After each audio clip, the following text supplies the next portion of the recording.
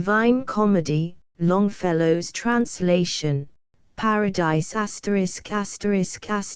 The Divine Comedy of Dante Alighieri, translated by Henry Wadsworth Longfellow. Paradiso. Contents I. The Ascent to the First Heaven. The Sphere of Fire. To the first heaven, the moon, spirits who, having taken sacred vows, were forced to violate them. The lunar spots. 3 Piccardo Donati and the Empress Constance. 4 Questionings of the soul and of broken vows. V Discourse of Beatrice on vows and compensations. Ascent to the second heaven, Mercury, spirits who for the love of fame achieved great deeds. 6 Justinian. The Roman Eagle. The Empire. Romeo. 7 Beatrice's Discourse of the Crucifixion, the Incarnation, the immortality of the soul, and the resurrection of the body. 8 Ascent to the third heaven, Venus, lovers. Charles Martel. Discourse on diverse natures.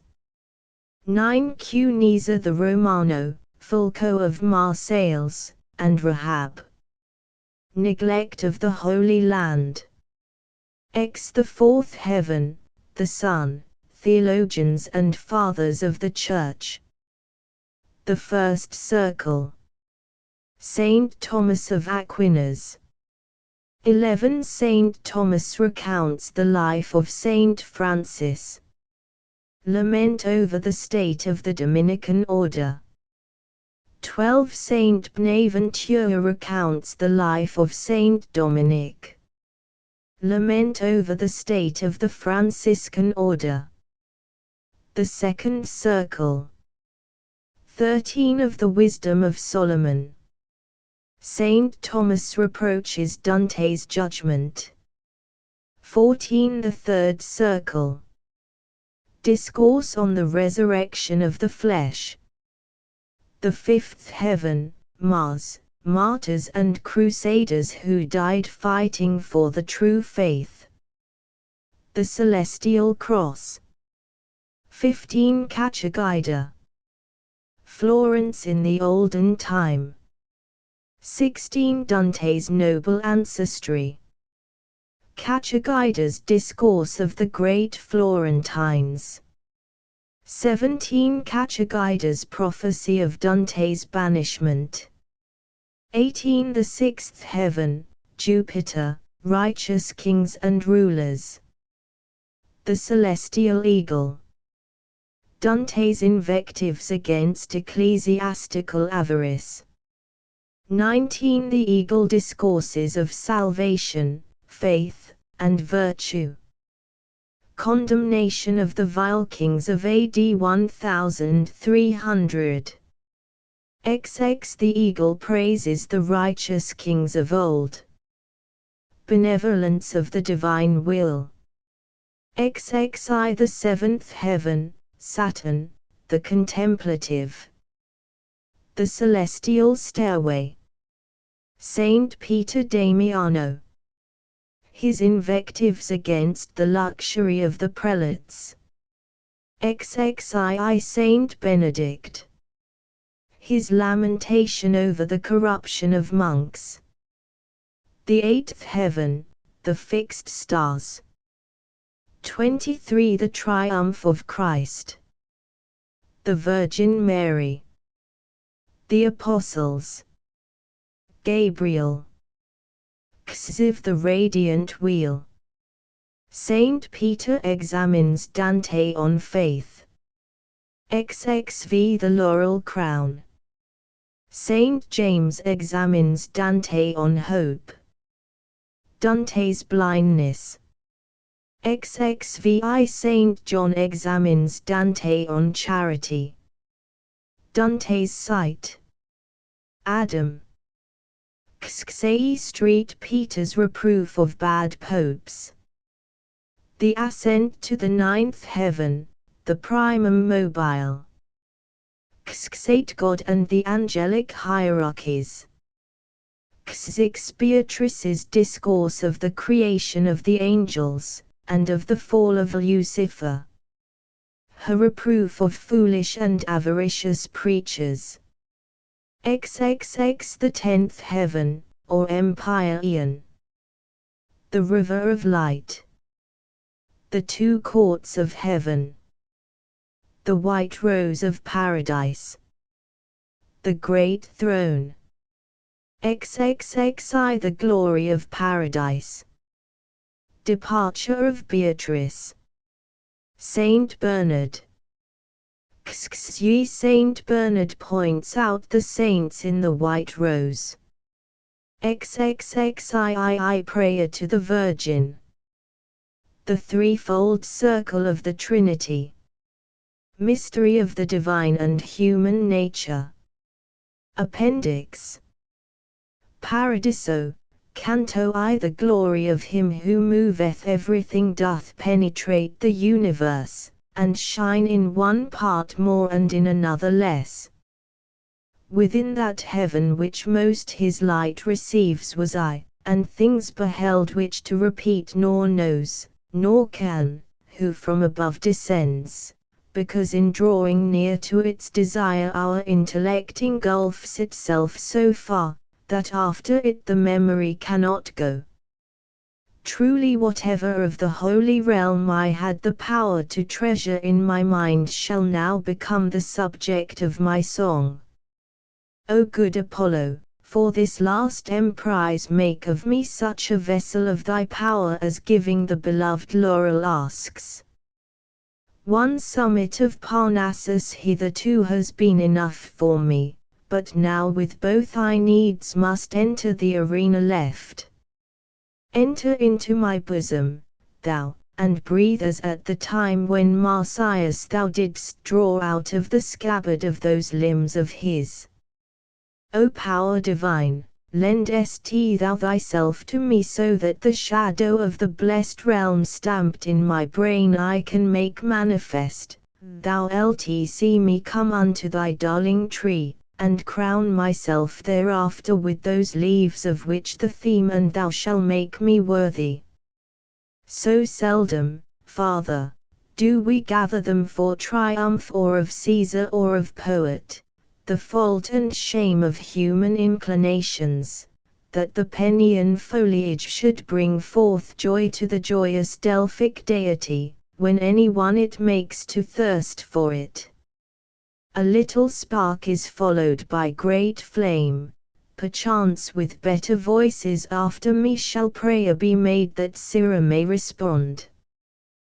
To mortal men by passages diverse upreases the world's lamp, but by that one which circles four uniteth with three crosses, with better course and with a better star conjoined it issues, and the mundane wax tempers and stamps more after its own fashion. Almost that passage had made morning there and evening here, and there was wholly white that hemisphere, and black the other part, when Beatrice towards the left-hand side I saw turned round, and gazing at the sun, never did eagle fasten so upon it.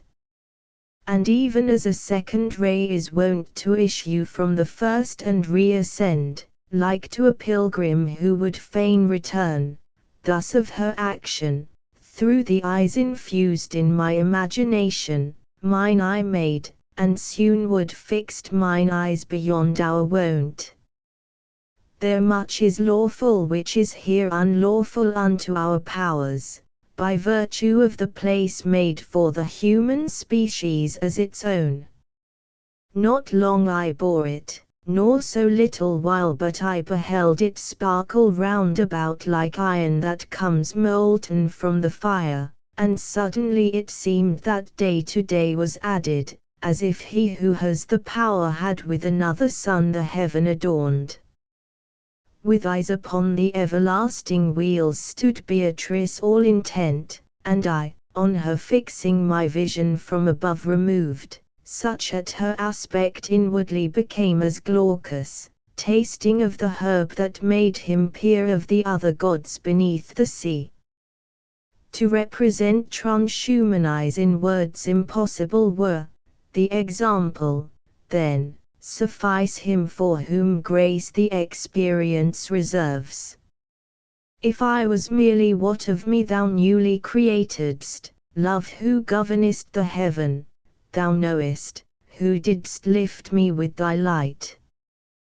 When now the wheel, which thou dost make eternal desiring thee, made me attentive to it by harmony thou dost modulate and measure, then seemed to me so much of heaven enkindled by the sun's flame, that neither rain nor river e'er made a lake so widely spread abroad. The newness of the sound and the great light kindled in me a longing for their cause, never before with such acuteness felt, whence she, who saw me as I saw myself, to quiet in me my perturbed mind, opened her mouth, ere I did mine to ask, and she began, Thou makest thyself so dull with false imagining, that thou seest not what thou wouldst see if thou hadst shaken it off. Thou art not upon earth, as thou believest, but lightning, fleeing its appropriate sight, ne'er ran as thou, who thitherward returnest. If of my former doubt I was divested by these brief little words more smiled than spoken, I in a new one was the more ensnared, and said, Already did I rest content from great amazement, but am now amazed in what way I transcend these bodies' light. Whereupon she, after a pitying sigh, her eyes directed towards me with that look a mother casts on a delirious child, and she began, All things waiter they be have order among themselves, and this is form, that makes the universe resemble God. Here do the higher creatures see the footprints of the eternal power, which is the end whereto is made the law already mentioned. In the order that I speak of are inclined all natures, by their destinies diverse, more or less near unto their origin, hence they move onward unto ports diverse o'er the great sea of being, and each one with instinct given it which bears it on. This bears away the fire towards the moon, this is in mortal hearts the motive power, this binds together and unites the earth. Nor only the created things that are without intelligence this bow shoots forth, but those that have both intellect and love. The providence that regulates all this makes with its light the heaven forever quiet, wherein that turns which has the greatest haste. And thither now, as to a sight decreed, bears us away the virtue of that cord which aims its arrows at a joyous mark. True is it, that as oftentimes the form accords not with the intention of the art, because in answering is matter deaf, so likewise from this course doth deviate sometimes the creature, who the power possesses, though thus impelled, to swerve some other way, in the same wise as one may see the fire fall from a cloud, if the first impetus earthward is rested by some false delight. Thou shouldst not wonder more, if well I judge, at thine ascent, than at a rivulet from some high mount descending to the lowland. Marvel it would be in thee, if deprived of hindrance, thou wert seated down below, as if on earth the living fire were quiet. Thereat she heavenward turned again her face. Paradiso, Canto 2. O ye, who in some pretty little boat, eager to listen, have been following behind my ship, that singing sails along, turn back to look again upon your shores, do not put out to sea, lest peradventure, in losing me, you might yourselves be lost. The sea sail has never yet been passed, Minerva breathes, and pilots me Apollo, and Muses 9 point out to me the bears. Ye are the few who have the neck uplifted betimes to th bread of angels upon which one liveth here and grows not sated by it. Well may you launch upon the deep salt sea your vessel, keeping still my wake before you upon the water that grows smooth again. Those glorious ones who unto Colchos passed were not so wonderstruck as you shall be, when Jason they beheld a ploughman made. The concreated and perpetual thirst for the realm deiform did bear us on, as swift almost as ye the heavens behold. Upward gazed Beatrice, and I at her, and in such space perchance as strikes a bolt and flies, and from the notch unlocks itself, arrived I saw me where a wondrous thing drew to itself my sight, and therefore she from whom no care of mine could be concealed, towards me turning, blithe as beautiful, said unto me, Fix gratefully thy mind on God, who unto the first star has brought us. It seemed to me a cloud encompassed us, a luminous, dense, consolidate and bright as adamant on which the sun is striking. Into itself did the eternal pearl receive us, even as water doth receive a ray of light, remaining still unbroken. If I was body, and we here conceive not how one dimension tolerates another, which needs must be if body enter body, more the desire should be enkindled in us that essence to behold, wherein is seen how God and our own nature were united.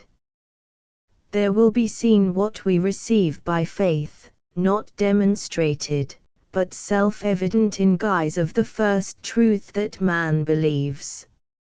I made reply, Madonna, as devoutly as most I can do I give thanks to him who has removed me from the mortal world. But tell me what the dusky spots may be upon this body, which below on earth make people tell that fabulous tale of Cain. Somewhat she smiled, and then, if the opinion of mortals be erroneous she said, where the key of sense doth not unlock, certes, the shafts of wonder should not pierce thee now, forasmuch as, following the senses, thou seest that the reason has short wings. But tell me what thou thinkest of it thyself. And I, what seems to us up here diverse, is caused, I think, by bodies rare and dense. And she, right truly shalt thou see immersed in error thy belief, if well thou hearest the argument that I shall make against it. Lights many the eighth sphere displays to you which in their quality and quantity may noted be of aspects different. If this were caused by rare and dense alone, one only virtue would there be in all or more or less diffused, or equally. Virtues diverse must be perforce the fruits of formal principles, and these, save one, of course would by thy reasoning be destroyed.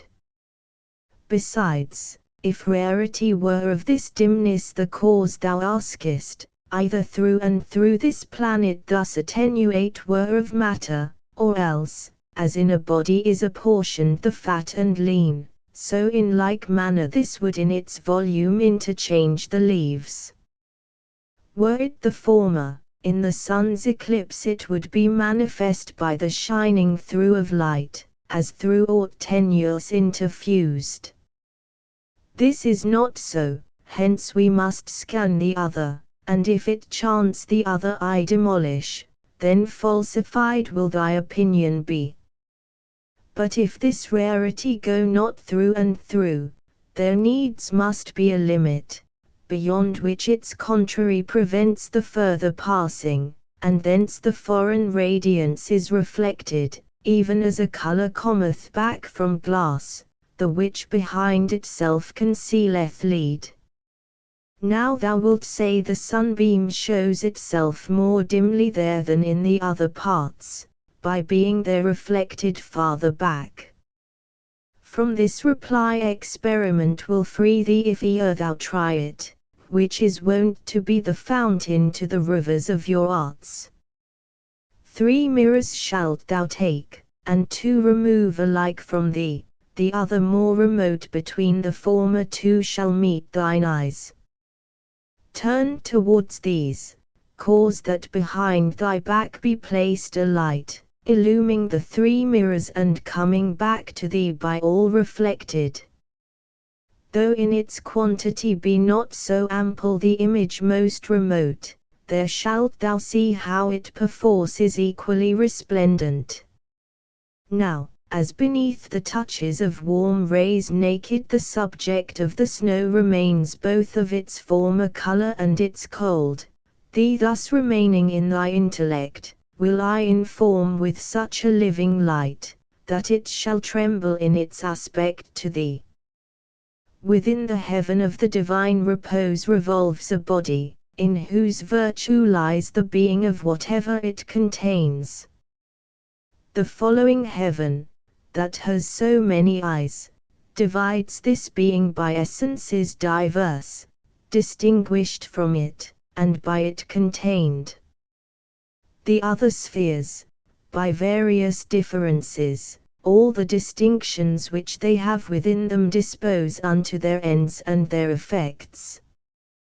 Thus do these organs of the world proceed, as thou perceivest now, from grade to grade, since from above they take, and act beneath. Observe me well, how through this place I come unto the truth thou wishest, that hereafter thou mayst alone know how to keep forward the power and motion of the holy spheres, as from the artisan the hammer's craft, forth from the blessed motors must proceed. The heaven, which lights so manifold make fair, from the intelligence profound, which turns it, the image takes, and makes of it a seal. And even as the soul within your dust through members different and accommodated to faculties diverse expands itself, so likewise this intelligence diffuses its virtue multiplied among the stars, itself revolving on its unity. Virtue diverse doth a diverse alloyage make with the precious body that it quickens, in which, as life in you, it is combined. From the glad nature whence it is derived, the mingled virtue through the body shines, even as gladness through the living pupil. From this proceeds water from light to light appeareth different, not from dense and rare. This is the formal principle that produces, according to its goodness, dark and bright.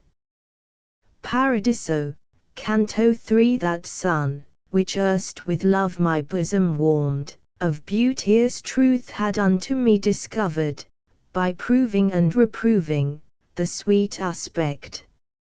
And, that I might confess myself convinced and confident, so far as was befitting, I lifted more erect my head to speak. But there appeared a vision, which withdrew me so close to it, in order to be seen, that my confession I remembered not. Such as through polished and transparent glass, or waters crystalline and undisturbed, but not so deep as that their bed be lost, come back again the outlines of our faces so feeble, that a pearl on forehead white comes not less speedily unto our eyes. Such saw I many faces prompt to speak, so that I ran in error opposite to that which kindled love twixt man and fountain.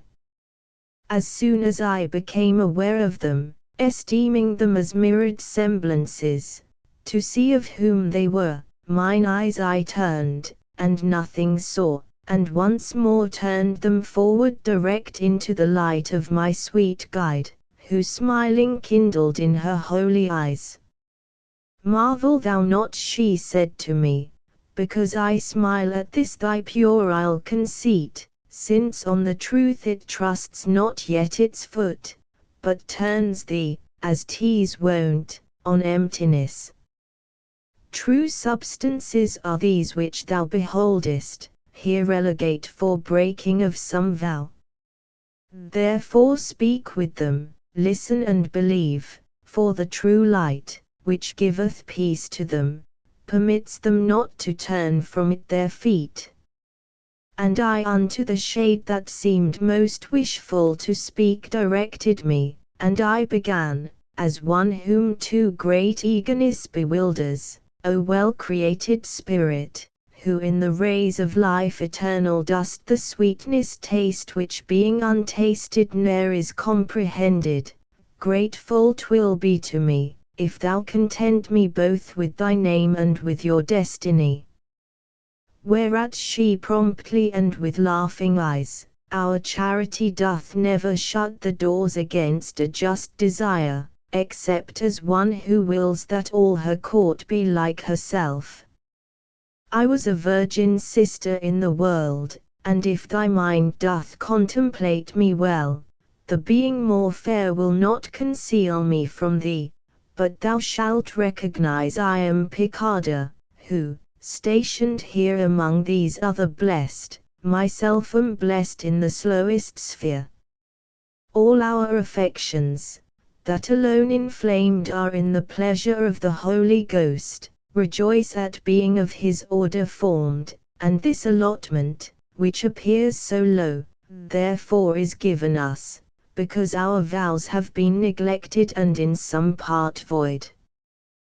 Whence I to her, in your miraculous aspects there shines I know not what of the divine, which doth transform you from our first conceptions.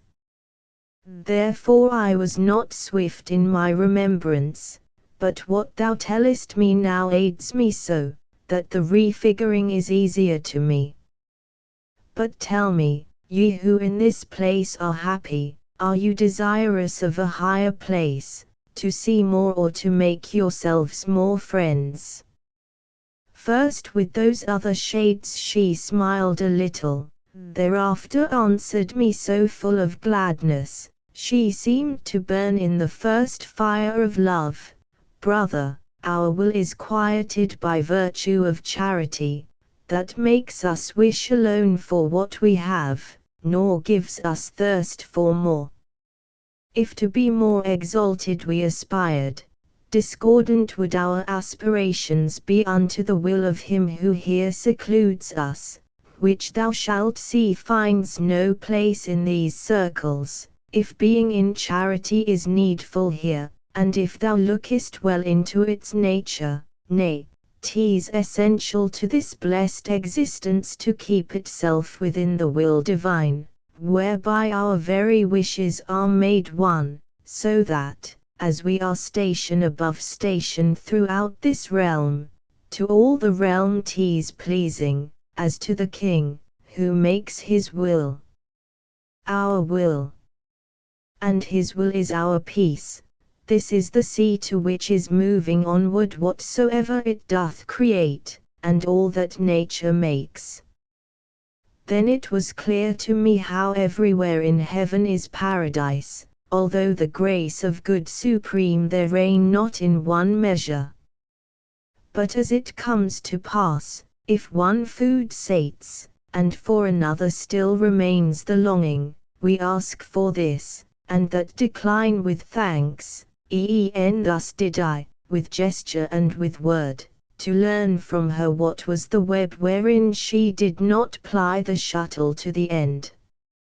A perfect life and merit high in heaven a lady o'er us, said she, by whose rule down in your world they vest and veil themselves, that until death they may both watch and sleep beside that spouse who every vow accepts which charity conformeth to his pleasure. To follow her, in girlhood from the world I fled, and in her habit shut myself, and pledged me to the pathway of her sect. Then men accustomed unto evil more than unto good, from the sweet cloister tore me. God knows what afterward my life became. This other splendor, which to thee reveals itself on my right side, and is enkindled with all the illumination of our sphere, what of myself I say applies to her. A nun was she, and likewise from her head was ta'en the shadow of the sacred wimple. But when she too was to the world returned against her wishes and against good usage, of the heart's veil she never was divested. Of great Costanza this is the effulgence, who from the second wind of Swabia brought forth the third and latest puissance. Thus unto me she spake, and then began Ave Maria singing, and in singing vanished, as through deep water something heavy. My sight, that followed her as long a time as it was possible, when it had lost her turned round unto the mark of more desire, and wholly unto Beatrice reverted, but she such lightnings flashed into mine eyes, that at the first my sight endured it not, and this in questioning more backward made me. Paradiso, Canto 4 between two viands, equally removed and tempting, a free man would die of hunger ere either he could bring unto his teeth. So would a lamb between the ravenings of two fierce wolves stand fearing both alike, and so would stand a dog between two does. Hence, if I held my peace, myself I blame not, impelled in equal measure by my doubts, since it must be so, nor do I commend. I held my peace, but my desire was painted upon my face, and questioning with that more fervent far than by articulate speech. Beatrice did as Daniel had done, relieving Nebuchadnezzar from the wrath which rendered him unjustly merciless, and said, Well see I how attracteth thee one and the other wish, so that thy care binds itself so that forth it does not breathe. Thou arguest, if good will be permanent, the violence of others, for what reason doth it decrease the measure of my merit? Again for doubting furnish the occasion souls seeming to return unto the stars, according to the sentiment of Plato. These are the questions which upon thy wish are thrusting equally, and therefore first will I treat that which hath the most of gall. He of the seraphim most absorbed in God, Moses, and Samuel, and whichever John thou mayst select, I say, and even Mary, have not in any other heaven their seats, than have those spirits that just appeared to thee, nor of existence more or fewer years, but all make beautiful the primal circle, and have sweet life in different degrees, by feeling more or less the eternal breath. They showed themselves here, not because allotted this sphere has been to them, but to give sign of the celestial which is least exalted. To speak thus is adapted to your mind, since only through the sense it apprehendeth what then it worthy makes of intellect. On this account the Scripture condescends unto your faculties, and feet and hands to God attributes, and means something else, and Holy Church under an aspect human Gabriel and Michael represent to you, and him who made Tobias whole again. That which Timaeus argues of the soul doth not resemble that which here is seen, because it seems that as he speaks he thinks. He says the soul unto its star returns, believing it to have been severed thence whenever nature gave it as a form. Perhaps his doctrine is of other guise than the words sound, and possibly may be with meaning that is not to be derided. If he doth mean that to these wheels return the honour of their influence and the blame, perhaps his bow doth hit upon some truth. This principle ill understood once warped the whole world nearly, till it went astray invoking Jove and Mercury and Mars. The other doubt which doth disquiet thee less venom has, for its malevolence could never lead thee otherwhere from me. That as unjust our justice should appear in eyes of mortals, is an argument of faith, and not of sin heretical. But still, that your perception may be able to thoroughly penetrate this verity, as thou desirest, I will satisfy thee. If it be violence when he who suffers cooperates not with him who uses force, these souls were not on that account excused, for will is never quenched unless it will, but operates as nature doth in fire if violence 1,000 times distort it. Hence, if it yieldeth more or less, it seconds the force, and these have done so, having power of turning back unto the holy place. If their will had been perfect, like to that which Lawrence fast upon his gridiron held, and Mutius made severe to his own hand, it would have urged them back along the road whence they were dragged, as soon as they were free, but such a solid will is all too rare. And by these words, if thou hast gathered them as thou shouldst do, the argument is refuted that would have still annoyed thee many times. But now another passage runs across before thine eyes, and such that by thyself thou couldst not thread it ere thou wouldst be weary.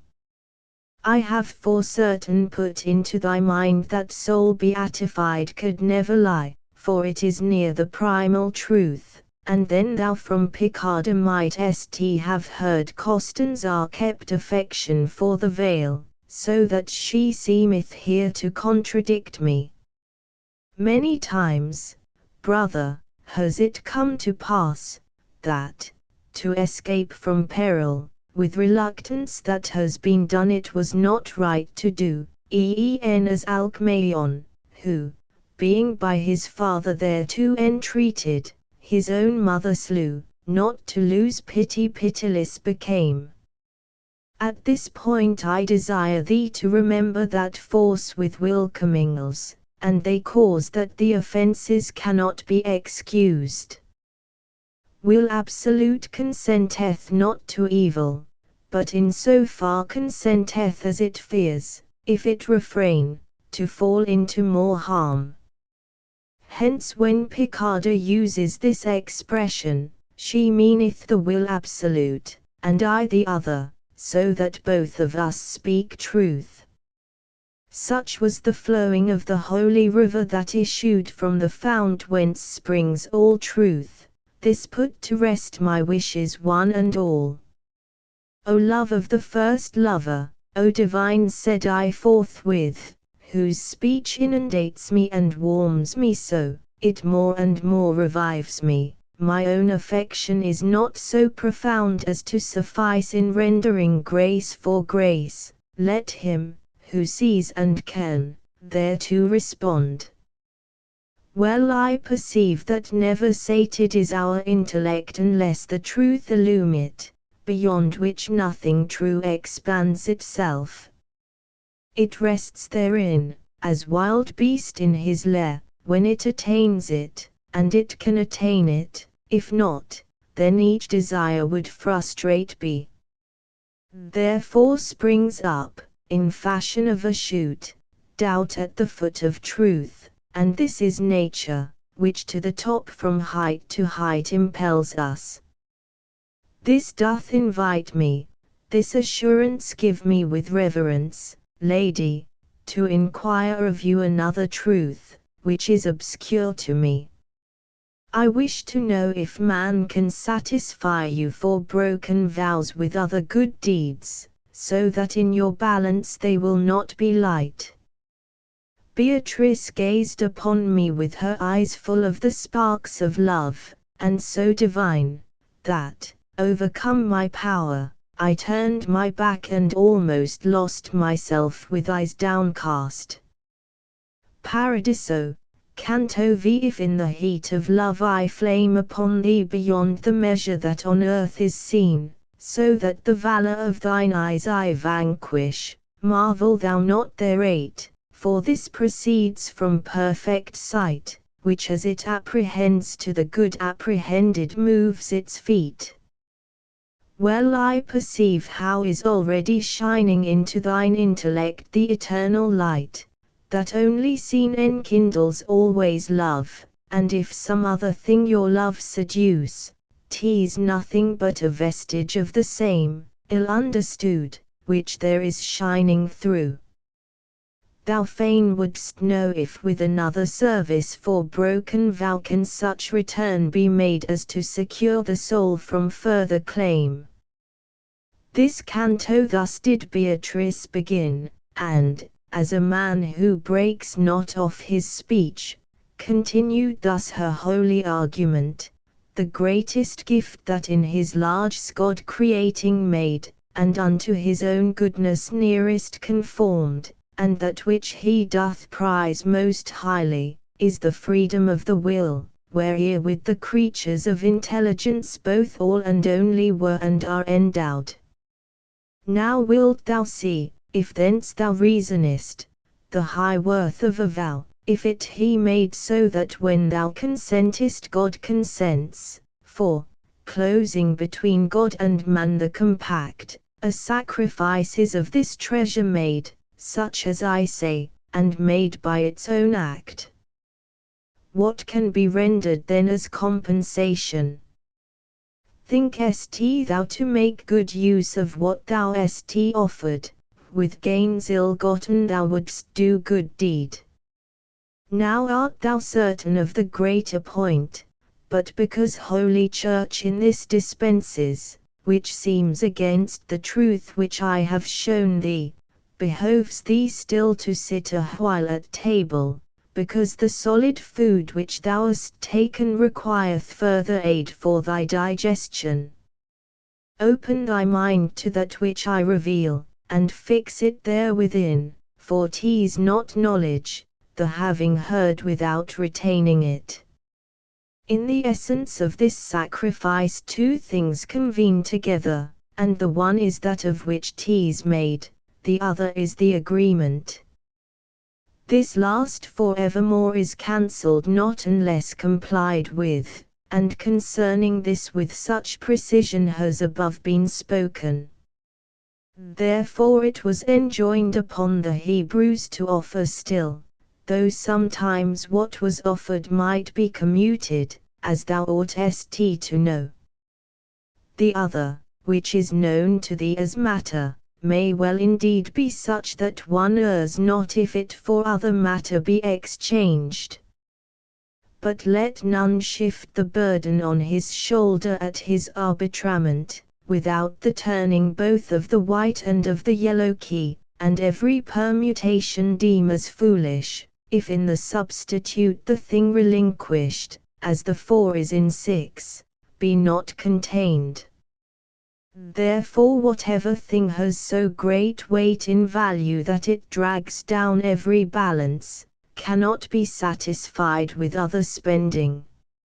Let mortals never take a vow in jest, be faithful and not blind in doing that, as Jephthah was in his first offering, whom more beseemed to say, I have done wrong, than to do worse by keeping. And as foolish thou the great leader of the Greeks wilt find, whence wept Iphigenia her fair face, and made for her both wise and simple weep, who heard such kind of worship spoken of. Christians, be ye more serious in your movements, be ye not like a feather at each wind, and think not every water washes you. Ye have the Old and the New Testament, and the pastor of the church who guideth you, let this suffice you unto your salvation. If evil appetite cry aught else to you, be ye as men, and not as silly sheep, so that the Jew among you may not mock you. Be ye not as the lamb that doth abandon its mother's milk, and frolicsome and simple combats at its own pleasure with itself. Thus Beatrice to me even as I write it, then all desireful turned herself again to that part where the world is most alive. Her silence and her change of countenance silence imposed upon my eager mind, that had already in advance new questions, and as an arrow that upon the mark strikes ere the bowstring quieteth become, so did we speed into the second realm.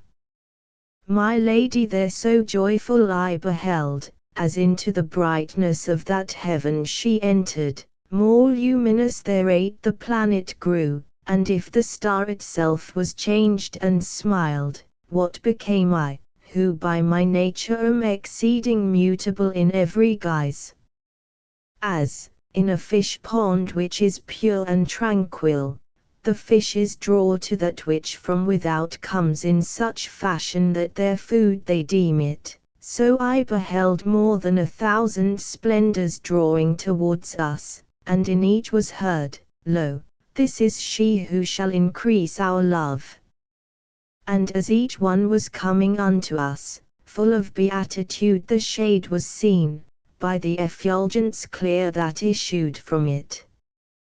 Think, reader, if what here is just beginning no farther should proceed, how thou wouldst have an agonizing need of knowing more, and of thyself thou lt see how I from these was in desire of hearing their conditions, as they unto mine eyes were manifest. O thou well-born, unto whom grace concedes to see the thrones of the eternal triumph, or ever yet the warfare be abandoned with light that through the whole of heaven is spread, kindled are we, and hence if thou desirest to know of us, at thine own pleasure sate thee. Thus by some one among those holy spirits was spoken, and by Beatrice, speak, speak securely, and believe them even as gods. Well I perceive how thou dost nest thyself in thine own light, and drawest it from thine eyes, because they coruscate when thou dost smile, but know not who thou art, nor why thou art, spirit august, thy station in the sphere that veils itself to men in alien rays. This said I in direction of the light which first had spoken to me, whence it became by far more lucent than it was before.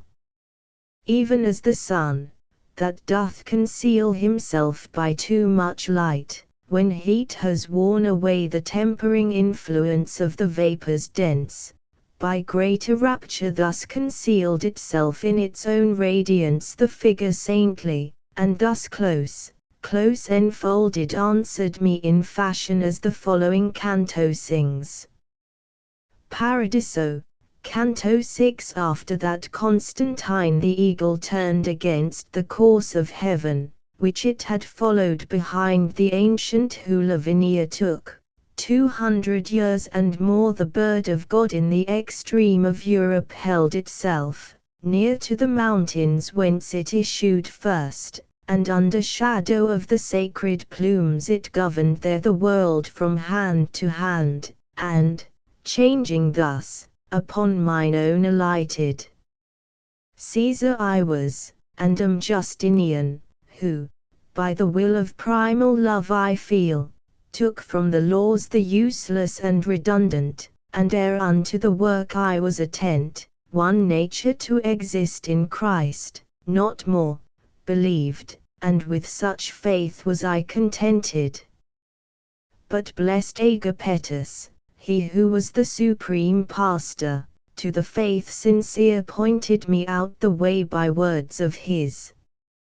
Him I believed, and what was his assertion I now see clearly, even as thou seest each contradiction to be false and true. As soon as with the church I moved my feet, God in his grace it pleased with this high task to inspire me, and I gave me wholly to it, and to my Belisarius I commended the arms, to which was heaven's right hand so joined it was a signal that I should repose.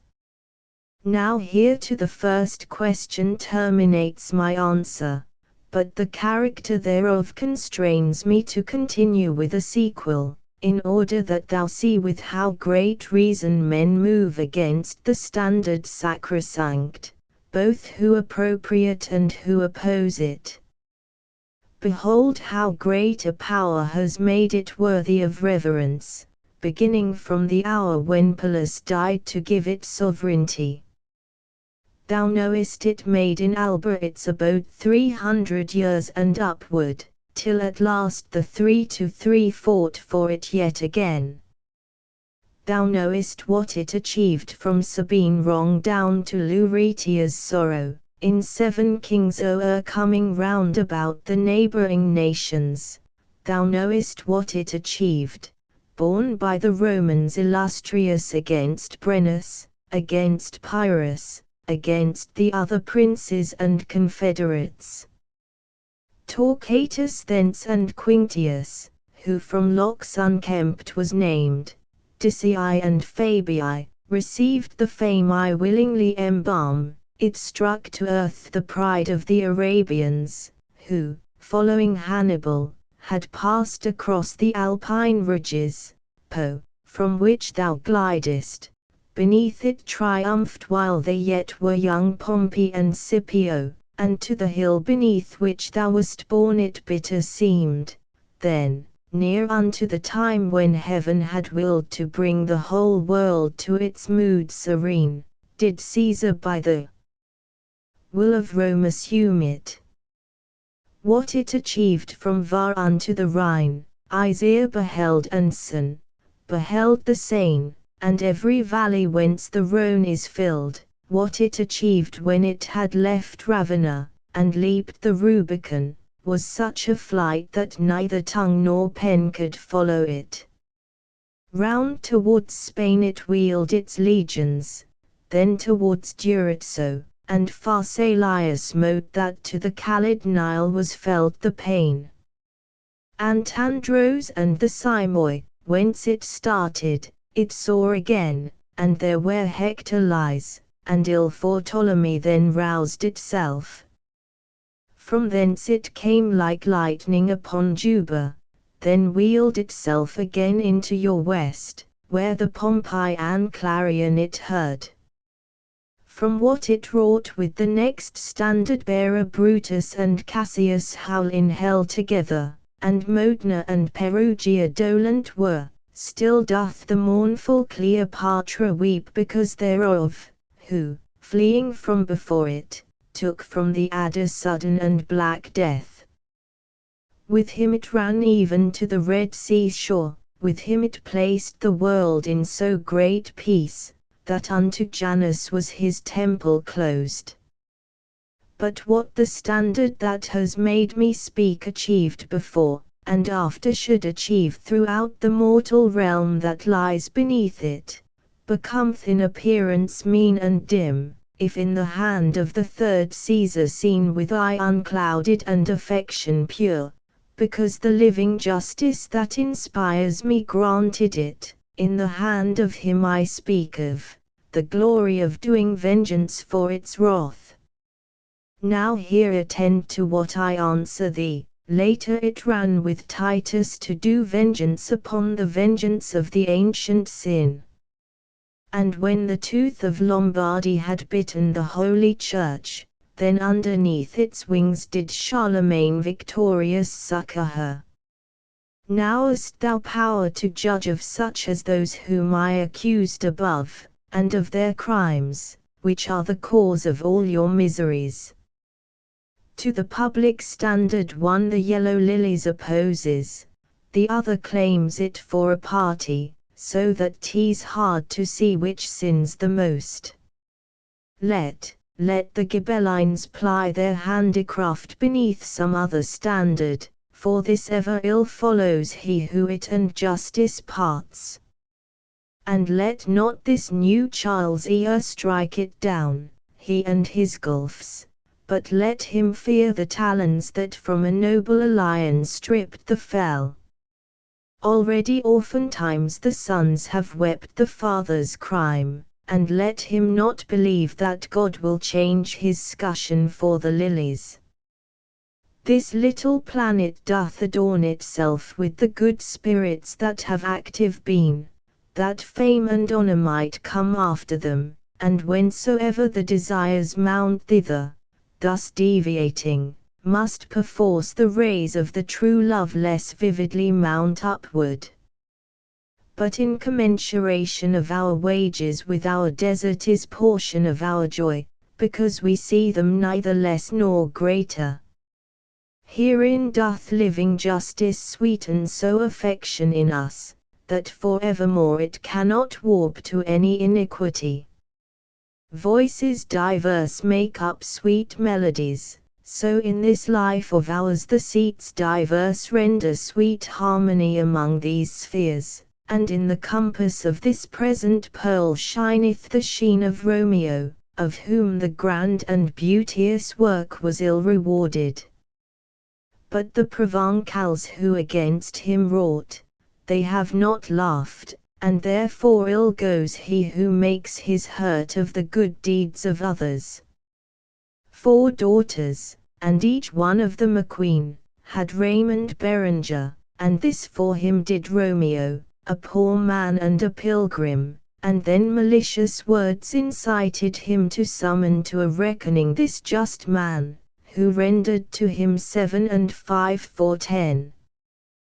Then he departed poor and stricken in years, and if the world could know the heart he had, in begging bit by bit his livelihood, though much it laud him, it would laud him more. Paradiso, Canto 7 Asana Sanctus Deus Sabaoth, super illustrans claritate tur felices in iis horum malahoth. In this wise, to his melody returning, this substance, upon which a double light doubles itself, was seen by me to sing, and to their dance this and the others moved, and in the manner of swift hurrying sparks veiled themselves from me with a sudden distance. Doubting was I, and saying, tell her within me, tell her saying, tell my lady who slakes my thirst with her sweet effluences, and yet that reverence which doth lord it over the whole of me only by bee and ice, bowed me again like unto one who drowses.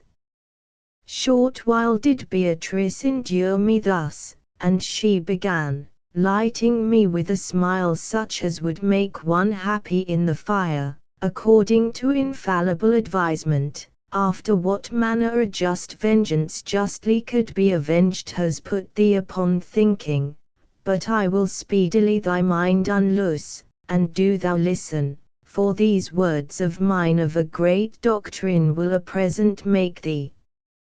By not enduring on the power that wills curb for his good, that man who ne'er was born, damning himself damned all his progeny, whereby the human species down below lay sick for many centuries in great error, till to descend it pleased the word of God to where the nature, which from its own maker estranged itself, he joined to him in person by the sole act of his eternal love. Now unto what is said direct thy sight, this nature when united to its maker, such as created, was sincere and good, but by itself alone was banished forth from paradise, because it turned aside out of the way of truth and of its life. Therefore the penalty the cross held out, if measured by the nature thus assumed, none ever yet with so great justice stung, and none was ever of so great injustice, considering who the person was that suffered, within whom such a nature was contracted. From one act therefore issued things diverse. To God and to the Jews one death was pleasing, earth trembled at it and the heaven was opened. It should no longer now seem difficult to thee, when it is said that a just vengeance by a just court was afterward avenged. But now do I behold thy mind entangled from thought to thought within a knot, from which with great desire it waits to free itself. Thou sayest, well discern I what I hear, but it is hidden from me why God willed for our redemption only this one mode. Buried remaineth, brother, this decree unto the eyes of every one whose nature is in the flame of love not yet adult. Verily, inasmuch as at this mark one gazes long and little is discerned, wherefore this mode was worthiest will I say. Goodness divine, which from itself doth spurn all envy, burning in itself so sparkles that the eternal beauties it unfolds. Water from this immediately distills hers afterwards no end, for ne'er removed is its impression when it sets its seal. Water from this immediately rains down is wholly free, because it is not subject unto the influences of novel things. The more conformed thereto, the more it pleases, for the blessed ardour that irradiates all things in that most like itself is most vivacious. With all of these things has advantaged been the human creature, and if one be wanting, from his nobility he needs must fall. 'Tis sin alone which doth disfranchise him, and render him unlike the good supreme, so that he little with its light is blanched, and to his dignity no more returns, unless he fill up where transgression empties with righteous pains for criminal delights.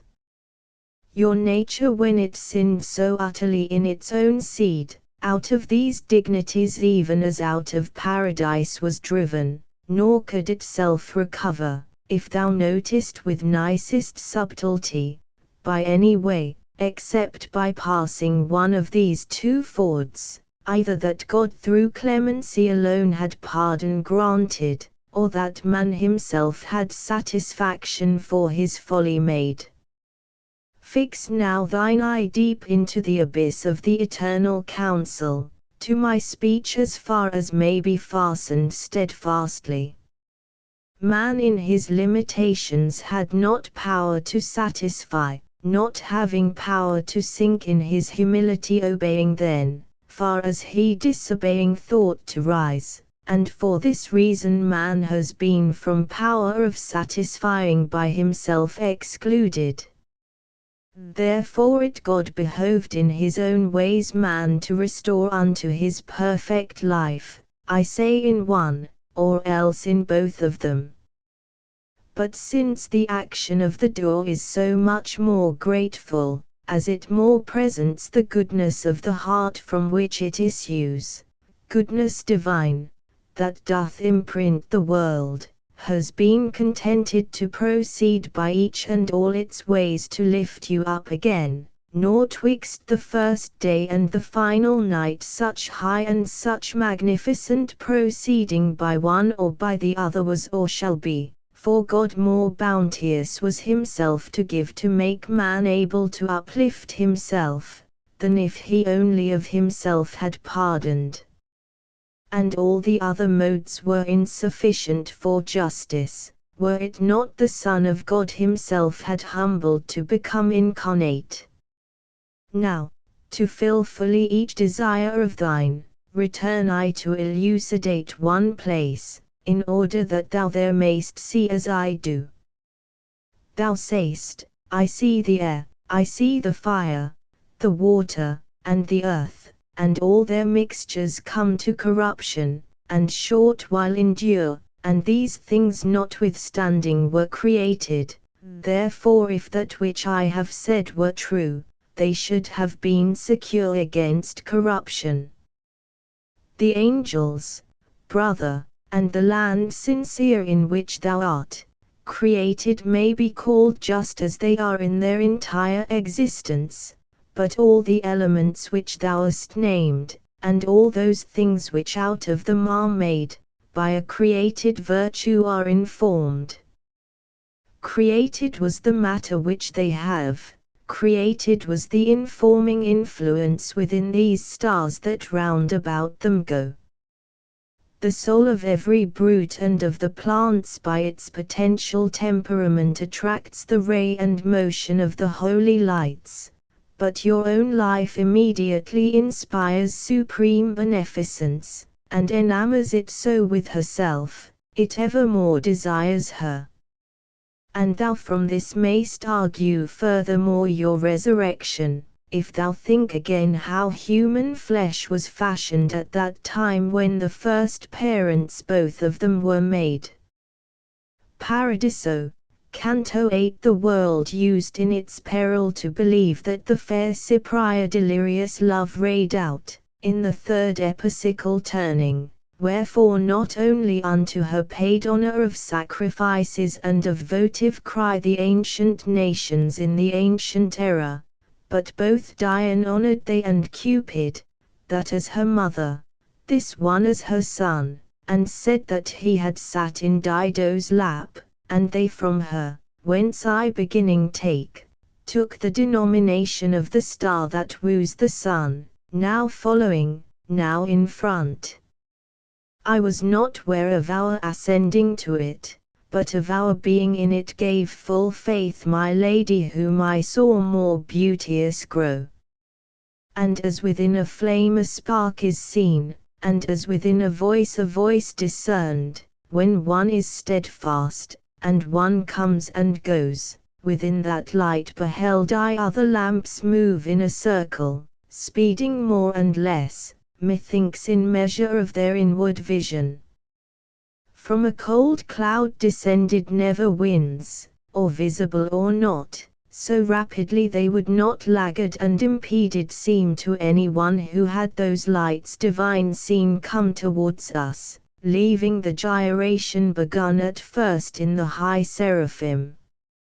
And behind those that most in front appeared sounded Asana, so that never since to hear again was I without desire. Then unto us more nearly one approached, and it alone began, we all are ready unto thy pleasure, that thou joy in us. We turn around with the celestial princes, one Jaya and one gyration and one thirst, to whom thou in the world of old didst say, ye who, intelligent, the third heaven are moving, and are so full of love, to pleasure thee a little quiet will not be less sweet. After these eyes of mine themselves had offered unto my lady reverently, and she content and certain of herself had made them, back to the light they turned, which so great promise made of itself, and say, who art thou, was my voice, imprinted with a great affection. Oh how and how much I beheld it grow with the new joy that superdid was unto its joys, as soon as I had spoken.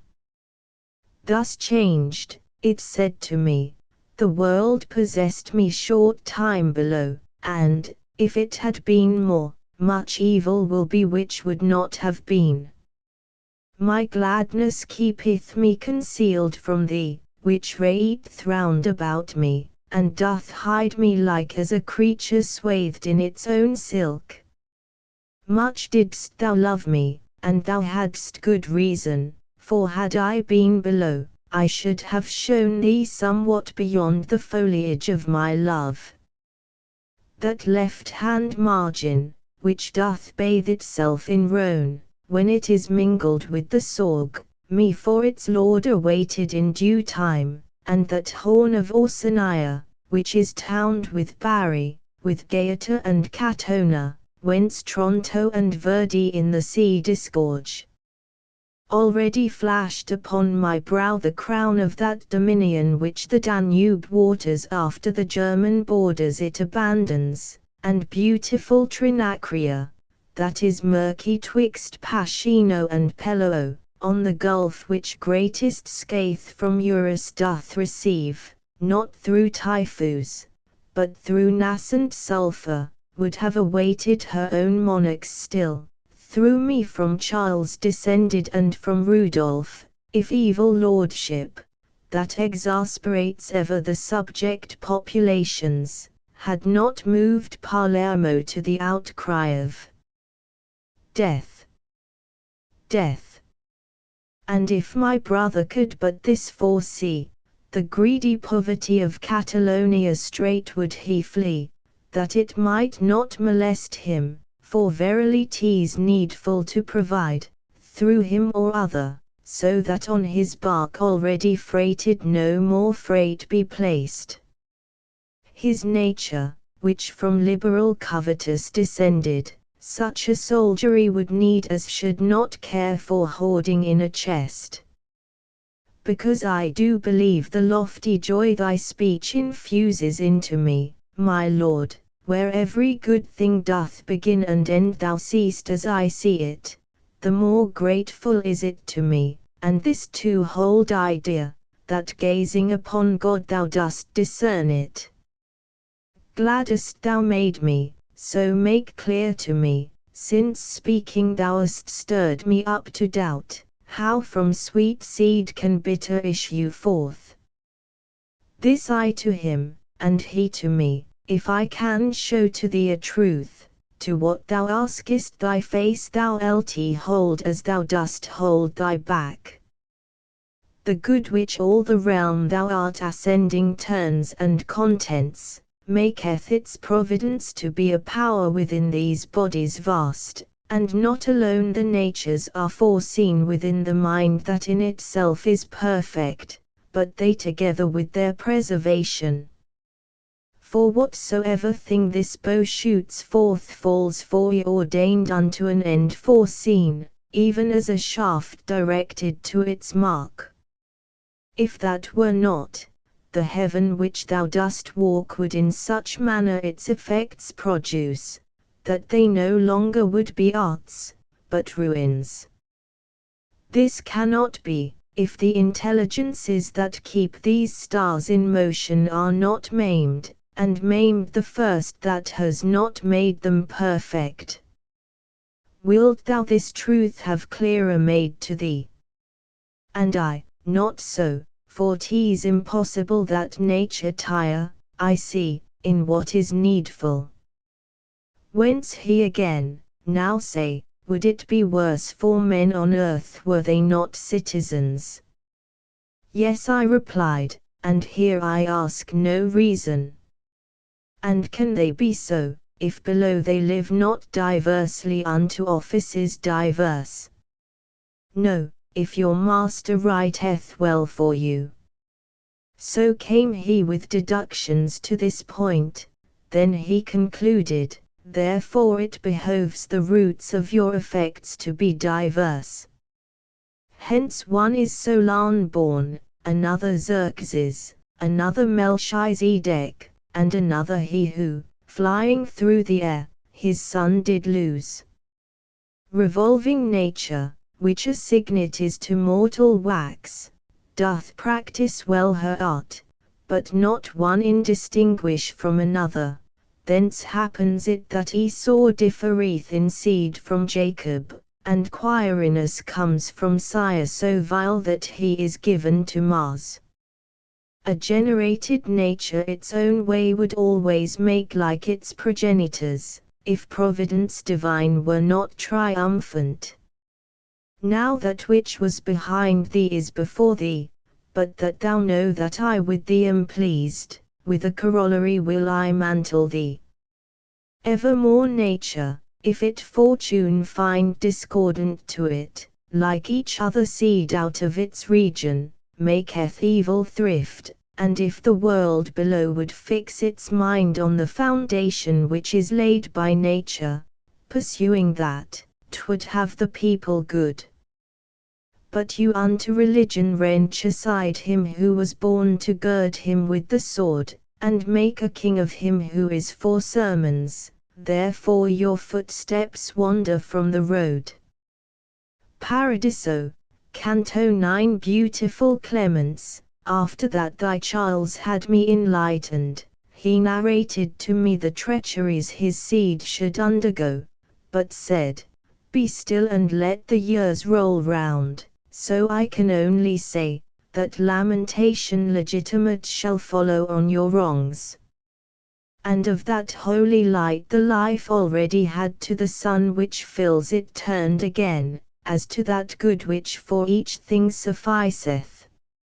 Ah, souls deceived, and creatures impious, who from such good do turn away your hearts, directing upon vanity your foreheads. And now, behold, another of those splendors approached me, and its will to pleasure me it signified by brightening outwardly. The eyes of Beatrice, that fastened were upon me, as before, of dear assent to my desire assurance gave to me. Ah, bring swift compensation to my wish, thou blessed Spirit, I said, and give me proof that what I think in thee I can reflect.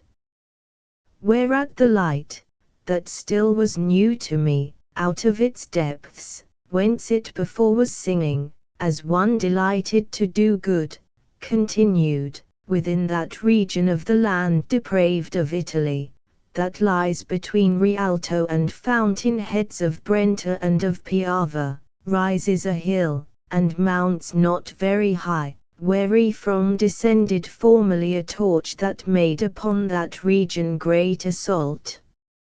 Out of one root were born both I and it, Cunisa was I called, and here I shine because the splendor of this star o'ercame me. But gladly to myself the cause I pardon of my allotment, and it does not grieve me, which would perhaps seem strong unto your vulgar. Of this so luculent and precious jewel, which of our heaven is nearest unto me, great fame remained, and ere it die away this 100th year shall yet quintupled be. See if man ought to make him excellent, so that another life the first may leave. And thus thinks not the present multitude shut in by adige and tagliamento, nor yet for being scourged is penitent. But soon 'twill be that Padua in the marsh will change the water that Vicens are bathes, because the folk are stubborn against duty, and where the Sile and Cagnano join one laudeth it, and goes with lofty head, for catching whom e'en now the net is making. Feltro moreover of her impious pastor shall weep the crime, which shall so monstrous be that for the like none ever entered Malta. Ample exceedingly would be the vat that of the Phares could hold the blood, and weary who should weigh it ounce by ounce, of which this courteous priest shall make a gift to show himself a partisan, and such gifts will to the living of the land conform. Above us there are mirrors, thrones you call them, from which shines out on us God judicant, so that this utterance seems good to us. Here it was silent, and it had the semblance of being turned also hither, by the wheel on which it entered as it was before. The other joy, already known to me, became a thing transplendent in my sight, as a fine ruby smitten by the sun. Through joy effulgence is acquired above, as here a smile, but down below, the shade outwardly darkens, as the mind is sad. God seeth all things, and in him, blessed Spirit, thy sight is said I, so that never will of his can possibly from thee be hidden, thy voice, then, that forever makes the heavens glad, with the singing of those holy fires which of their 6 wings make themselves a cowl, wherefore does it not satisfy my longings? Indeed, I would not wait thy questioning if I in thee were as thou art in me. The greatest of the valleys where the water expands itself forth with its words began, that sea accepted which the earth inglens, between discordant shores against the sun extends so far, that it meridian makes where it was wont before to make the horizon. I was a dweller on that valley's shore twixt Ebro and Magra that with journey short doth from the Tuscan part the Genos. With the same sunset and same sunrise nearly sit Bugia and the city whence I was, that with its blood once made the harbour hot. Fulco that people called me unto whom my name was known, and now with me this heaven imprints itself, as I did once with it, for more the daughter of Bullus never burned, offending both Sichaeus and Creusa, than I, so long as it became my locks, nor yet that Ridaphane, who deluded was by Demophoon, nor yet Alcides, when I all he in his heart had locked. Yet here is no repenting, but we smile, not at the fault, which comes not back to mind, but at the power which ordered and foresaw. Here we behold the art that doth adorn with such affection, and the good discover whereby the world above turns that below. But that thou wholly satisfied mayst bear thy wishes hence which in this sphere are born, still farther to proceed behoveth me. Thou fain wouldst know who is within this light that here beside me thus is scintillating, even as a sunbeam in the limpid water. Then know thou, that within there is at rest Rahab, and being to our order joined, with her in its supremest grade T's sealed. Into this heaven, where ends the shadowy cone cast by your world, before all other souls first of Christ's triumph was she taken up. Full meet it was to leave her in some heaven, even as a palm of the high victory which he acquired with one palm and the other, because she favored the first glorious deed of Joshua upon the Holy Land, that little stirs the memory of the Pope. Thy city, which an offshoot is of him who first upon his Maker turned his back, and whose ambition is so sorely wept, brings forth and scatters the accursed flower which both the sheep and lambs hath led astray since it has turned the shepherd to a wolf. For this the Evangel and the mighty doctors are derelict, and only the decretals so studied that it shows upon their margins. On this are Pope and Cardinals intent, their meditations reach not Nazareth, there where his pinions Gabriel unfolded, but Vatican and the other parts elect of Rome, which have a cemetery been unto the soldiery that followed Peter shall soon be free from this adultery. Paradiso, Canto X looking into his Son with all the love which each of them eternally breathes forth, the primal and unutterable power waiter before the mind or eye revolves with so much order made, there can be none who this beholds without enjoying him. Lift up then, reader, to the lofty wheels with me thy vision straight unto that part where the one motion on the other strikes, and there begin to contemplate with joy that master's art, who in himself so loves it that never doth his eye depart therefrom. Behold how from that point goes branching off the oblique circle, which conveys the planets, to satisfy the world that calls upon them, and if their pathway were not thus inflected, much virtue in the heavens would be in vain, and almost every power below here dead. If from the straight line distant more or less were the departure, much would wanting be above and underneath of mundane order. Remain now, reader, still upon thy bench, in thought pursuing that which is foretasted, if thou wouldst jocund be instead of weary.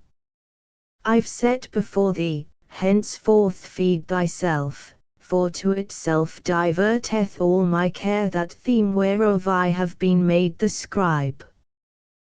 The greatest of the ministers of nature, who with the power of heaven the world imprints and measures with his light the time for us, with that part which above is called to mind conjoined, along the spirals was revolving, where each time earlier he presents himself, and I was with him, but of the ascending I was not conscious, saving as a man of a first thought is conscious ere it come, and Beatrice, she who is seen to pass from good to better, and so suddenly that not by time her action is expressed, how lucent in herself must she have been.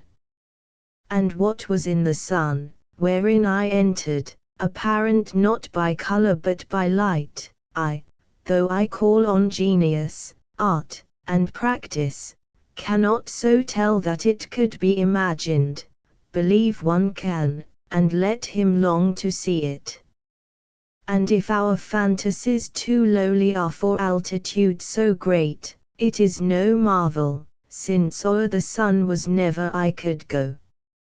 Such in this place was the fourth family of the High Father, who forever sates it, showing how he breathes forth and how begets. And Beatrice began, Give thanks unto the Son of Angels, who to this sensible one has raised thee by his grace. Never was heart of mortal so disposed to worship, nor to give itself to God with all its gratitude was it so ready, as at those words did I myself become, and all my love was so absorbed in him, that in oblivion Beatrice was eclipsed. Nor this displeased her, but she smiled at it so that the splendor of her laughing eyes my single mind on many things divided. Lights many saw I, vivid and triumphant, make us a center and themselves a circle, more sweet in voice than luminous in aspect. Thus girt about the daughter of Latona we sometimes see, when pregnant is the air, so that it holds the thread which makes her zone. Within the court of heaven, whence I return, are many jewels found, so fair and precious they cannot be transported from the realm, and of them was the singing of those lights. Who takes not wings that he may fly up thither, the tidings thence may from the dumb await. As soon as singing thus those burning suns had round about us whirled themselves 3 times, like unto stars neighbouring the steadfast poles, ladies they seemed, not from the dance released, but who stop short, in silence listening till they have gathered the new melody. And within one I heard beginning, when the radiance of grace, by which is kindled true love, and which thereafter grows by loving, within thee multiplied is so resplendent that it conducts thee upward by that stair, where without reascending none descends, who should deny the wine out of his vial unto thy thirst, in liberty were not except as water which descends not seaward. Fain wouldst thou know with what plants is enflowered this garland that encircles with delight the lady fair who makes thee strong for heaven. Of the lambs was I of the holy flock which Dominic conducteth by a road where well one fattens if he strayeth not. He who is nearest to me on the right my brother and master was, and he Albertus is of Cologne, I Thomas of Aquinum. If thou of all the others wouldst be certain, follow behind my speaking with thy sight upward along the blessed garland turning. That next effulgence issues from the smile of Gratian, who assisted both the courts in such wise that it pleased in paradise.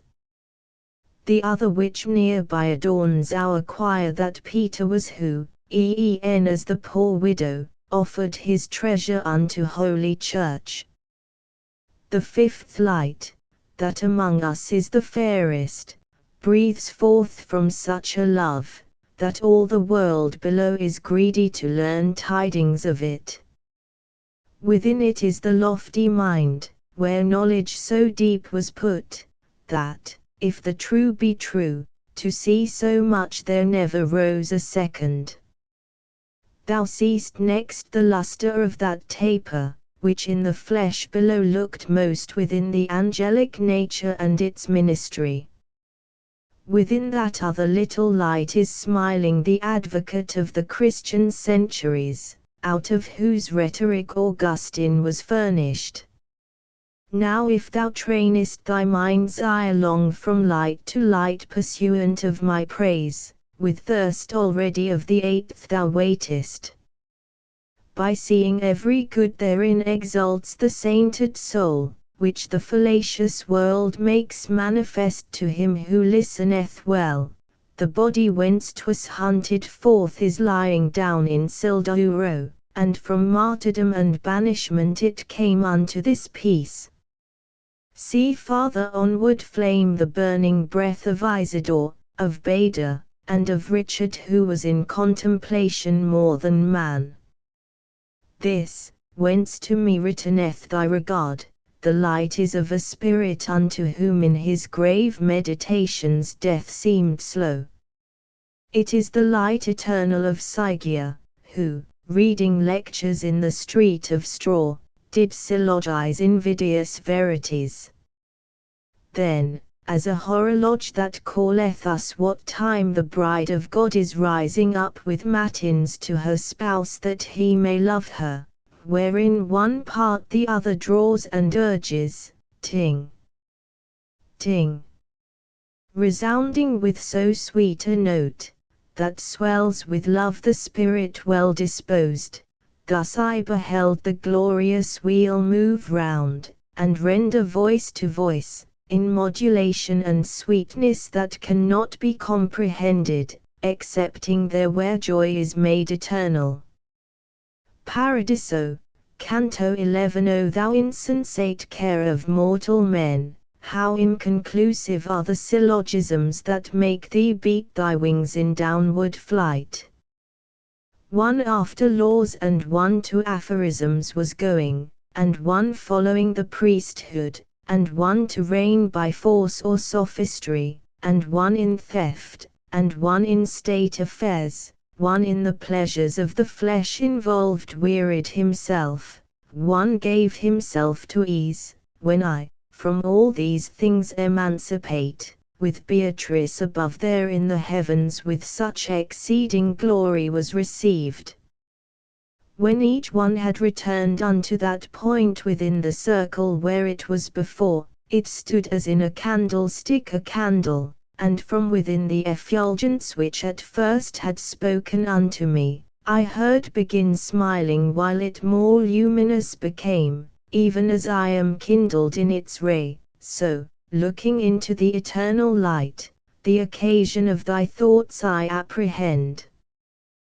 Thou doubtest, and wouldst have me to resift in language so extended and so open my speech, that to thy sense it may be plain, where just before I said, where well one fattens, and where I said, there never rose a second, and here 'tis needful we distinguish well.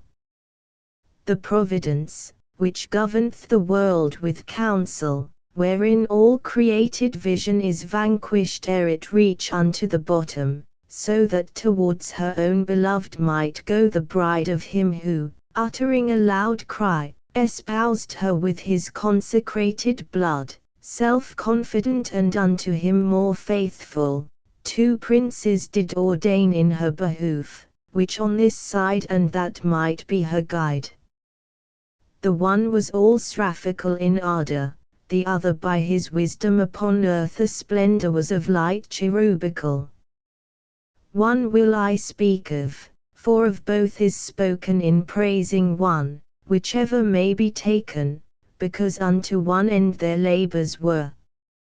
Between Tupano and the stream that falls down from the hill elect of blessed Ubald, a fertile slope of lofty mountain hangs, from which Perugia feels the cold and heat through Portasole, and behind it weep Guildo and Nocera their grievous yoke. From out that slope, there where it breaketh most its steepness, rose upon the world a sun as this one does sometimes from out the Ganges. Therefore let him who speaketh of that place, say not Assai, for he would say little, but Orient, if he properly would speak. He was not yet far distant from his rising before he had begun to make the earth some comfort from his mighty virtue feel. For he in youth his father's wrath incurred for certain dame, to whom, as unto death, the gate of pleasure no one doth unlock, and was before his spiritual court it coram patra unto her united. Then day by day more fervently he loved her. She, reft of her first husband, scorned, obscure, 1,100 years and more, waited without a suitor till he came. Naught it availed to hear, that with Amyclus found her unmoved at sounding of his voice, he who struck terror into all the world. Naught it availed being constant and undaunted, so that, when Mary still remained below, she mounted up with Christ upon the cross. But that too darkly I may not proceed, Francis and poverty for these two lovers take thou henceforward in my speech diffuse. Their concord and their joyous semblances, the love, the wonder, and the sweet regard, they made to be the cause of holy thoughts, so much so that the venerable Bernard first bared his feet, and after so great peace ran, and, in running, thought himself too slow. O wealth unknown! O veritable good! Giles bears his feet, and bears his feet Sylvester behind the bridegroom, so doth please the bride. Then goes his way that father and that master, he and his lady and that family which now was girding on the humble cord, nor cowardice of heart weighed down his brow at being son of Peter Bernardone, nor for appearing marvellously scorned, but regally his hard determination to innocent he opened, and from him received the primal seal upon his order. After the people mendicant increased behind this man, whose admirable life better in glory of the heavens were sung, incoronated with a second crown was through honours by the eternal Spirit the holy purpose of this archimandrite. And when he had, through thirst of martyrdom, in the proud presence of the Sultan preached Christ and the others who came after him, and, finding for conversion too unripe the folk, and not to tarry there in vain, returned to fruit of the Italic grass, on the rude rock twixt Tiber and the Arno from Christ did he receive the final seal, which during 2 whole years his members bore.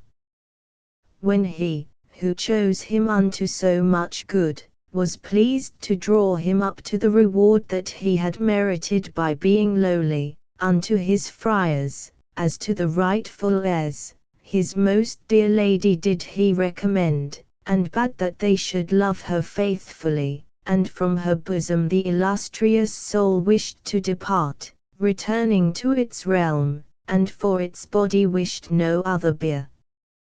Think now what man was he, who was a fit companion over the high seas to keep the bark of Peter to its proper bearings.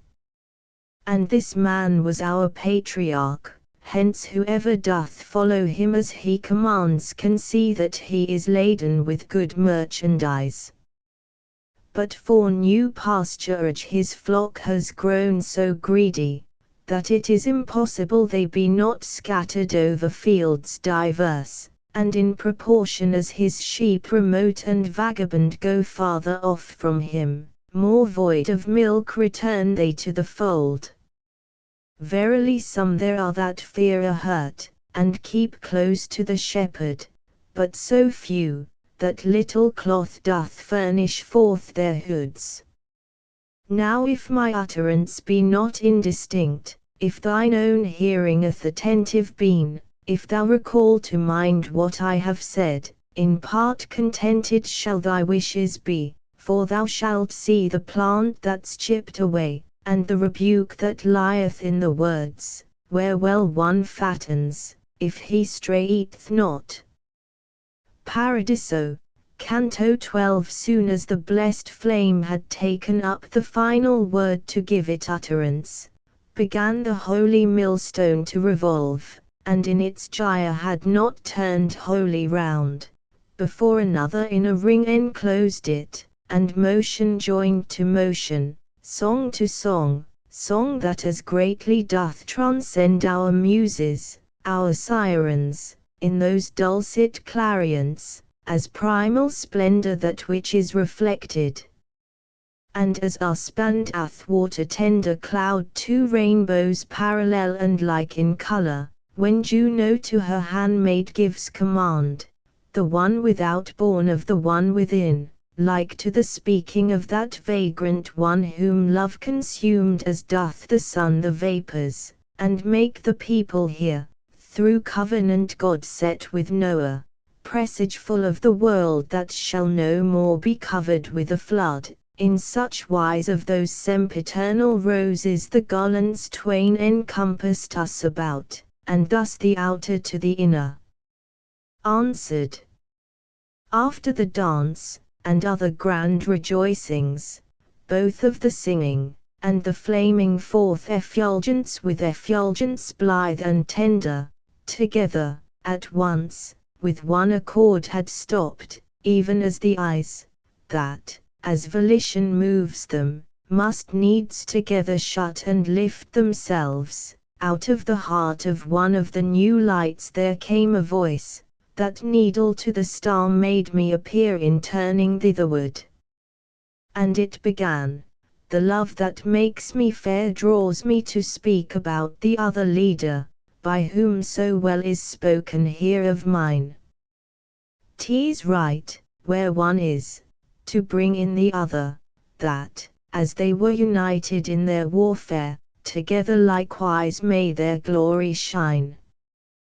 The soldiery of Christ, which it had cost so dear to arm again, behind the standard moved slow and doubtful and in numbers few, when the Emperor who reigneth evermore provided for the host that was in peril, through grace alone and not that it was worthy, and, as was said, he to his bride brought succor with champions twain, at whose deed, at whose word the straggling people were together drawn.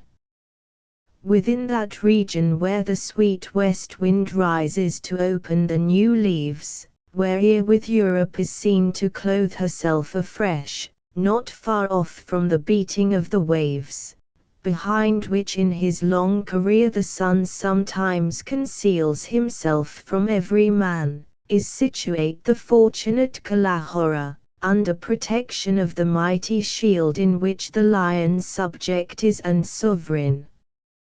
Therein was born the amorous paramour of Christian faith, the athlete consecrate, kind to his own and cruel to his foes, and when it was created was his mind replete with such a living energy, that in his mother her it made prophetic. As soon as the espousals were complete between him and the faith at holy font, where they with mutual safety dowered each other, the woman, who for him had given assent, saw in a dream the admirable fruit that issued from him and from his heirs, and that he might be construed as he was, a spirit from this place went forth to name him with his possessive whose he wholly was. Dominic was he called, and him I speak of even as of the husbandman whom Christ elected to his garden to assist him. Envoy and servant sooth he seemed of Christ, for the first love made manifest in him was the first counsel that was given by Christ. Silent and wakeful many a time was he discovered by his nurse upon the ground, as if he would have said, "For this I came." O thou his father, Felix verily. O thou his mother, verily Joanna, if this, interpreted, means as is said. Not for the world which people toil for now in following Ostiense and Taddeo, but through his longing after the true manna, he in short time became so great a teacher, that he began to go about the vineyard, which fatheth soon, if faithless be the dresser, and of the sea, that once was more benignant unto the righteous poor, not through itself, but him who sits there and degenerates, not to dispense or 2 or 3 for 6, not any fortune of first vacancy, non decimas qua sunt pauperum dea. He asked for, but against the errant world permission to do battle for the seed, of which these 24 plants surround thee. Then with the doctrine and the will together, with office apostolical he moved, like torrent which some lofty vein outpresses, and in among the shoots heretical his impetus with greater fury smote, wherever the resistance was the greatest. Of him were made thereafter divers runnels, whereby the garden Catholic is watered, so that more living its plantations stand.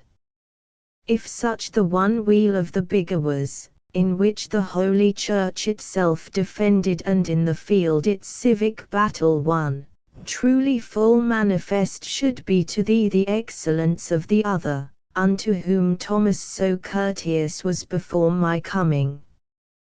But still the orbit, which the highest part of its circumference made, is derelict, so that the mould is where was once the crust.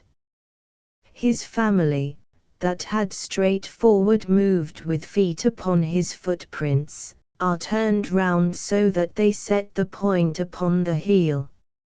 And soon aware they will be of the harvest of this bad husbandry, when shall the tares complain the granary is taken from them? Yet say I, he who searcheth leaf by leaf our volume through, would still some page discover where he could read, I am as I am wont. 'Twill not be from Casale nor Aquasparta, from whence comes such unto the written word that one avoids it, and the other narrows. Bonaventure of Bagnorigio's life am I, who always in great offices postponed considerations sinister. Here are Illuminato and Agostino, who of the first barefooted beggars were that with the cord the friends of God became. Hugh of Saint Victor is among them here, and Peter Mangida, and Peter of Spain, who down below in volumes 12 is shining, Nathan the seer, and Metropolitan Chrysostom, and Anselmus, and Donatus who deigned to lay his hand to the first art. Here is Robanus, and beside me here shines the Calabrian abbot Joachim, he with the spirit of prophecy endowed. To celebrate so great a paladin have moved me the impassioned courtesy and the discreet discourses of Friar Thomas, and with me they have moved this company. Paradiso, Canto 13. Let him imagine, who would well conceive what now I saw, and let him while I speak retain the image as a steadfast rock, the 15 stars, that in their divers regions the sky enliven with a light so great that it transcends all clusters of the air, Let him the wane imagine unto which our vault of heaven sufficeth night and day, so that in turning of its pole it fails not. Let him the mouth imagine of the horn that in the point beginneth of the axis round about which the primal wheel revolves, to have fashioned of themselves two signs in heaven, like unto that which my nose daughter made, the moment when she felt the frost of death, and one to have its rays within the other, and both to whirl themselves in such a manner that one should forward go, the other backward, and he will have some shadowing forth of that true constellation and the double dance that circled round the point at which I was, because it is as much beyond our wont, as swifter than the motion of the Gienna moveth the heaven that all the rest outspeeds. There sang they neither Bacchus, nor Apollo, but in the divine nature persons three, and in one person the divine and human. The singing and the dance fulfilled their measure, and unto us those holy lights gave need, growing in happiness from care to care. Then broke the silence of those saints concordant the light in which the admirable life of God's own mendicant was told to me, and said, now that one straw is trodden out, now that its seed is garnered up already, sweet love invites me to thresh out the other. Into that bosom, thou believest, whence was drawn the rib to form the beauteous cheek whose taste to all the world is costing dear, and into that which, by the lance transfixed, before and since, such satisfaction made that it weighs down the balance of all sin, waiter of light it has to human nature been lawful to possess, was all infused by the same power that both of them created. And hence at what I said above dost wonder, when I narrated that no second had the good which in the fifth light is enclosed. Now ope thine eyes to what I answer thee, and thou shalt see thy creed and my discourse fit in the truth as centre in a circle. That which can die, and that which dieth not, are nothing but the splendor of the idea which by his love our Lord brings into being, because that living light, which from its fount effulgent flows, so that it disunites not from him nor from the love in them enshrined, through its own goodness reunites its rays in nine subsistences, as in a mirror, itself eternally remaining one.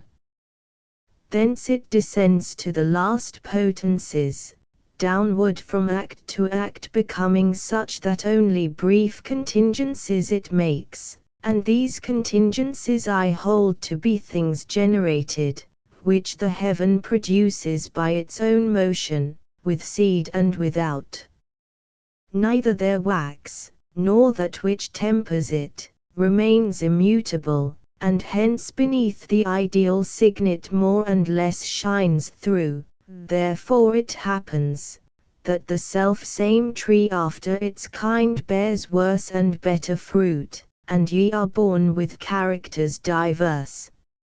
If in perfection tempered were the wax, and were the heaven in its supremest virtue, the brilliance of the seal would all appear, but nature gives it ever more deficient, in the like manner working as the artist, who has the skill of art and hand that trembles.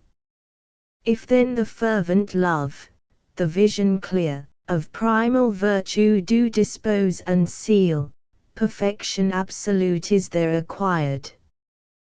Thus was of old the earth created worthy of all and every animal perfection, and thus the Virgin was impregnate made, so that thine own opinion I commend, that human nature never yet has been, nor will be, what it was in those two persons. Now if no farther forth I should proceed, then in what way was he without a peer? Would be the first beginning of thy words. But, that may well appear what now appears not, think who he was, and what occasion moved him to make request, when it was told him, Ask. I've not so spoken that thou canst not see clearly he was a king who asked for wisdom, that he might be sufficiently a king. 'Twas not to know the number in which are the motors here above, or if necess with a contingent necess make, non siest der primum motum s, or if in semicircle can be made triangle so that it have no right angle. Whence, if thou notest this and what I said, a regal prudence is that peerless seeing in which the shaft of my intention strikes. And if on rose thou turnest thy clear eyes, thou lt see that it has reference alone to kings who are many, and the good are rare.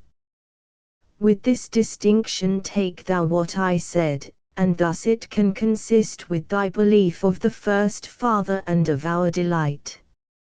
And lead shall this be always to thy feet, to make thee, like a weary man, move slowly both to the yes and no thou seest not, for very low among the fools is he who affirms without distinction, or denies, as well in one as in the other case, because it happens that full often bends current opinion in the false direction, and then the feelings bind the intellect.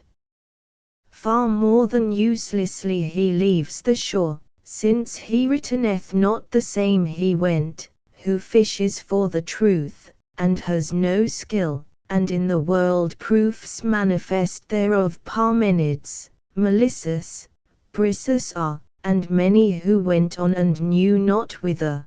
Thus did Sabellius, Arius, and those fools who have been even as swords unto the Scriptures in rendering distorted their straight faces. Nor yet shall people be too confident in judging, even as he is who doth count the corn in field or ever it be ripe. For I have seen all winter long the thorn first show itself intractable and fierce, and after bear the rose upon its top, and I have seen a ship direct and swift run o'er the sea throughout its course entire, to perish at the harbour's mouth at last. Let not Dame Bertha nor Sir Martin think, seeing one steal, another offering make, to see them in the arbitrament divine, for one may rise, and fall the other may. Paradiso, Canto 14. From centre unto rim, from rim to centre, in a round vase the water moves itself, as from without tease struck or from within.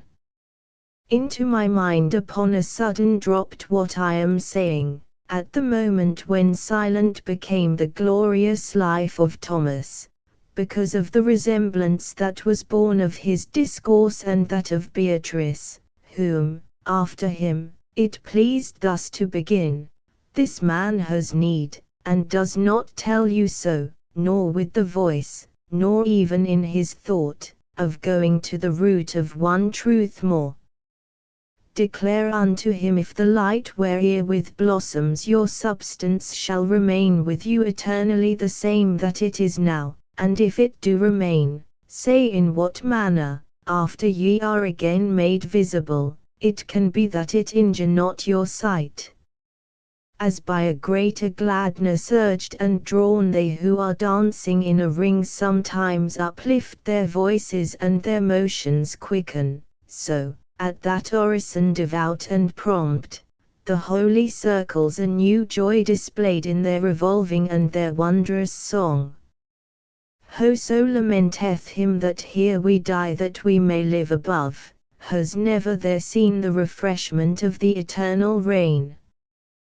The 1 and 2 and 3 who ever liveth, and reigneth ever in 3 and 2 and 1, not circumscribed and all things circumscribing, 3 several times was chanted by each one among those spirits, with such melody that for all merit it were just reward, and, in the lustre most divine of all the lesser ring, I heard a modest voice, such as perhaps the angels was to Mary, answer, as long as the festivity of paradise shall be, so long our love shall radiate round about us such a vesture.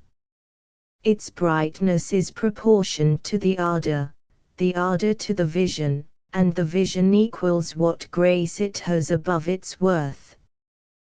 When, glorious and sanctified, our flesh is reassumed, then shall our persons be more pleasing by their being all complete, for will increase waiter bestows on us of light gratuitous the good supreme, light which enables us to look on him, therefore the vision must perforce increase the ardor which from that is kindled, increase the radiance which from this proceeds. But even as a coal that sends forth flame, and by its vivid whiteness overpowers it so that its own appearance it maintains, thus the effulgence that surrounds us now shall be o'erpowered in aspect by the flesh, which still today the earth doth cover up, nor can so great a splendor weary us, for strong will be the organs of the body to everything which hath the power to please us. So sudden and alert appeared to me both one and the other choir to say Amen, that well they showed desire for their dead bodies, nor soul for them perhaps, but for the mothers, the fathers, and the rest who had been dear or ever they became eternal flames. And lo! all round about of equal brightness arose a lustre over what was there, like an horizon that is clearing up.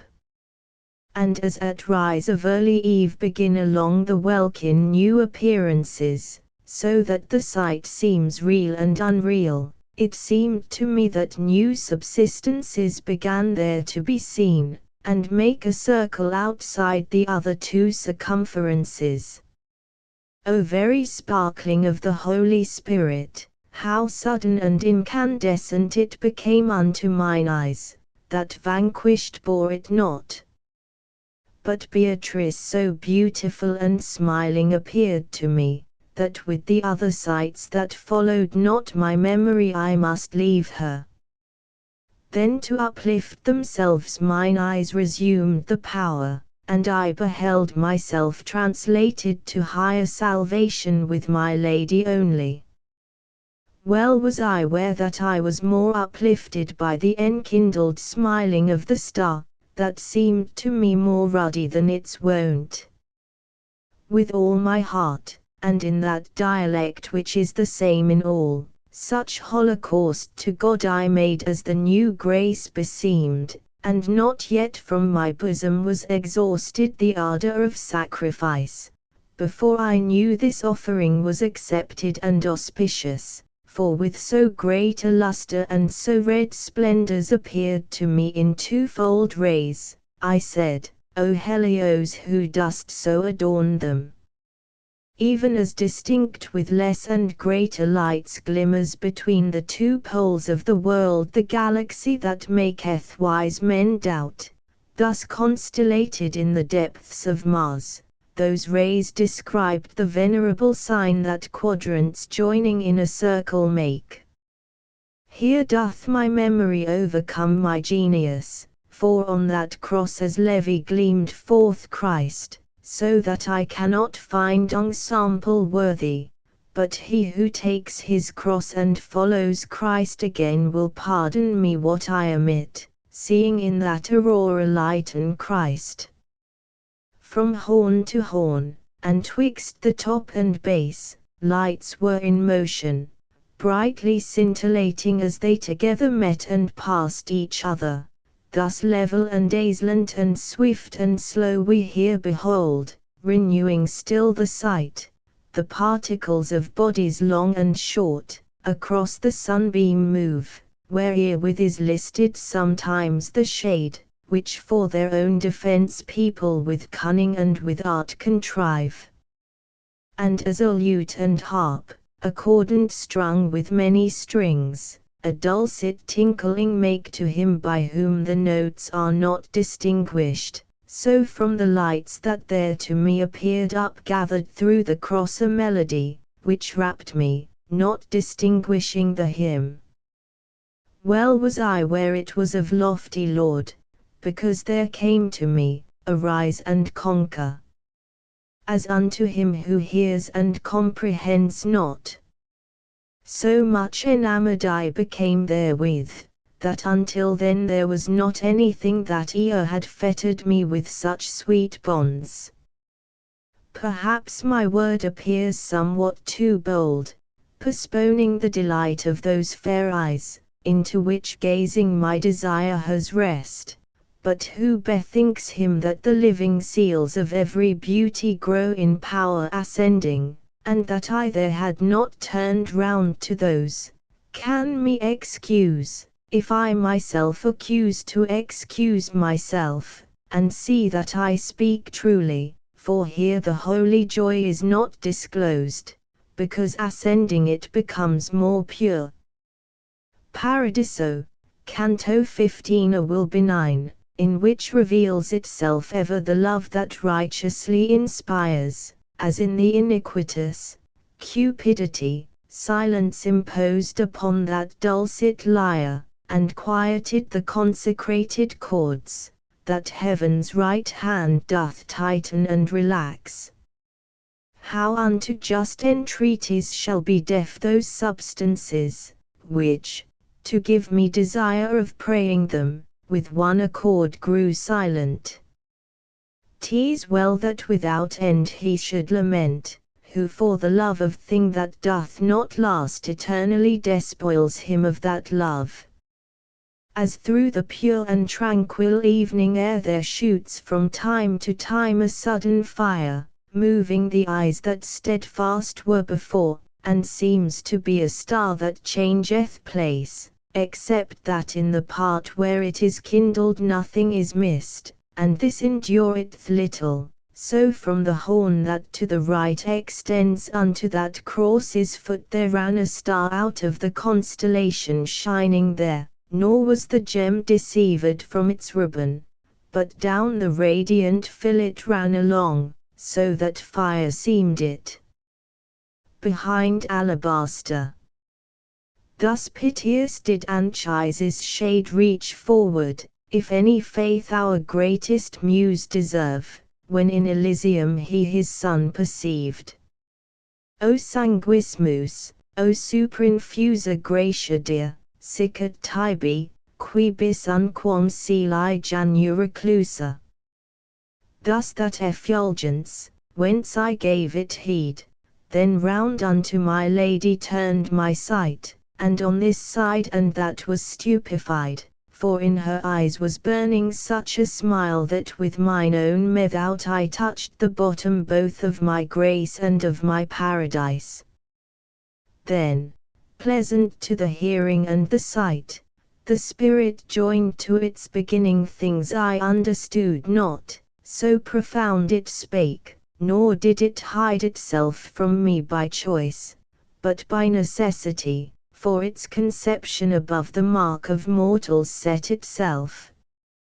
And when the bow of burning sympathy was so far slackened, that its speech descended towards the mark of our intelligence, the first thing that was understood by me was Benedict be thou, O Trin and One, who hast unto my seed so courteous been. And it continued, hunger long and grateful, drawn from the reading of the mighty volume wherein is never changed the white nor dark, thou hast appeased, my son, within this light in which I speak to thee, by grace of her who to this lofty flight with plumage clothed thee.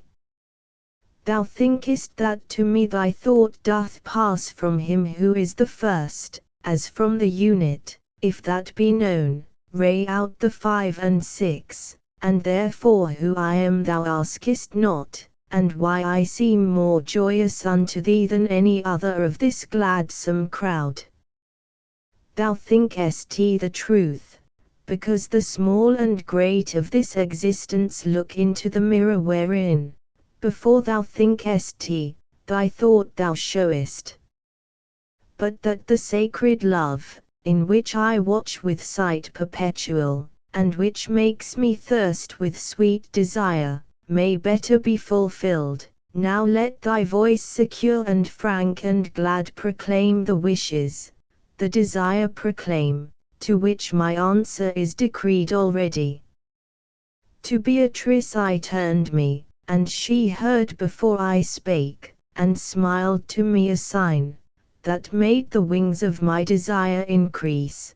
Then in this wise began I, love and knowledge, when on you dawned the first equality, of the same weight for each of you became, for in the sun, which lighted you and burned with heat and radiance, they so equal are, that all similitudes are insufficient. But among mortals will and argument, for reason that to you is manifest, diversely feathered in their pinions are. Whence I, who mortal am, feel in myself this inequality, so give not thanks, save in my heart, for this paternal welcome. Truly do I entreat thee, living topaz, set in this precious jewel as a gem, that thou wilt satisfy me with thy name. O leaf of mine, in whom I pleasure took while awaiting, I was thine own root. Such a beginning he in answer made me. Then said to me, that one from whom is named thy race, and who 100 years and more has circled round the mount on the first cornice, a son of mine and thy great-grandsee was, well it behoves thee that the long fatigue thou shouldst for him make shorter with thy works. Florence, within the ancient boundary from which she taketh still her tierce and nuns, abode in quiet, temperate and chaste. No golden chain she had, nor coronal, nor ladies shod with sandal shoon, nor girdle that caught the eye more than the person did. Not yet the daughter at her birth struck fear into the father, for the time and dower did not o'er on this side or that the measure. No houses had she void of families, not yet had thither come Sardana palace to show what in a chamber can be done, not yet surpassed had Montemarlo been by your Uxellatojo, which surpassed shall in its downfall be as in its rise. Bellingsioin Bertie saw I go begirt with leather and with bone, and from the mirror his dame depart without a painted face, and him of Nerli saw, and him of Vecchio, contented with their simple suits of buff and with the spindle and the flax their dames. O fortunate women! And each one was certain of her own burial place, and none as yet for Sake of France was in her bed deserted. One o'er the cradle kept her studious watch, and in her lullaby the language used that first delights the fathers and the mothers, another, drawing tresses from her distaff, told o'er among her family the tales of Trojans and of Fiesole and Rome. As great a marvel then would have been held a Lapo Soltrillo, a seeing Hella, as Cincinnatus or Cornelia now. To such a quiet, such a beautiful life of the citizen, to such a safe community, and to so sweet an inn, did Mary give me, with loud cries invoked, and in your ancient baptistery at once Christian and catechida I became.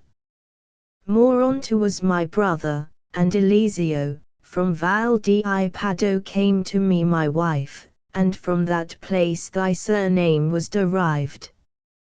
I followed afterward the Emperor Conrad, and he begirt me of his chivalry, so much I pleased him with my noble deeds. I followed in his train against that law's iniquity, whose people doth usurp your just possession, through your pastor's fault. Thereby that execrable race was I released from bonds of the fallacious world, the love of which defileth many souls, and came from martyrdom unto this peace. Paradiso, Canto 16. O thou our poor nobility of blood, if thou dost make the people glory in thee down here where our affection languishes, a marvellous thing it ne'er will be to me, for there where appetite is not perverted, I say in heaven, of thee I made a boast. Truly thou art a cloak that quickly shortens, so that unless we piece thee day by day time goeth round about thee with his shears. With you which Rome was first to tolerate, wherein her family less perseveres, yet once again my words beginning made, whence Beatrice, who stood somewhat apart, smiling, appeared like unto her who coughed at the first failing writ of Gniva. And I began, you are my ancestor, you give to me all hardihood to speak, you lift me so that I am more than I. So many rivulets with gladness fill my mind, that of itself it makes a joy because it can endure this and not burst.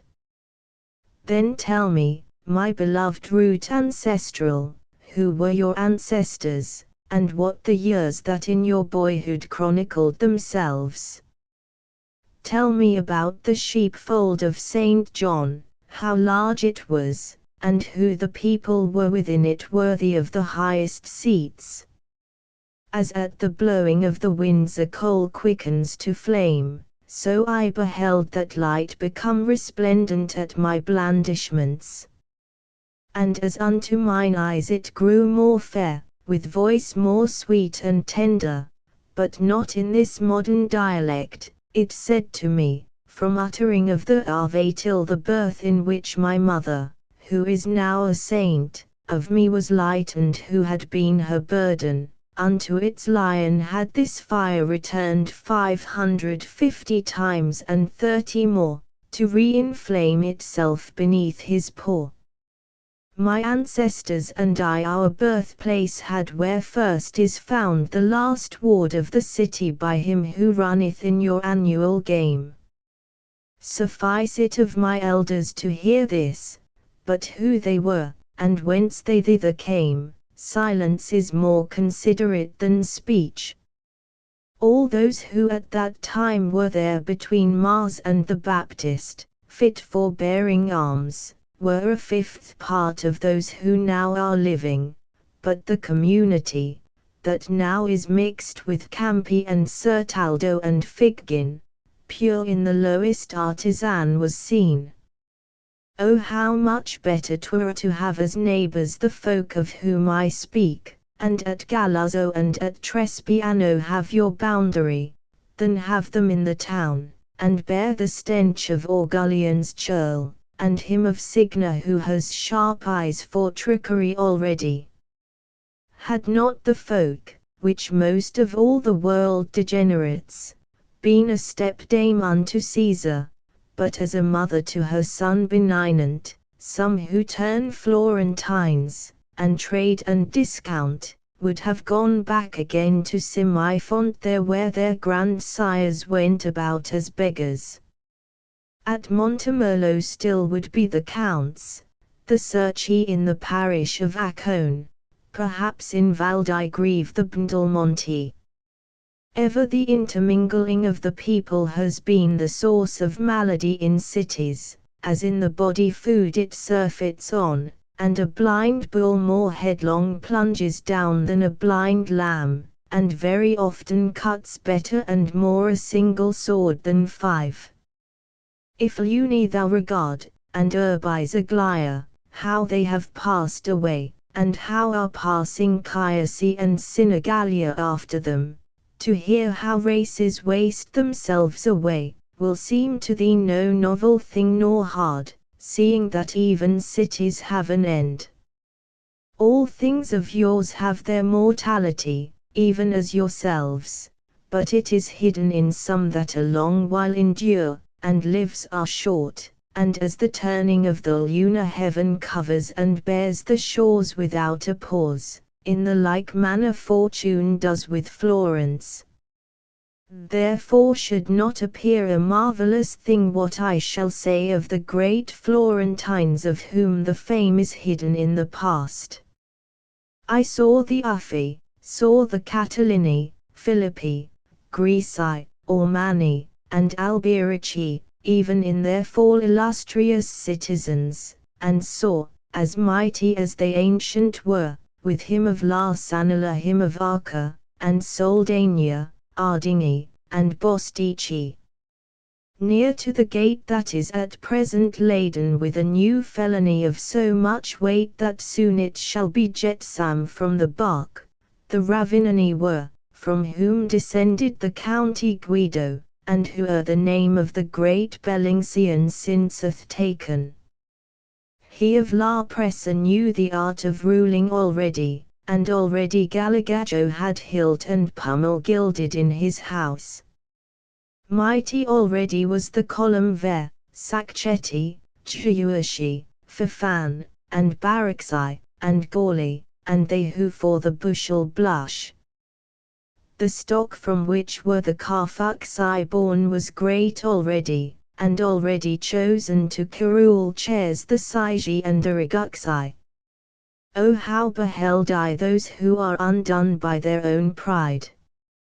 And how the balls of gold Florence enflowered in all their mighty deeds. So likewise did the ancestors of those who evermore, when vacant is your church, fatten by staying in consistory. The insolent race, that like a dragon follows whoever flees, and unto him that shows his teeth or purse is gentle as a lamb, already rising was, but from low people, so that it pleased not Uberton Donato that his wife's father should make him their kin. Already had Caponzacco to the market from Fiesole descended, and already Giuda and Infangato were good burghers. I'll tell a thing incredible, but true. One entered the small circuit by a gate which from the Della Pura took its name. Each one that bears the beautiful escutcheon of the great Baron whose renown and name the festival of Thomas keepeth fresh, knighthood and privilege from him received, though with the populace unites himself today the man who binds it with a border. Already were Gualterotti and Importuni, and still more quiet would the Borgo be if with new neighbours it remained unfed. The house from which is born your lamentation, through just disdain that death among you brought and put an end unto your joyous life, was honoured in itself and its companions. O Bndalmont, how in evil hour thou fleddest the bridle at another's promptings! Many would be rejoicing who are sad, if God had thee surrendered to the Emir the first time that thou camest to the city. But it behoved the mutilated stone which guards the bridge, that Florence should provide a victim in her latest hour of peace. With all these families, and others with them, Florence beheld I in so great repose, that no occasion had she whence to weep. With all these families beheld so just and glorious her people, that the lily never upon the spear was placed reversed, nor by division was vermilion made.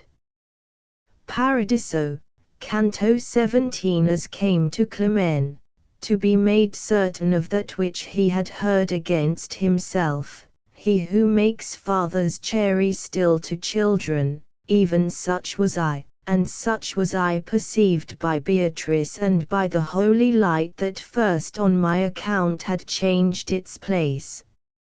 Therefore my lady said to me, send forth the flame of thy desire, so that it issue imprinted well with the internal stamp, not that our knowledge may be greater made by speech of thine, but to accustom thee to tell thy thirst, that we may give thee drink.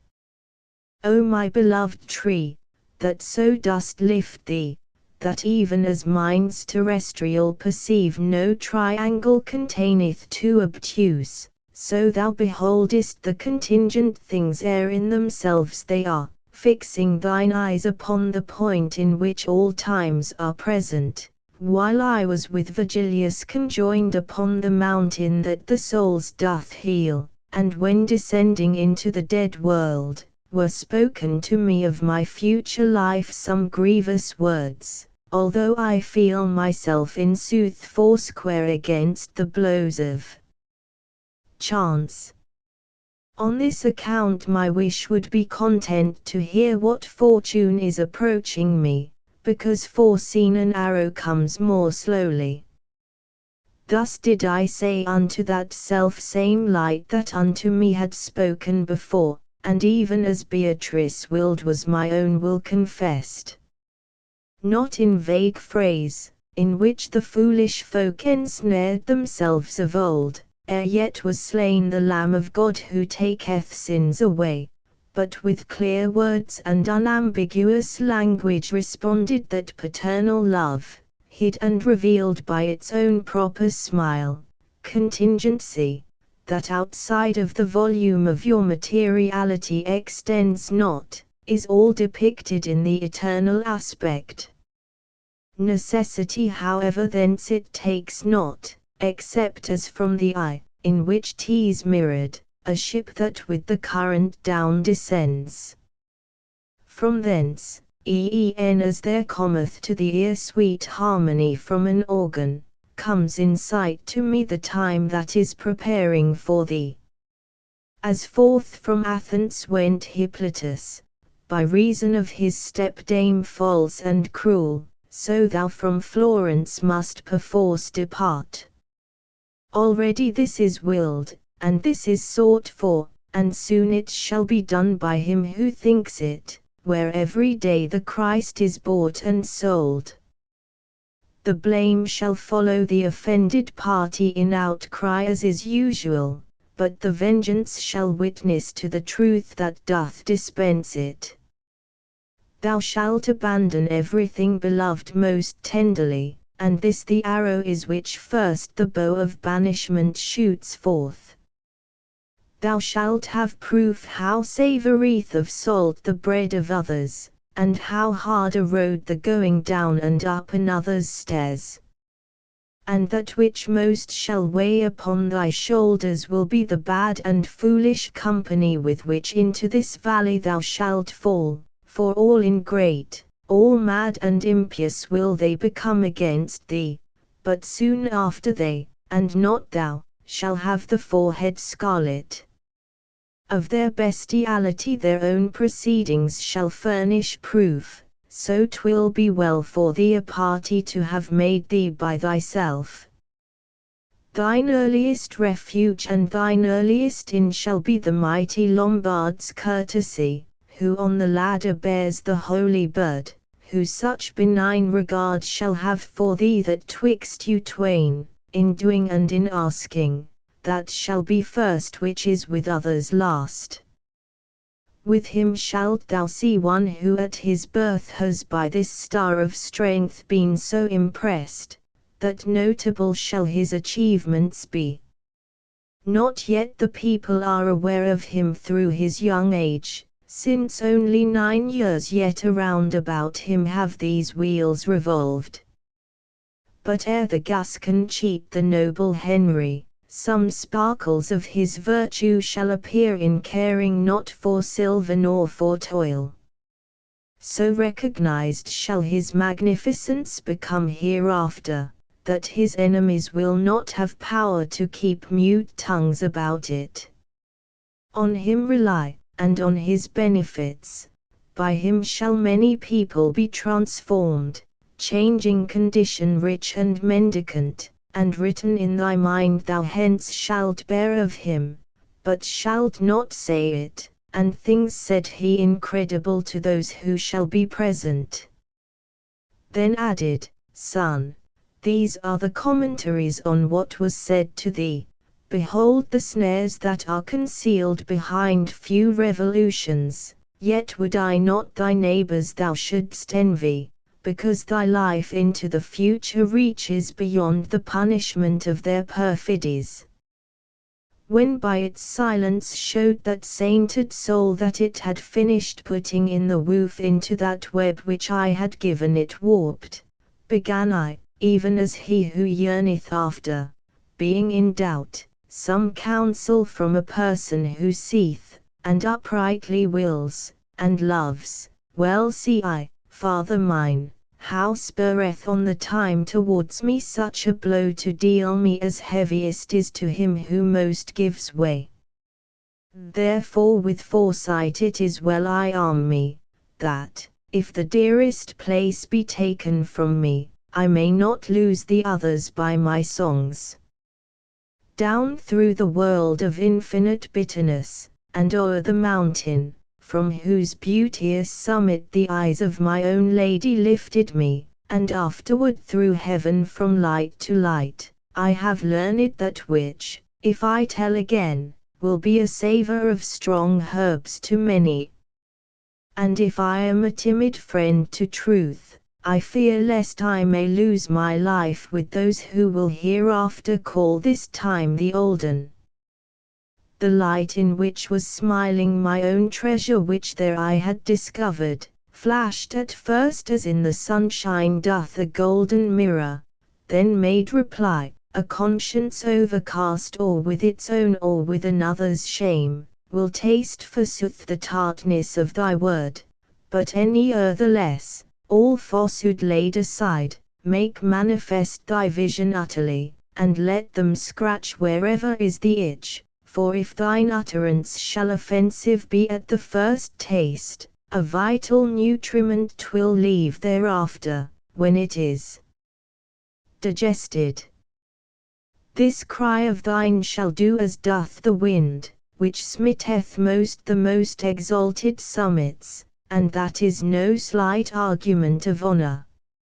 Therefore are shown to thee within these wheels, upon the mount and in the dolorous valley, only the souls that unto fame are known, because the spirit of the hearer rests not, nor doth confirm its faith by an example which has the root of it unknown and hidden, or other reason that is not apparent. Paradiso, Canto 18. Now was alone rejoicing in its word that soul beatified, and I was tasting my own, the bitter tempering with the sweet, and the lady who to God was leading me said, change thy thought, consider that I am near unto him who every wrong disburdens. Unto the loving accents of my comfort I turned me round, and then what love I saw within those holy eyes I here relinquish, not only that my language I distrust, but that my mind cannot return so far above itself, unless another guide it. Thus much upon that point can I repeat, that, her again beholding, my affection from every other longing was released.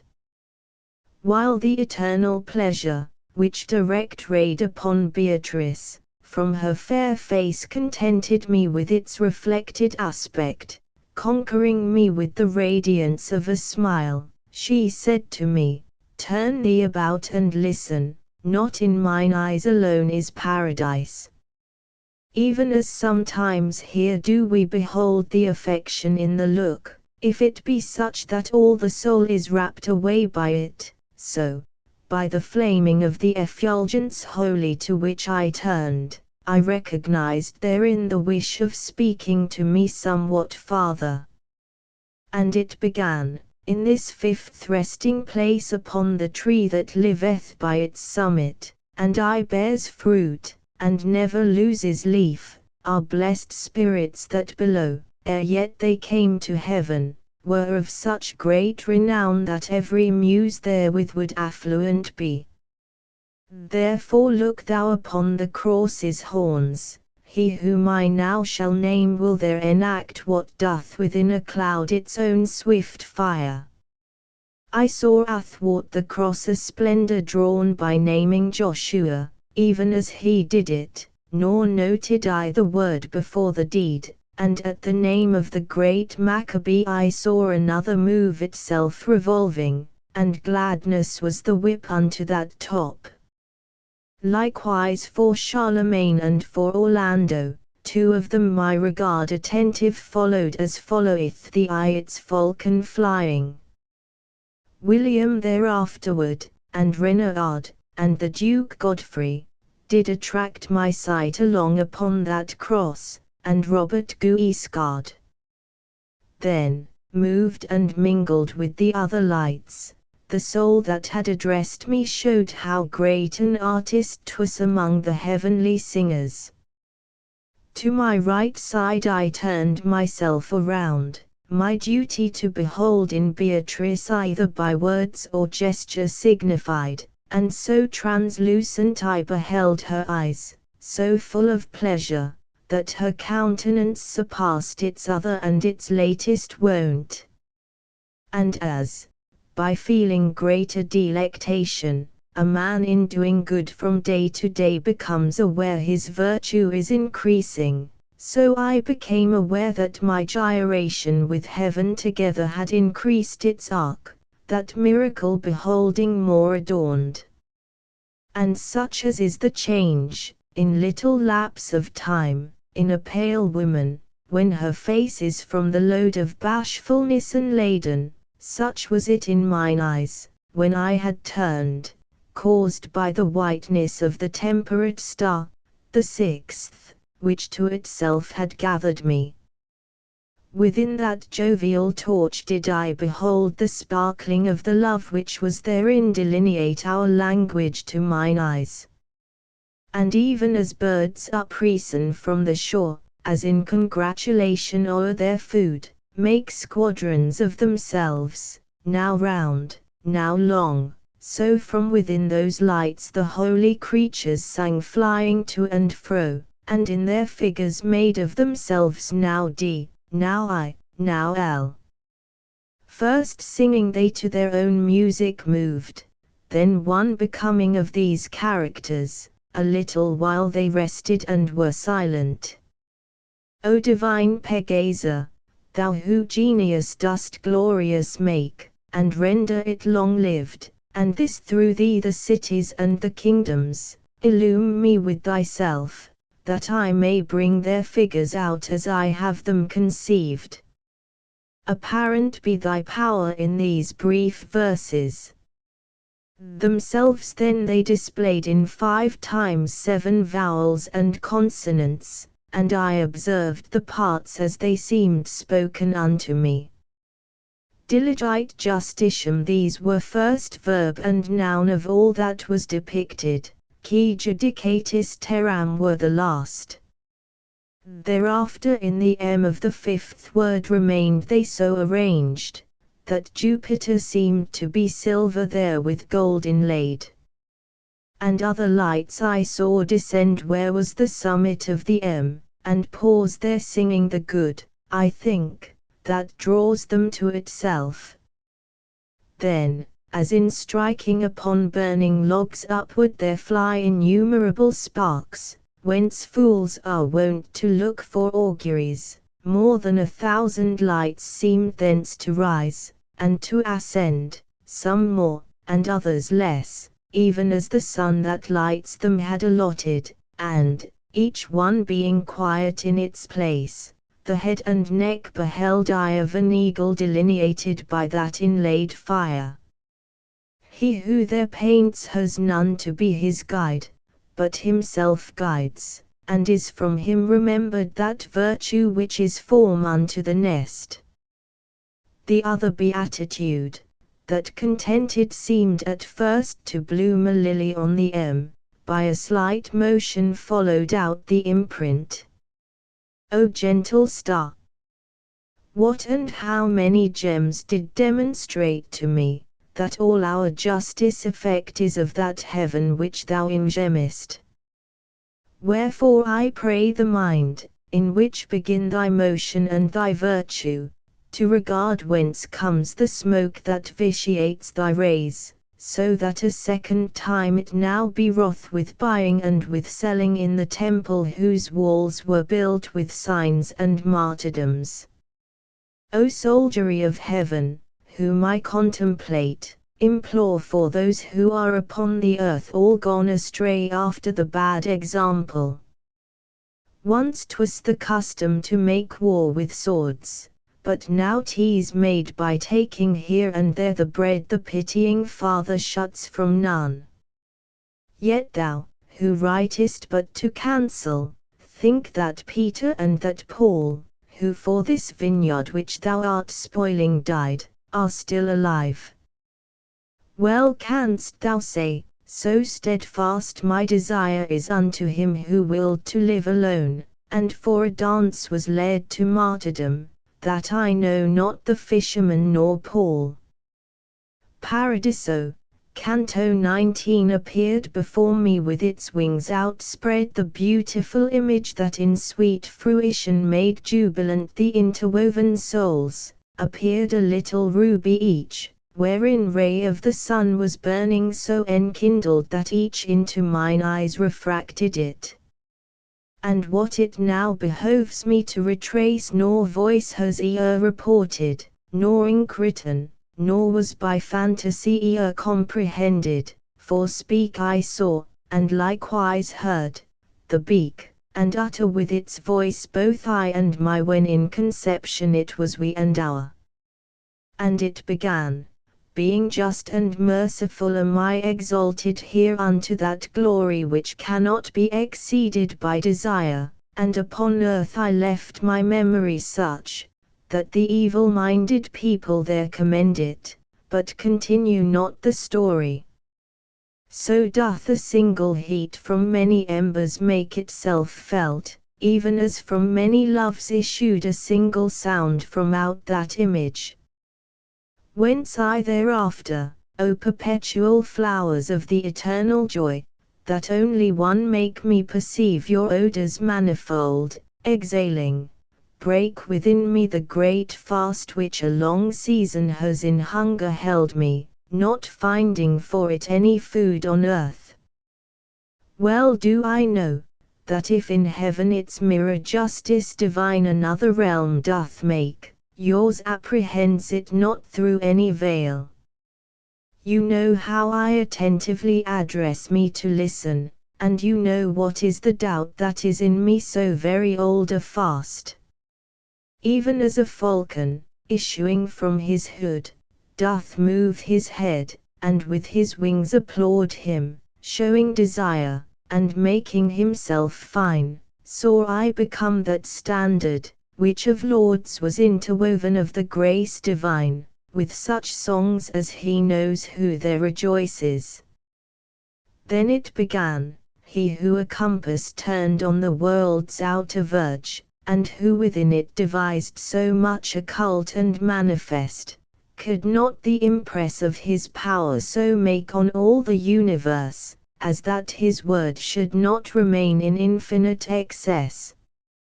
And this makes certain that the first proud being, who was the paragon of every creature, by not awaiting light fell immature.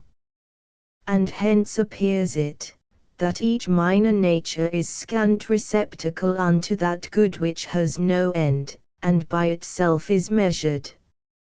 In consequence our vision, which perforce must be some ray of that intelligence with which all things whatever are replete, cannot in its own nature be so potent, that it shall not its origin discern far beyond that which is apparent to it.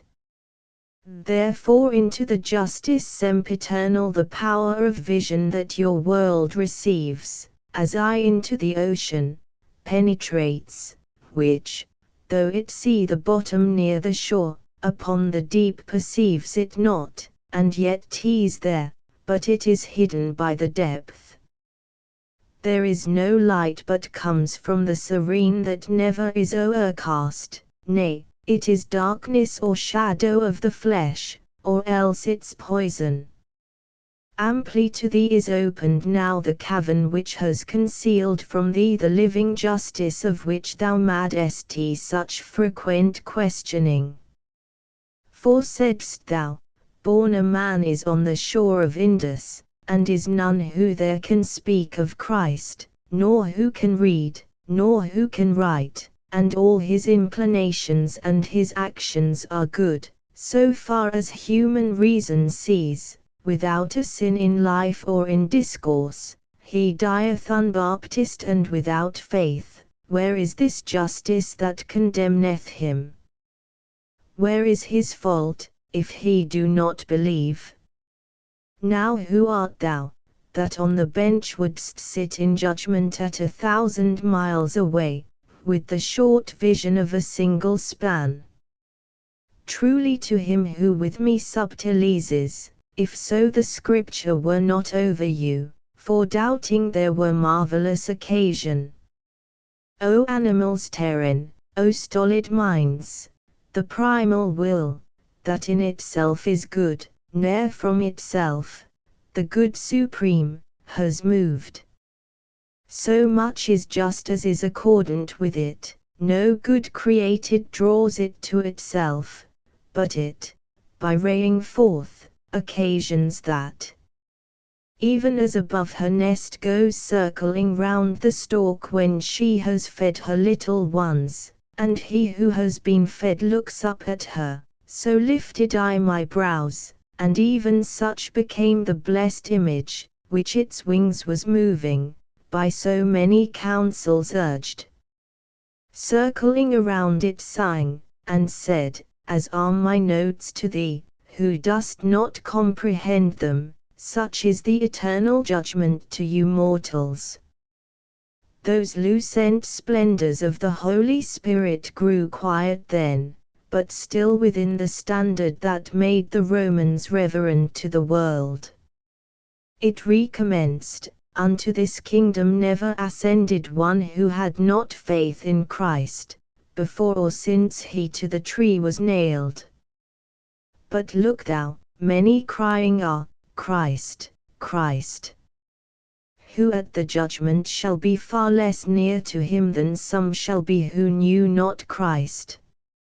Such Christians shall the Ethiop condemn, when the two companies shall be divided, the one forever rich, the other poor. What to your kings may not the Persians say, when they that volume opened shall behold in which are written down all their dispraises?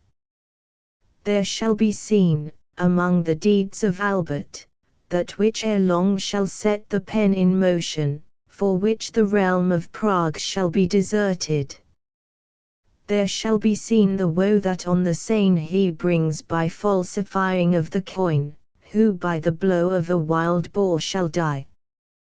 There shall be seen the pride that causes thirst, which makes the Scot and Englishman so mad that they within their boundaries cannot rest, be seen the luxury and effeminate life of him of Spain, and the Bohemian, who valor never knew and never wished, be seen the cripple of Jerusalem, his goodness represented by an eye, while the reverse an M shall represent. Be seen the avarice and poltroonery of him who guards the island of the fire, wherein Anchises finished his long life, and to declare how pitiful he is shall be his record in contracted letters which shall make note of much in little space, and shall appear to each one the foul deeds of uncle and of brother who a nation so famous have dishonored, and 2 crowns. And he of Portugal and he of Norway shall there be known, and he of Rassia too, who saw in evil hour the coin of Venice. O happy Hungary, if she let herself be wronged no farther! And Navarre the happy, if with the hills that gird her she be armed. And each one may believe that now, as Hansel thereof, do Nicosia and Famagosta lament and rage because of their own beast, who from the other's flank departeth not. Paradiso, Canto XX. When he who all the world illuminates out of our hemisphere so far descends that on all sides the daylight is consumed, the heaven, that erst by him alone was kindled, doth suddenly reveal itself again by many lights, wherein is one resplendent. And came into my mind this act of heaven, when the ensign of the world and of its leaders had silent in the blessed beak become, because those living luminaries all, by far more luminous, did songs begin lapsing and falling from my memory. O gentle love, that with a smile dost cloak thee, how ardent in those sparks didst thou appear, that had the breath alone of holy thoughts. After the precious and pellucid crystals, with which begamed the sixth light I beheld, silence imposed on the angelic bells, I seemed to hear the murmuring of a river that clear descendeth down from rock to rock, showing the affluence of its mountain top.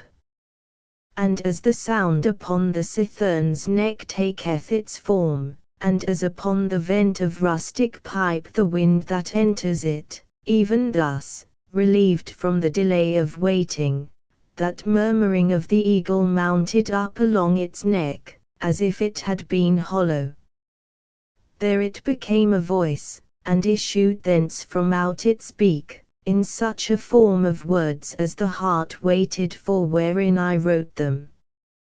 The part in me which sees and bears the sun in mortal eagles it began to me, now fixedly must needs be looked upon, for of the fires of which I make my figure, those whence the eye doth sparkle in my head of all their orders the supremest are.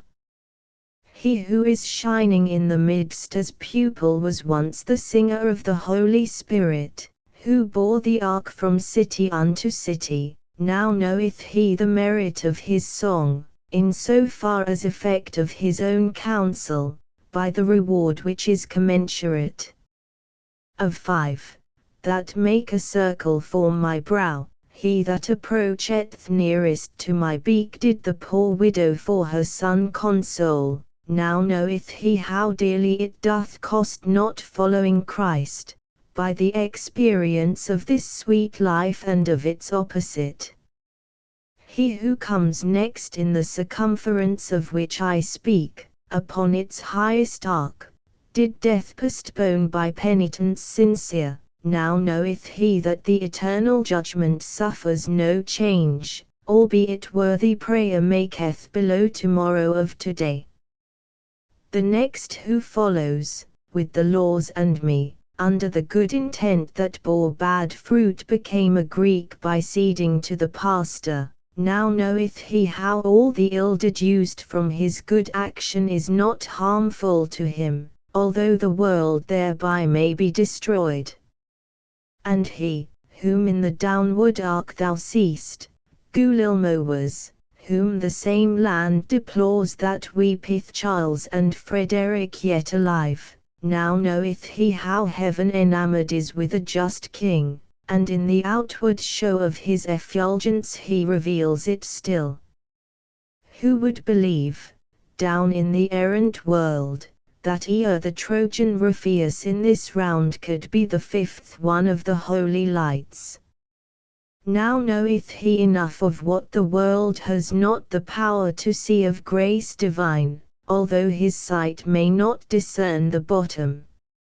Like as a lark that in the air expatiates, first singing and then silent with content of the last sweetness that doth satisfy her, such seemed to me the image of the imprint of the eternal pleasure, by whose will doth everything become the thing it is. And notwithstanding to my doubt I was as glass is to the colour that invests it, to wait the time in silence it endured not, but forth from out my mouth, what things are these? Extorted with the force of its own weight, whereat I saw great joy of coruscation. Thereafterward with eye still more enkindled the blessed standard made to me reply, to keep me not in wonderment suspended. I see that thou believest in these things because I say them, but thou seest not how, so that, although believed in, they are hidden. Thou doest as he doth who a thing by name well apprehendeth, but its quiddity cannot perceive, unless another show it. Regnum celorum suffereth violence from fervent love, and from that living hope that overcometh the divine volition, not in the guise that man o'ercometh man, but conquers it because it will be conquered, and conquered conquers by benignity. The first life of the eyebrow and the fifth cause thee astonishment, because with them thou seest the region of the angels painted. They passed not from their bodies, as thou thinkest, Gentiles, but Christians in the steadfast faith of feet that were to suffer and had suffered. For one from hell, where no one e'er turns back unto good will, returned unto his bones, and that of living hope was the reward, of living hope, that placed its efficacy in prayers to God made to resuscitate him, so that 'twere possible to move his will. The glorious soul concerning which I speak, returning to the flesh, where brief its stay, believed in him who had the power to aid it, and, in believing, kindled to such fire of genuine love, that at the second death worthy it was to come unto this joy. The other one, through grace, that from so deep a fountain wells that never hath the eye of any creature reached its primal wave, set all his love below on righteousness, wherefore from grace to grace did God unclose his eye to our redemption yet to be, whence he believed therein, and suffered not from that day forth the stench of paganism, and he reproved therefore the folk perverse. Those maidens 3, whom at the right hand wheel thou didst behold, were unto him for baptism more than 1,000 years before baptizing. O thou predestination, how remote thy root is from the aspect of all those who the first cause do not behold entire. And you, O mortals, hold yourselves restrained in judging, for ourselves, who look on God, we do not know as yet all the elect, and sweet to us is such a deprivation, because our good in this good is made perfect, that whatsoever God wills, we also will. After this manner by that shape divine, to make clear in me my short-sightedness, was given to me a pleasant medicine, and as good singer a good lutenist accompanies with vibrations of the chords, whereby more pleasantness the song acquires, so, while it spake, do I remember me that I beheld both of those blessed lights, even as the winking of the eyes concords, moving unto the words their little flames.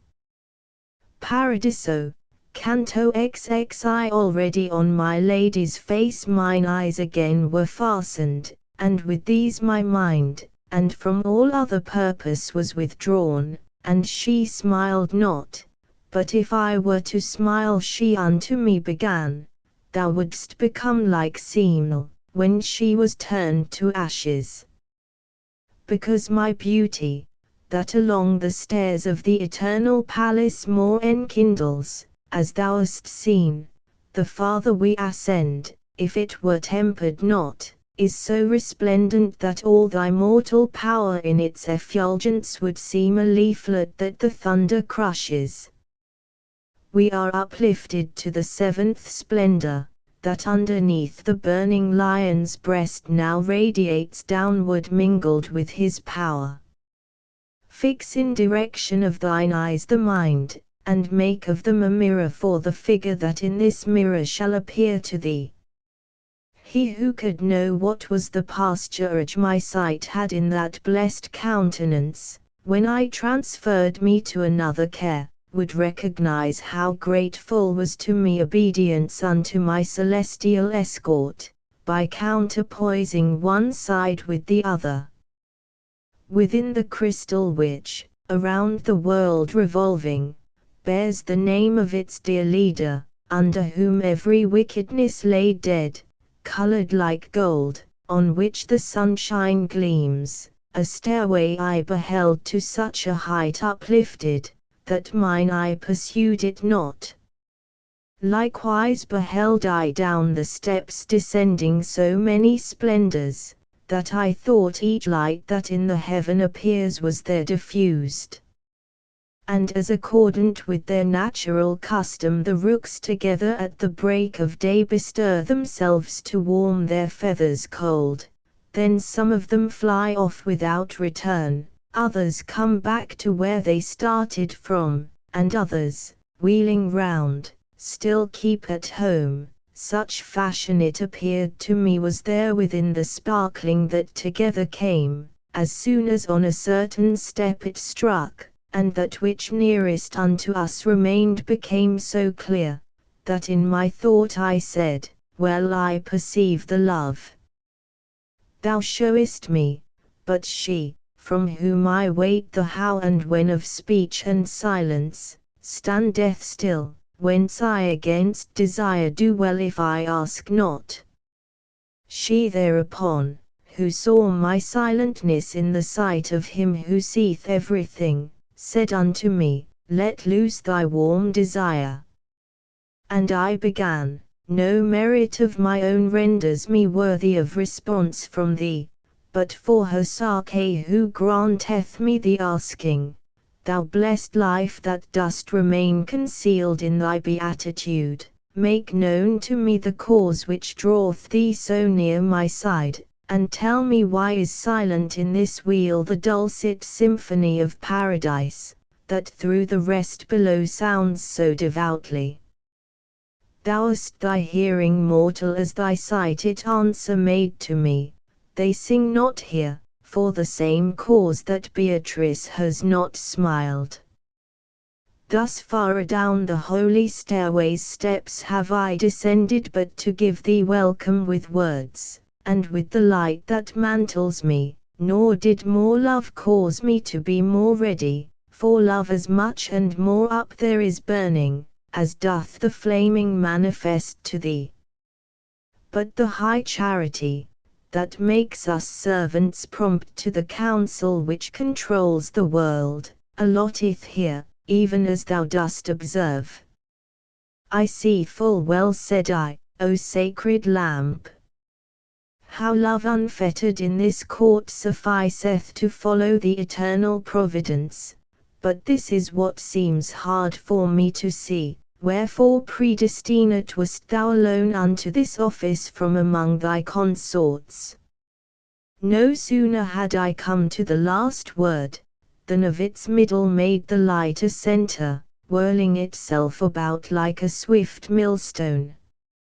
When answer made the love that was therein, on me directed is a light divine, piercing through this in which I am embosomed, of which the virtue with my sight conjoined lifts me above myself so far, I see the supreme essence from which this is drawn. Hence comes the joyfulness with which I flame, for to my sight, as far as it is clear, the clearness of the flame I equal make. But that soul in the heaven which is most pure, that seraph which his eye on God most fixes, could this demand of thine not satisfy, because so deeply sinks in the abyss of the eternal statute what thou askest, from all created sight it is cut off. And to the mortal world, when thou returnest, this carry back, that it may not presume longer to road such a goal to move its feet. The mind, that shineth here, on earth doth smoke, from this observe how can it do below that which it cannot though the heaven assume it. Such limit did its words prescribe to me, the question I relinquished, and restricted myself to ask it humbly who it was. Between two shores of Italy rise cliffs, and not far distant from thy native place, so high, the thunders far below them sound, and form a ridge that Catria is called, neath which is consecrate a hermitage wont to be dedicate to worship only.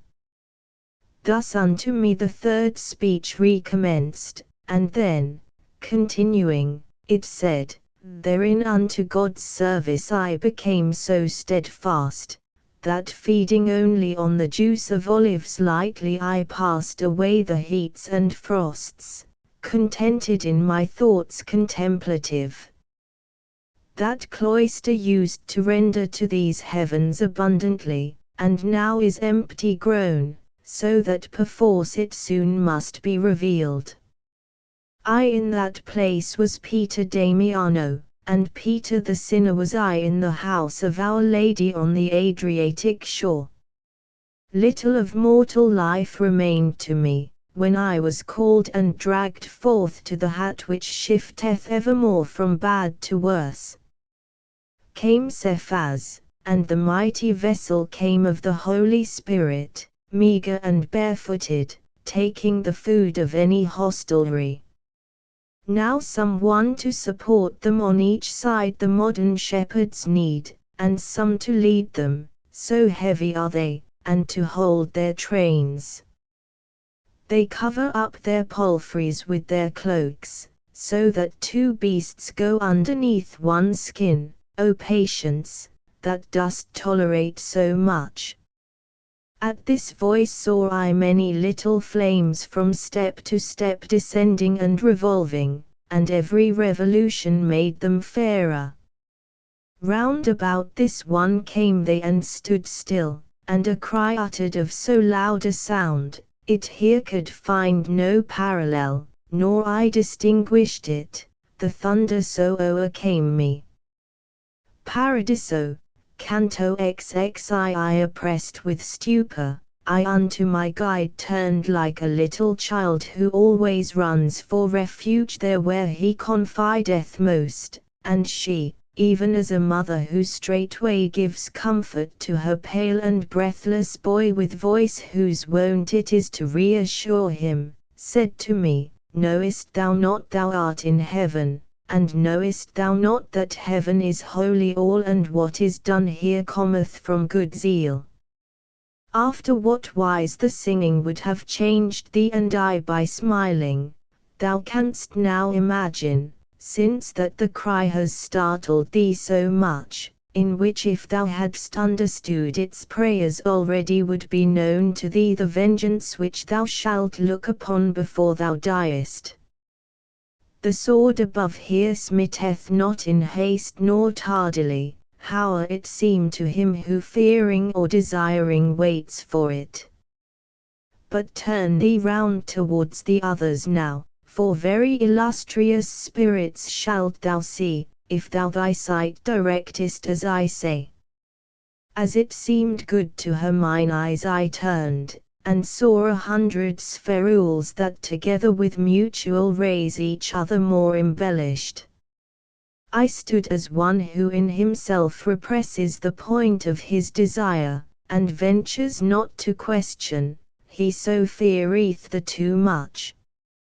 And now the largest and most luculent among those pearls came forward, that it might make my desire concerning it content. Within it then I heard, if thou couldst see even as myself the charity that burns among us, thy conceits would be expressed, but, that by waiting thou mayst not come late to the high end, I will make answer even unto the thought of which thou art so chary. That mountain on whose slope Cassino stands was frequented of old upon its summit by a deluded folk and ill-disposed, and I am he who first up thither bore the name of him who brought upon the earth the truth that so much sublimateth us. and such abundant grace upon me shone that all the neighboring towns I drew away from the impious worship that seduced the world. These other fires, each one of them, were men contemplative, enkindled by that heat which maketh holy flowers and fruits spring up. Here is Macarius, here is Romualdus, here are my brethren, who within the cloisters their footsteps stayed and kept a steadfast heart. And I to him, the affection which thou showest speaking with me, and the good countenance which I behold and note in all your ardours, in me have so my confidence dilated as the sun doth the rose, when it becomes as far unfolded as it hath the power. Therefore I pray, and thou assure me, Father, if I may so much grace receive, that I may thee behold with countenance unveiled. He thereupon, brother, thy high desire in the remotest sphere shall be fulfilled, where are fulfilled all others and my own. There perfect is, and ripened, and complete, every desire. Within that one alone is every part where it has always been, for it is not in space, nor turns on poles, and unto it our stairway reaches up, whence thus from out thy sight it steals away. Up to that height the patriarch Jacob saw it extending its supernal part, what time so thronged with angels it appeared to him. But to ascend it now no one uplifts his feet from off the earth, and now my rule below remaineth for mere waste of paper. The walls that used of old to be an abbey are changed to dens of robbers, and the cowls are sacks filled full of miserable flour. But heavy usury is not taken up so much against God's pleasure as that fruit which maketh so insane the heart of monks, for whatsoever of the church in keeping is for the folk that ask it in God's name, not for one's kindred or for something worse. The flesh of mortals is so very soft, that good beginnings down below suffice not from springing of the oak to bearing acorns. Peter began with neither gold nor silver, and I with orison and abstinence, and Francis with humility his convent. And if thou lookest at each one's beginning, and then regardest whither he has run, thou shalt behold the white changed into brown. In verity the Jordan backward turned, and the seas fleeing, when God willed were more a wonder to behold, than succor here. Thus unto me he said, and then withdrew to his own band, and the band closed together, then like a whirlwind all was upward rapt. The gentle lady urged me on behind them up o'er that stairway by a single sign. So did her virtue overcome my nature, nor here below, where one goes up and down by natural law, was motion e'er so swift that it could be compared unto my wing.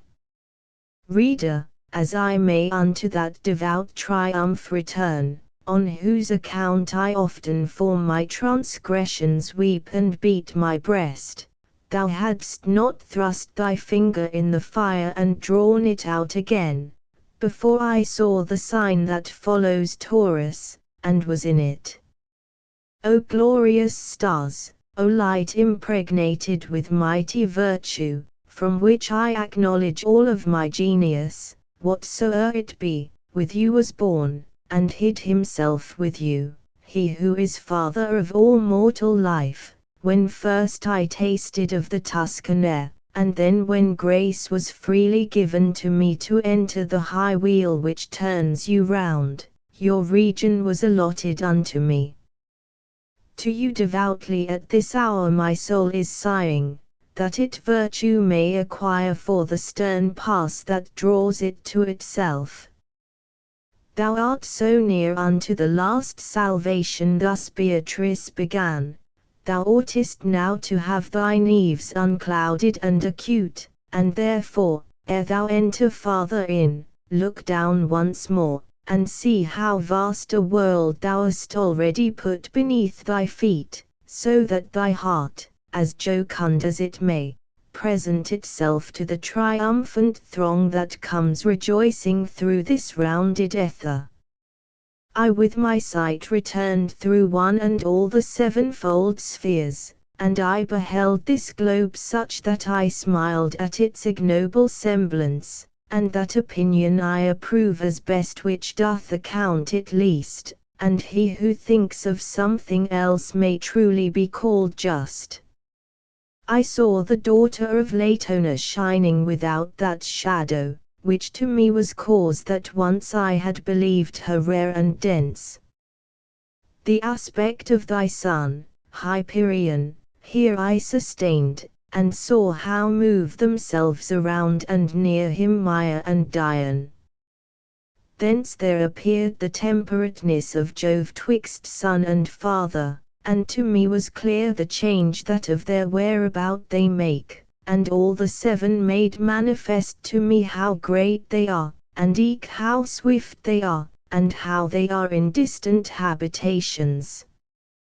The threshing floor that maketh us so proud, to me revolving with the eternal twins, was all apparent made from hill to harbour. Then to the beauteous eyes mine eyes I turned. Paradiso, Canto 23. Even as a bird, mid the beloved leaves, quiet upon the nest of her sweet brood throughout the night, that hideth all things from us, who, that she may behold their longed-for looks and find the food wherewith to nourish them, in which, to her, grave labours grateful are, anticipates the time on open spray and with an ardent longing waits the sun, gazing intent as soon as breaks the dawn. Even thus my lady standing was, erect and vigilant, turned round towards the zone, underneath which the sun displays less haste, so that beholding her distraught and wistful, such I became as he is who desiring for something yearns, and hoping is appeased.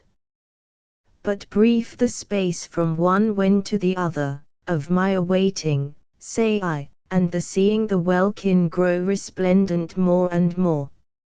And Beatrice exclaimed, Behold the hosts of Christ's triumphal march, and all the fruit harvested by the rolling of these spheres. It seemed to me her face was all aflame, and eyes she had so full of ecstasy that I must needs pass on without describing. As when in nights serene of the full moon smiles Trivia among the nymphs eternal who paint the firmament through all its gulfs, saw I, above the myriads of lamps, a sun that one and all of them enkindled, e'en as our own doth the supernal sights, and through the living light transparent shone the lucent substance so intensely clear into my sight, that I sustained it not. O Beatrice, thou gentle guide and dear! To me she said, what overmasters thee a virtue is from which naught shields itself. There are the wisdom and the omnipotence that opt the thoroughfares twixt heaven and earth, for which there erst had been so long a yearning. As fire from out a cloud unlocks itself, dilating so it finds not room therein, and down, against its nature, falls to earth, so did my mind, among those elements becoming larger, issue from itself, and that which it became cannot remember.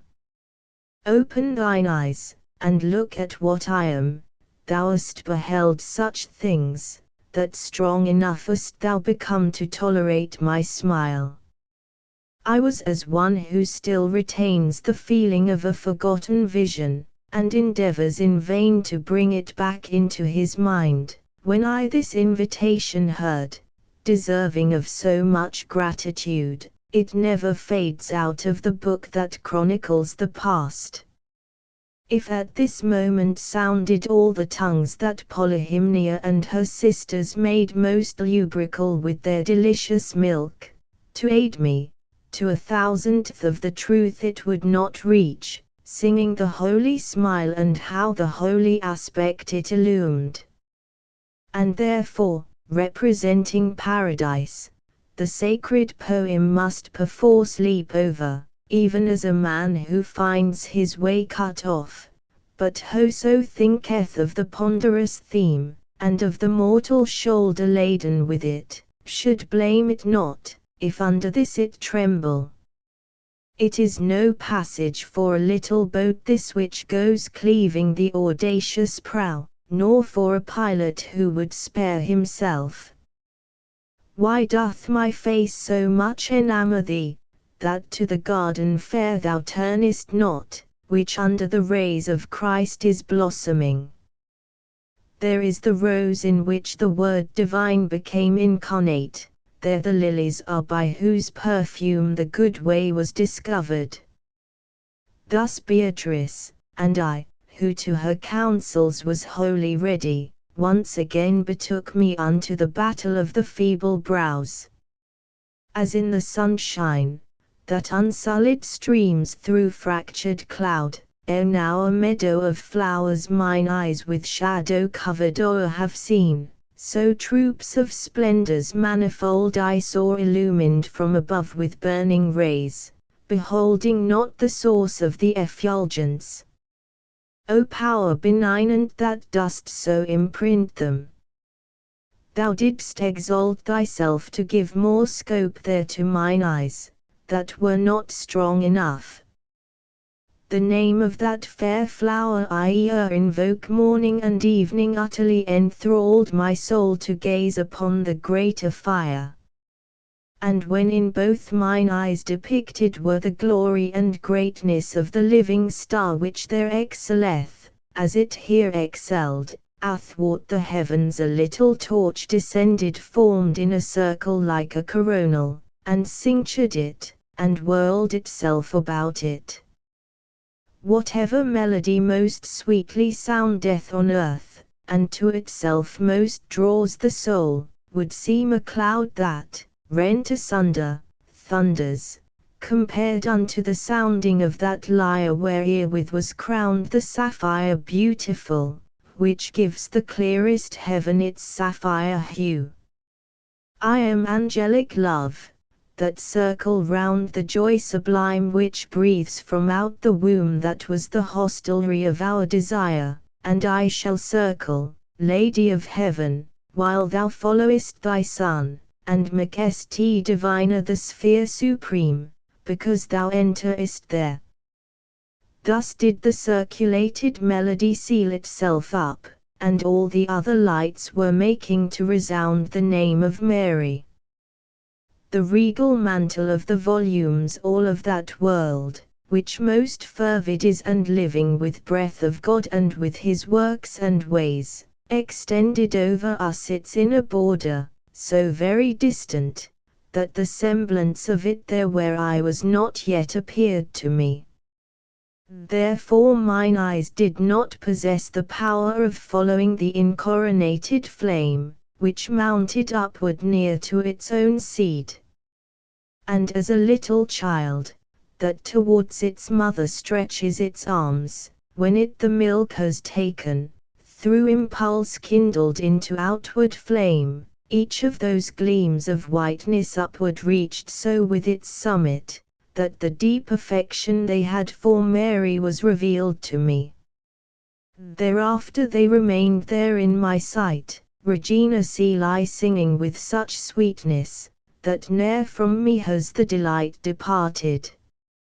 Oh, what exuberance is garnered up within those richest coffers, which had been good husbandmen for sowing here below.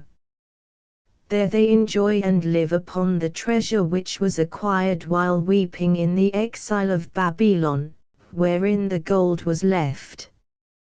There triumpheth, beneath the exalted Son of God and Mary, in his victory, both with the ancient counsel and the new, he who doth keep the keys of such a glory.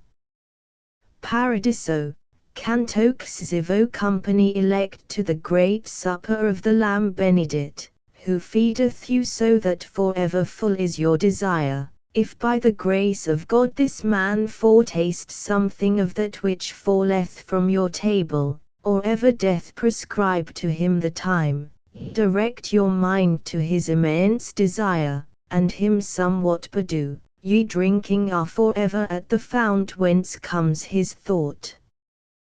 Thus Beatrice, and those souls beatified transformed themselves to spheres on steadfast poles, flaming intensely in the guise of comets.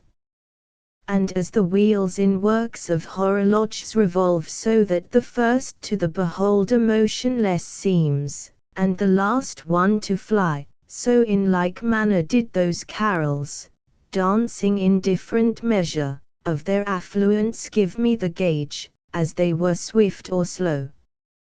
From that one which I noted of most beauty beheld I issue forth a fire so happy that none it left there of a greater brightness, and around Beatrice 3 several times it whirled itself with so divine a song, my fantasy repeats it not to me, therefore the pen skips, and I write it not, since our imagination for such folds, much more our speech, is of a tint too glaring. O holy sister mine, who us implorest with such devotion, by thine ardent love thou dost unbind me from that beautiful sphere.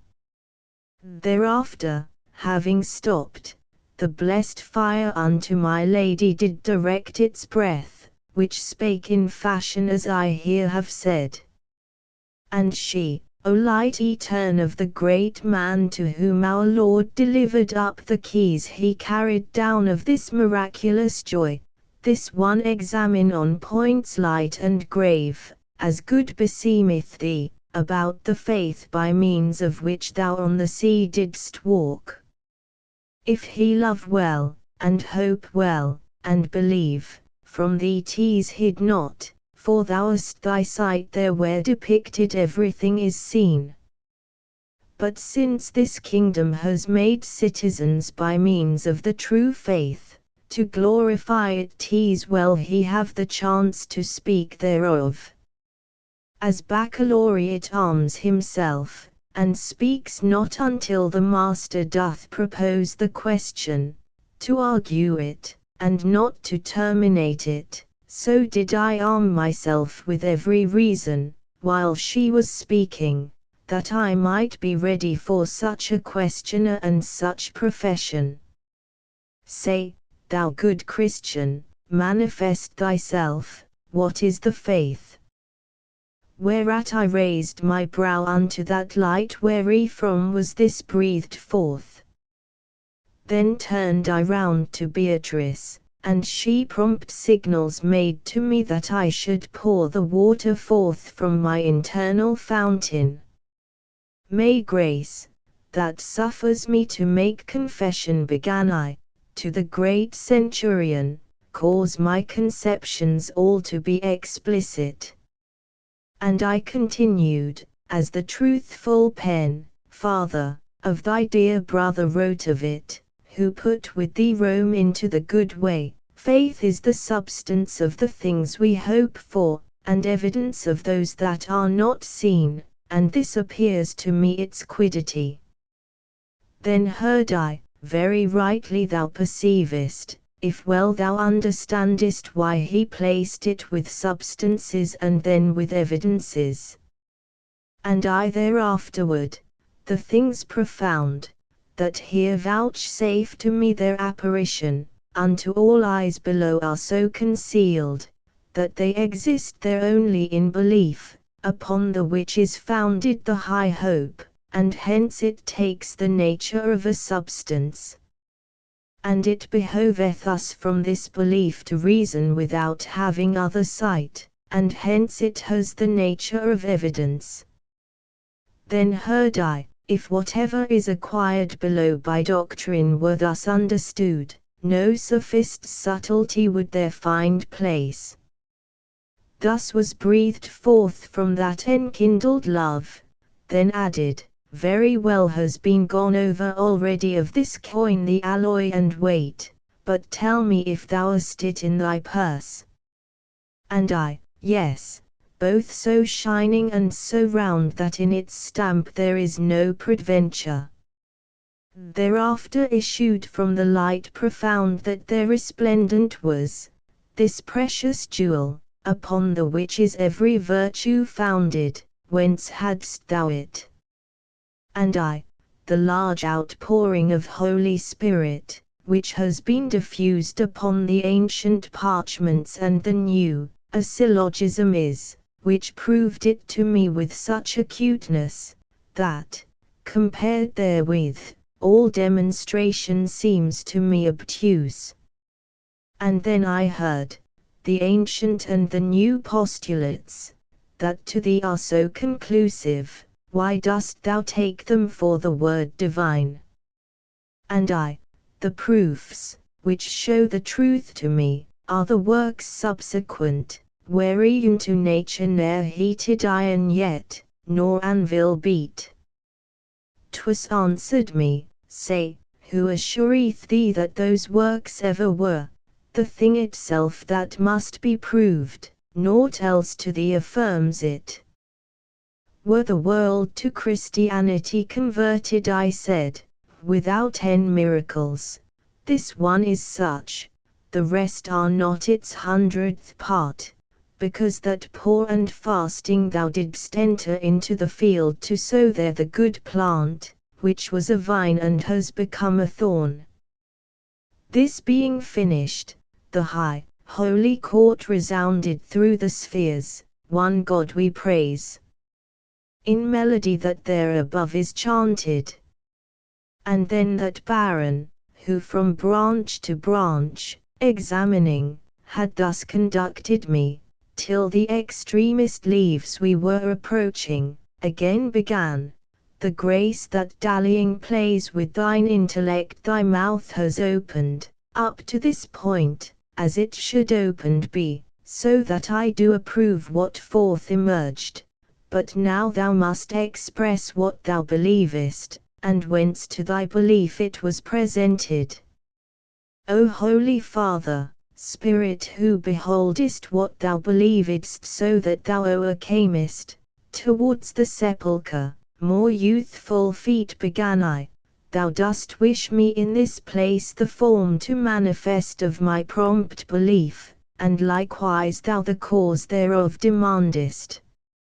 And I respond, in one God I believe, sole and etern, who moveth all the heavens with love and with desire, himself unmoved, and of such faith not only have I proofs physical and metaphysical, but gives them likewise the truth that from this place rains down through Moses, through the prophets and the Psalms, through the Evangel, and through you, who wrote after the fiery Spirit sanctified you, in persons three etern believe, and these one essence I believe, so one and trin they bear. Conjunction both with sunt and ist with the profound condition and divine which now I touch upon, doth stamp my mind oft times the doctrine evangelical. This the beginning is, this is the spark which afterwards dilates to vivid flame, and, like a star in heaven, is sparkling in me. Even as a Lord who hears what pleaseth him his servant straight embraces, gratulating for the good news as soon as he is silent, so, giving me its benediction, singing, 3 times encircled me, when I was silent, the apostolic light, at whose command I spoken had, in speaking I so pleased him.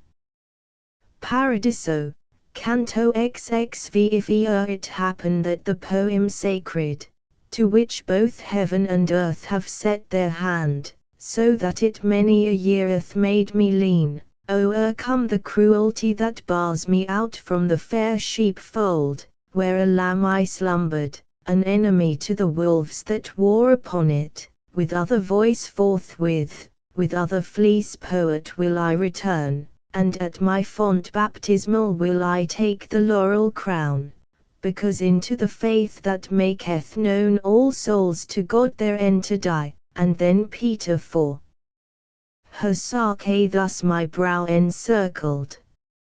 Thereafterward towards us moved a light out of that band whence issued the first fruits which of his vicars Christ behind him left, and then my Lady, full of ecstasy, said unto me, Look, look, behold the barren for whom below Galicia is frequented.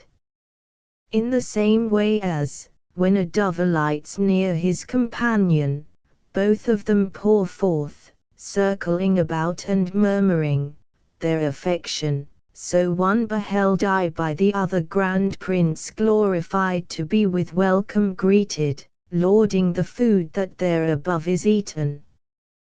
But when their gratulations were complete, silently coram me each one stood still, so incandescent it o'ercame my sight. Smiling thereafterwards, said Beatrice, illustrious life, by whom the benefactions of our basilica have been described, make hope resound within this altitude. Thou knowest as oft thou dost personify it as Jesus to the three gave greater clearness. Lift up thy head, and make thyself assured, for what comes hither from the mortal world must needs be ripened in our radiance. This comfort came to me from the second fire, wherefore mine eyes I lifted to the hills, which bent them down before with too great weight. Since, through his grace, our Emperor wills that thou shouldst find thee face to face, before thy death, in the most secret chamber, with his counts, so that, the truth beholden of this court, hope, which below there rightfully enamors, thereby thou strengthen in thyself and others, say what it is, and how is flowering with it thy mind, and say from whence it came to thee. Thus did the second light again continue.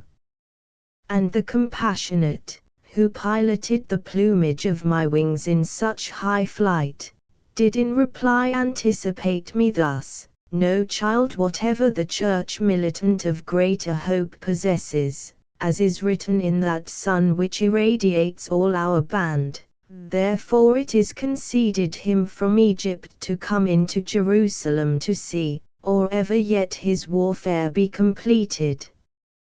The two remaining points, that not foreknowledge have been demanded, but that he report how much this virtue unto thee is pleasing, to him I leave, for hard he will not find them, nor of self-praise, and let him answer them, and may the grace of God in this assist him. As a disciple, who his teacher follows, ready and willing, where he is expert, that his proficiency may be displayed, hope, said I, is the certain expectation of future glory, which is the effect of grace divine and merit precedent. From many stars this light comes unto me, but he instilled it first into my heart who was chief singer unto the chief captain. Sperant intel in the high theody he saith, those who know thy name, and who knoweth it not, if he my faith possess. Thou didst instill me, then, with his instilling in the epistle, so that I am full, and upon others rain again your rain. While I was speaking, in the living bosom of that combustion quivered an effulgence, sudden and frequent, in the guise of lightning, then breathed, the love wherewith I am inflamed towards the virtue still which followed me unto the palm and issue of the field, wills that I breathe to thee that thou delight in her, and grateful to me is thy telling whatever things hope promises to thee. And I, the ancient scriptures and the new the mark establish, and this shows it me, of all the souls whom God hath made his friends. Isaiah saith, that each one garmented in his own land shall be with twofold garments, and his own land is this delightful life. Thy brother, too, far more explicitly, there where he treateth of the robes of white, this revelation manifests to us. And first, and near the ending of these words, Sprintinte from over us was heard, to which responsive answered all the carols. Thereafterward a light among them brightened, so that, if Cancer one such crystal had, Winter would have a month of one sole day. And as upreases, goes, and enters the dance a winsome maiden, only to do honor to the new bride, and not from any failing, even thus did I behold the brightened splendor approach the two, who in a wheel revolved as was beseeming to their ardent love. Into the song and music there it entered, and fixed on them my lady kept her look, even as a bride silent and motionless. This is the one who lay upon the breast of him our pelican, and this is he to the great office from the cross elected. My lady thus, but therefore none the more did move her sight from its attentive gaze before or afterward these words of hers. Even as a man who gazes, and endeavors to see the eclipsing of the sun a little, and who, by seeing, sightless doth become, so I became before that latest fire, while it was said, why dost thou daze thyself to see a thing which heareth no existence? Earth in the earth my body is, and shall be with all the others there, until our number with the eternal proposition tallies. With the two garments in the blessed cloister are the two lights alone that have ascended, and this shalt thou take back into your world. And at this utterance the flaming circle grew quiet, with the dulcet intermingling of sound that by the trinal breath was made, as to escape from danger or fatigue. The oars that erst were in the water beaten are all suspended at a whistle's sound. Ah, how much in my mind was I disturbed, when I turned round to look on Beatrice, that her I could not see, although I was close at her side and in the happy world. Paradiso, Canto XXVI. While I was doubting for my vision quenched, out of the flame refulgent that had quenched it issued a breathing, that attentive made me, saying, while thou recoverest the sense of seeing which in me thou hast consumed, 'tis well that speaking thou shouldst compensate it. Begin then, and declare to what thy soul is aimed, and count it for a certainty, sight is in thee bewildered and not dead, because the Lady, who through this divine region conducteth thee, has in her look the power the hand of Ananias had. I said, as pleaseth her, or soon or late let the cure come to eyes that portals were when she with fire I ever burn with entered. The good, that gives contentment to this court, the Alpha and Omega is of all the writing that love reads me low or loud. The self-same voice, that taken had from me the terror of the sudden dazzlement, to speak still farther put it in my thought, and said, in verity with finer sieve behoveth thee to sift, thee it behoveth to say who aimed thy bow at such a target.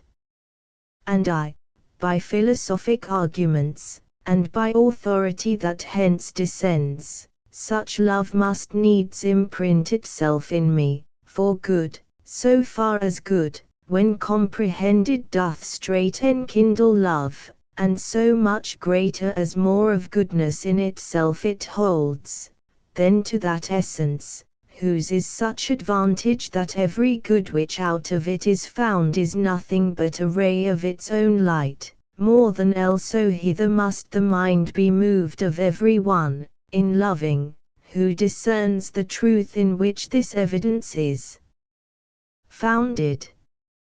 Such truth he to my intellect reveals who demonstrates to me the primal love of all the sempiternal substances. The voice reveals it of the truthful author, who says to Moses, speaking of himself, I will make all my goodness pass before thee. Thou too revealest it to me, beginning the loud evangel, that proclaims the secret of heaven to earth above all other edict. And I heard say, by human intellect and by authority concordant with it, of all thy loves reserve for God the highest. But say again if other chords thou feelest, draw thee towards him, that thou mayst proclaim with how many teeth this love is biting thee. The holy purpose of the eagle of Christ not latent was, nay, rather I perceived whither he fain would my profession lead. Therefore I recommenced, all of those bites which have the power to turn the heart to God unto my charity have been concurrent. The being of the world, and my own being, the death which he endured that I may live, and that which all the faithful hope, as I do, with the forementioned vivid consciousness have drawn me from the sea of love perverse, and of the right have placed me on the shore. The leaves, wherewith embowered is all the garden of the eternal gardener, do I love as much as he has granted them of good. As soon as I had ceased, a song most sweet throughout the heaven resounded, and my lady said with the others, Holy, holy, holy. And as at some keen light one wakes from sleep by reason of the visual spirit that runs unto the splendor past from coat to coat, and he who wakes abhorreth what he sees, so all unconscious is his sudden waking, until the judgment cometh to his aid, so from before mine eyes did Beatrice chase every mote with radiance of her own, that cast its light 1,000 miles and more. Whence better after than before I saw, and in a kind of wonderment I asked about a fourth light that I saw with us. And said my lady, there within those rays gazes upon its maker the first soul that ever the first virtue did create. Even as the bough that downward bends its top at transit of the wind, and then is lifted by its own virtue, which inclines it upward, likewise did I, the while that she was speaking, being amazed, and then I was made bold by a desire to speak wherewith I burned. And I began, O apple, that mature alonest been produced, O ancient father, to whom each wife is daughter and daughter-in-law, devoutly as I can I supplicate thee that thou wouldst speak to me, thou seest my wish, and I, to hear thee quickly, speak it not. Sometimes an animal, when covered, struggles so that his impulse needs must be apparent, by reason of the rapage following it, and in like manner the primeval soul made clear to me athwart its covering how jubilant it was to give me pleasure. Then breathed, without thy uttering it to me, thine inclination better I discern than thou whatever thing is surest to thee, for I behold it in the truthful mirror, that of himself all things parhelion makes, and none makes him parhelion of itself. Thou fain wouldst hear how long ago God placed me within the lofty garden, where this lady unto so long a stairway thee disposed.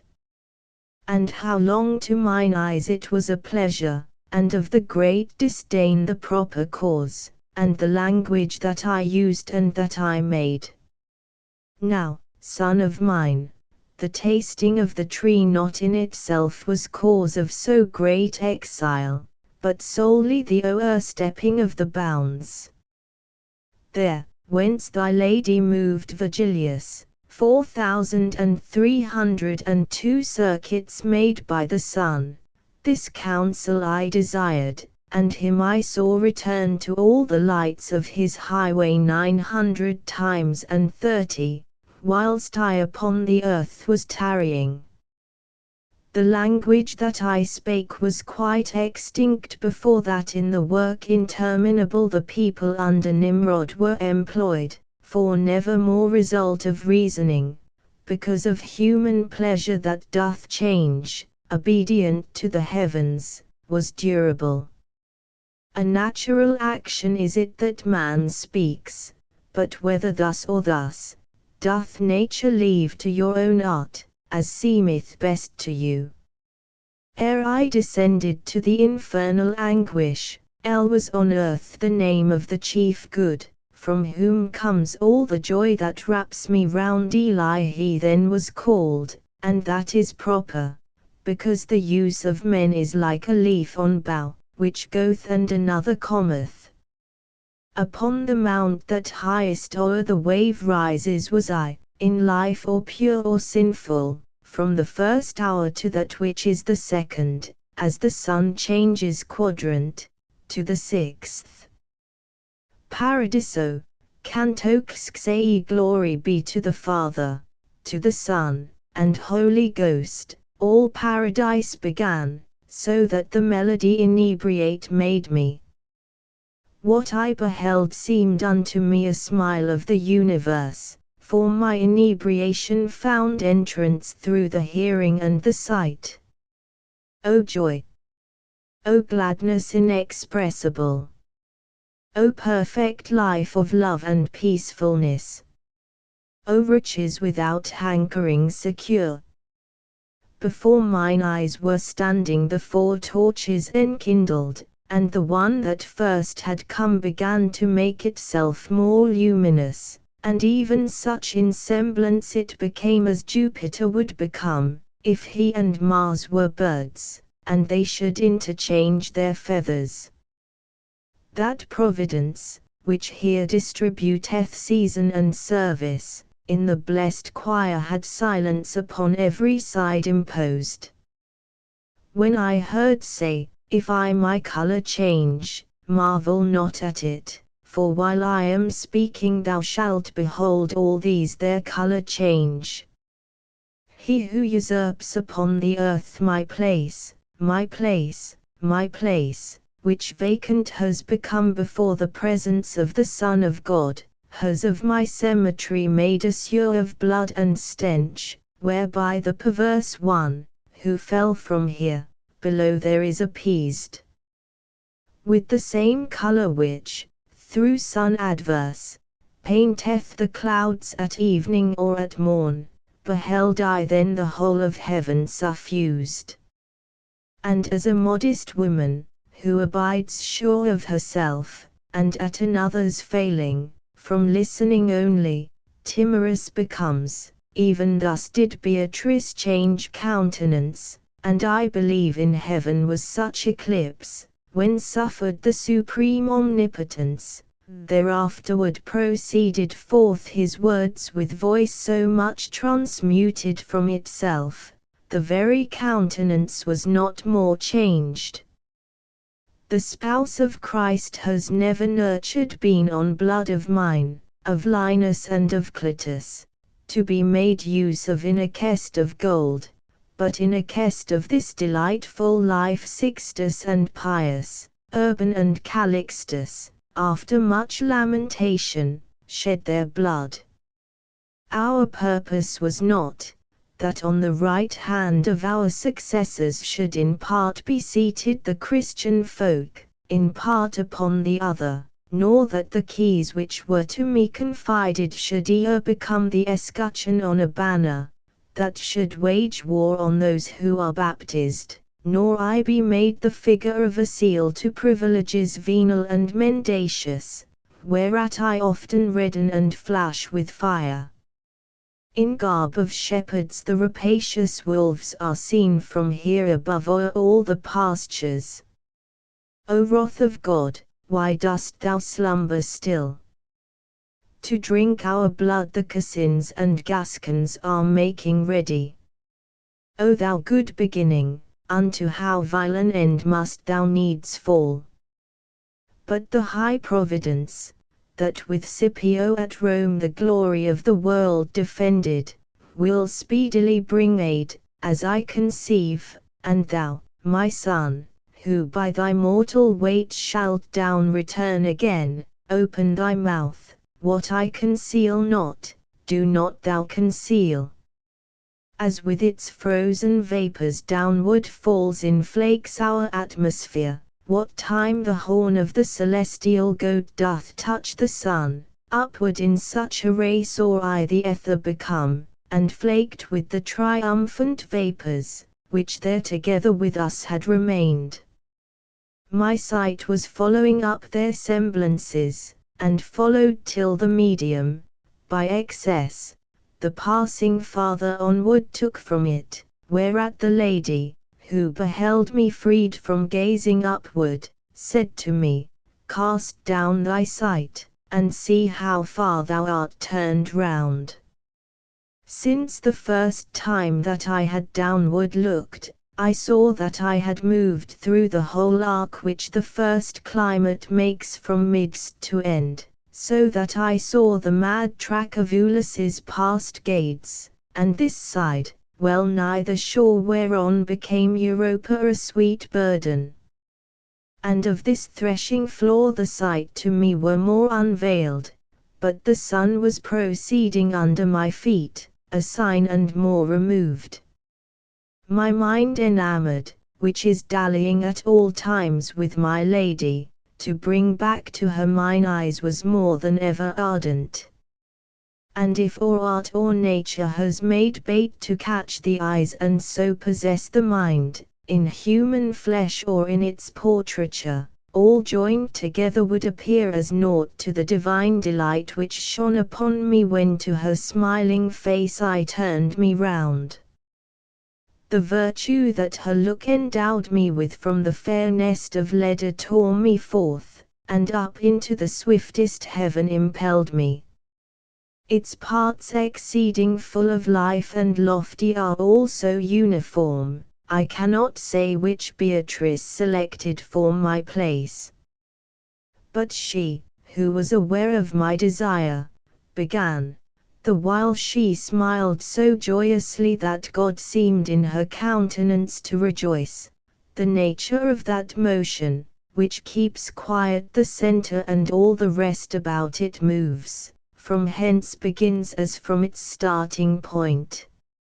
And in this heaven there is no other where than in the mind divine, wherein is kindled the love that turns it, and the power it reigns. Within a circle light and love embrace it, even as this doth the others, and that precinct he who encircles it alone controls. Its motion is not by another mitted, but all the others measured are by this, as 10 is by the half and by the fifth. And in what manner time in such a pot may have its roots, and in the rest its leaves, now unto thee can manifest be made. O covetousness, that mortals dost engulf beneath thee so, that no one hath the power of drawing back his eyes from out thy waves. Full fairly blossoms in mankind the will, but the uninterrupted rain converts into abortive wildings the true plums. Fidelity and innocence are found only in children, afterwards they both take flight or ere the cheeks with down are covered. 1. While he prattles still, observes the fasts, who, when his tongue is loosed, forthwith devours whatever food under whatever moon. Another, while he prattles, loves and listens unto his mother, who when speech is perfect forthwith desires to see her in her grave. Even thus is swarthy made the skin so white in its first aspect of the daughter fair of him who brings the morn, and leaves the night. Thou, that it may not be a marvel to thee, think that on earth there is no one who governs, whence goes astray the human family. Ere January be unwintered wholly by the centesimal on earth neglected, shall these supernal circles roar so loud the tempest that has been so long awaited shall whirl the poops about where are the prows, so that the fleet shall run its course direct, and the true fruit shall follow on the flower. Paradiso, Canto VI. After the truth against the present life of miserable mortals was unfolded by her who doth in paradise my mind, as in a looking glass a taper's flame he sees who from behind is lighted by it, before he has it in his sight or thought, and turns him round to see if so the glass tell him the truth, and sees that it accords therewith as doth a music with its meter. In similar wise my memory recollecteth that I did, looking into those fair eyes, of which love made the springs, to ensnare me.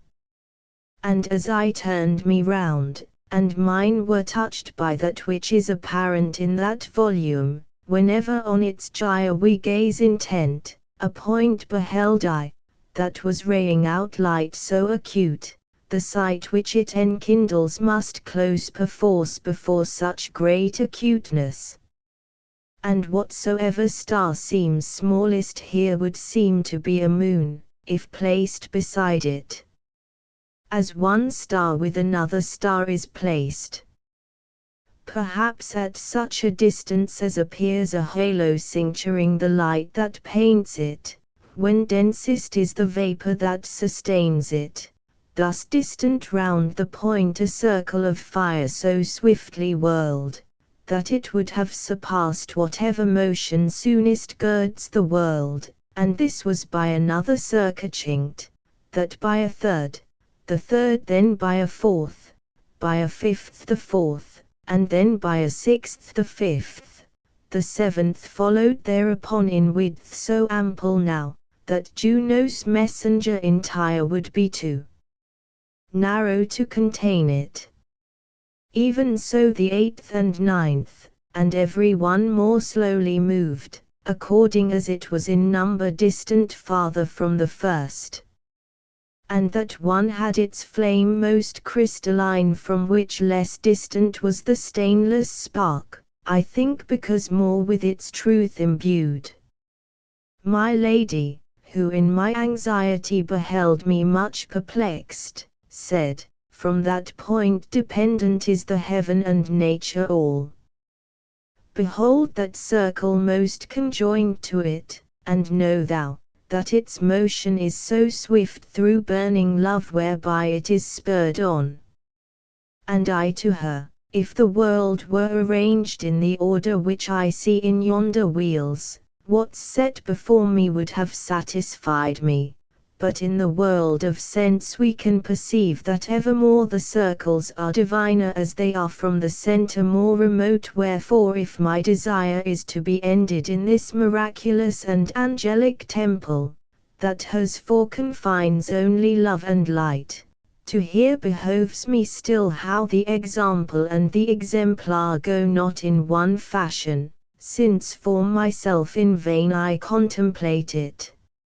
If thine own fingers unto such a knot be insufficient, it is no great wonder, so hard doth it become for want of trying.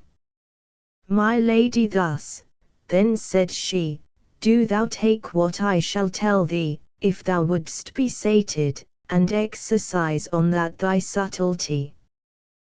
The circles corporal are wide and narrow according to the more or less of virtue which is distributed through all their parts. The greater goodness works the greater weal, the greater weal the greater body holds, if perfect equally are all its parts. Therefore this one which sweeps along with it the universe sublime, doth correspond unto the circle which most loves and knows. On which account, if thou unto the virtue apply thy measure, not to the appearance of substances that unto thee seem round, thou wilt behold a marvellous agreement, of more to greater, and of less to smaller, in every heaven, with its intelligence. Even as remaineth splendid and serene the hemisphere of air, when Boreas is blowing from that cheek where he is mildest, because is purified and resolved the rack that erst disturbed it, till the welkin laughs with all the beauties of its pageantry. Thus did I likewise, after that my lady had me provided with her clear response, and like a star in heaven the truth was seen.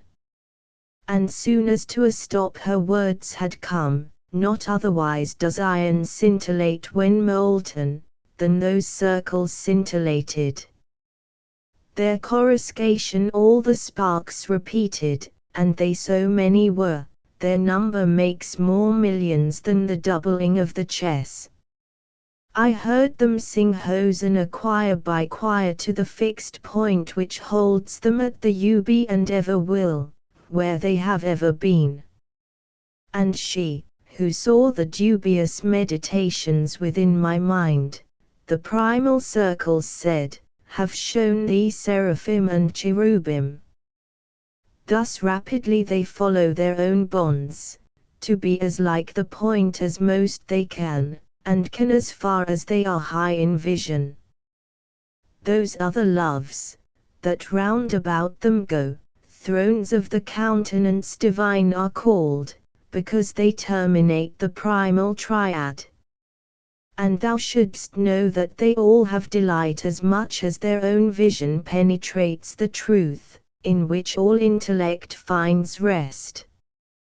From this it may be seen how blessedness is founded in the faculty which sees, and not in that which loves, and follows next, and of this seeing merit is the measure, which is brought forth by grace, and by good will. Thus on from grade to grade doth it proceed. The second triad, which is germinating in such wise in this sempiternal spring, that no nocturnal Aries despoils, perpetually Hosanna warbles forth with threefold melody, that sounds in three orders of joy, with which it is entrined. The three divine are in this hierarchy, first the dominions, and the virtues next, and the third order is that of the powers. Then in the dances twain penultimate the principalities and archangels wheel, the last is wholly of angelic sports. These orders upward all of them are gazing, and downward so prevail, that unto God they all attracted are and all attract. And Dionysius with so great desire to contemplate these orders set himself, he named them and distinguished them as I do. But Gregory afterwards dissented from him, wherefore, as soon as he unclosed his eyes within this heaven, he at himself did smile. And if so much of secret truth a mortal proffered on earth, I would not have thee marvel, for he who saw it here revealed it to him, with much more of the truth about these circles. Paradiso, Canto 6. At what time both the children of Latona, surmounted by the ram and by the scales, together make a zone of the horizon, as long as from the time the zenith holds them in equipoise, till from that girdle both changing their hemisphere disturb the balance, so long, her face depicted with a smile, did Beatrice keep silence while she gazed fixedly at the point which had o'ercome me. Then she began, I say, and I ask not what thou dost wish to hear, for I have seen it where centers every when and every ub. Not to acquire some good unto himself, which is impossible, but that his splendor in its resplendency may say, subsisto in his eternity outside of time, outside all other limits, as it pleased him, into new loves the eternal love unfolded.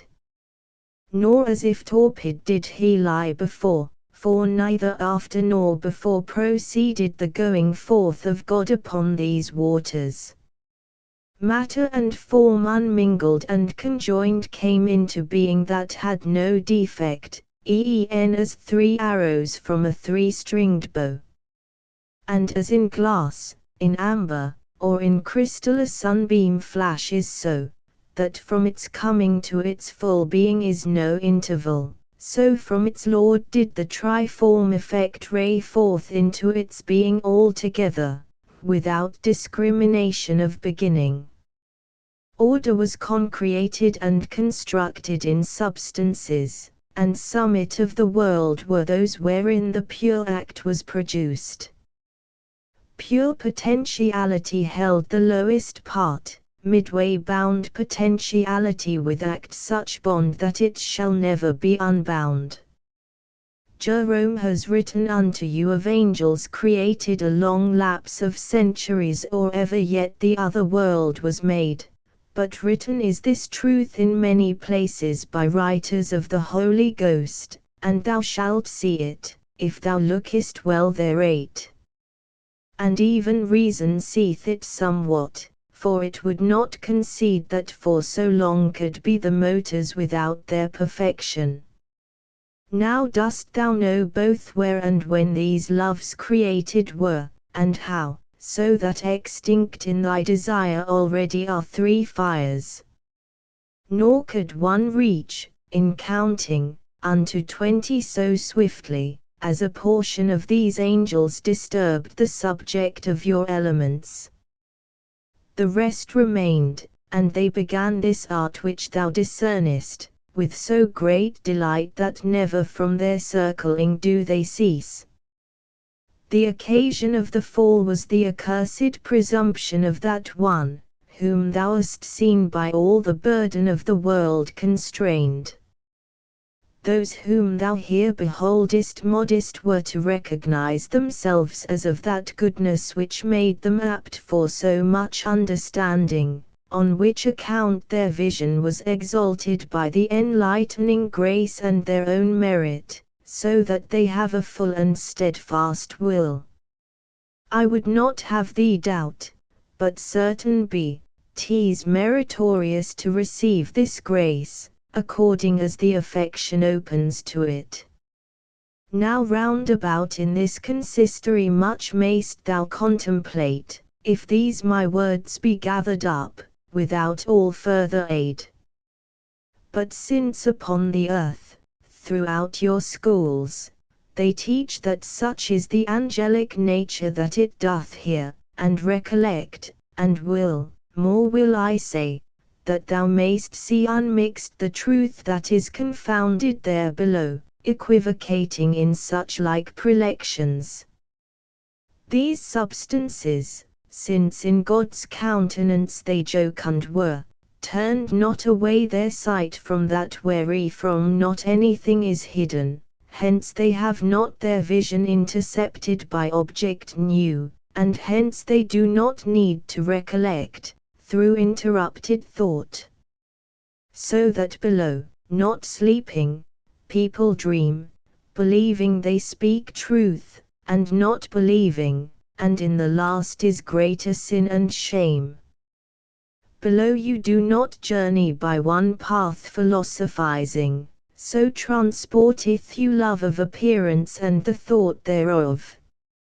And even this above here is endured with less disdain, than when is set aside the Holy Writ, or when it is distorted.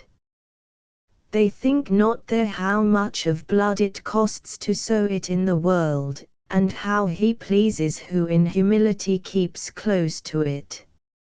Each striveth for appearance, and doth make his own inventions, and these treated are by preachers, and the evangel holds its peace. One saith that the moon did backward turn, in the passion of Christ, and interpose herself so that the sunlight reached not down below, and lies, for of its own accord the light hid itself, whence to Spaniards and to Indians, as to the Jews, did such eclipse respond. Florence has not so many Lapi and Bindi as fables such as these, that every year are shouted from the pulpit back and forth, in such wise that the lambs, who do not know, come back from pasture fed upon the wind, and not to see the harm doth not excuse them. Christ did not to his first disciples say, Go forth, and to the world preach idle tales, but unto them a true foundation gave, and this so loudly sounded from their lips, that, in the warfare to enkindle faith, they made of the evangel shields and lances. Now men go forth with jests and drolleries to preach, and if but well the people laugh, the hood puffs out, and nothing more is asked. But in the cowl there nestles such a bird, that, if the common people were to see it, they would perceive what pardons they confide in, for which so great on earth has grown the folly, that, without proof of any testimony, to each indulgence they would flock together. By this Saint Anthony his pig doth fatten, and many others, who are worse than pigs, paying in money without mark of coinage. But since we have digressed abundantly, turn back thine eyes forthwith to the right path, so that the way be shortened with the time. This nature doth so multiply itself in numbers, that there never yet was speech nor mortal fancy that can go so far. And if thou notest that which is revealed by Daniel, thou wilt see that in his thousands number determinate is kept concealed. The primal light, that all irradiates it, by modes as many is received therein, as are the splendors wherewith it is mated. Hence, inasmuch as on the act conceptive the affection followeth, of love the sweetness therein diversely fervid is or tepid. The height behold now and the amplitude of the eternal power, since it hath made itself so many mirrors, where 'tis broken, one in itself remaining as before.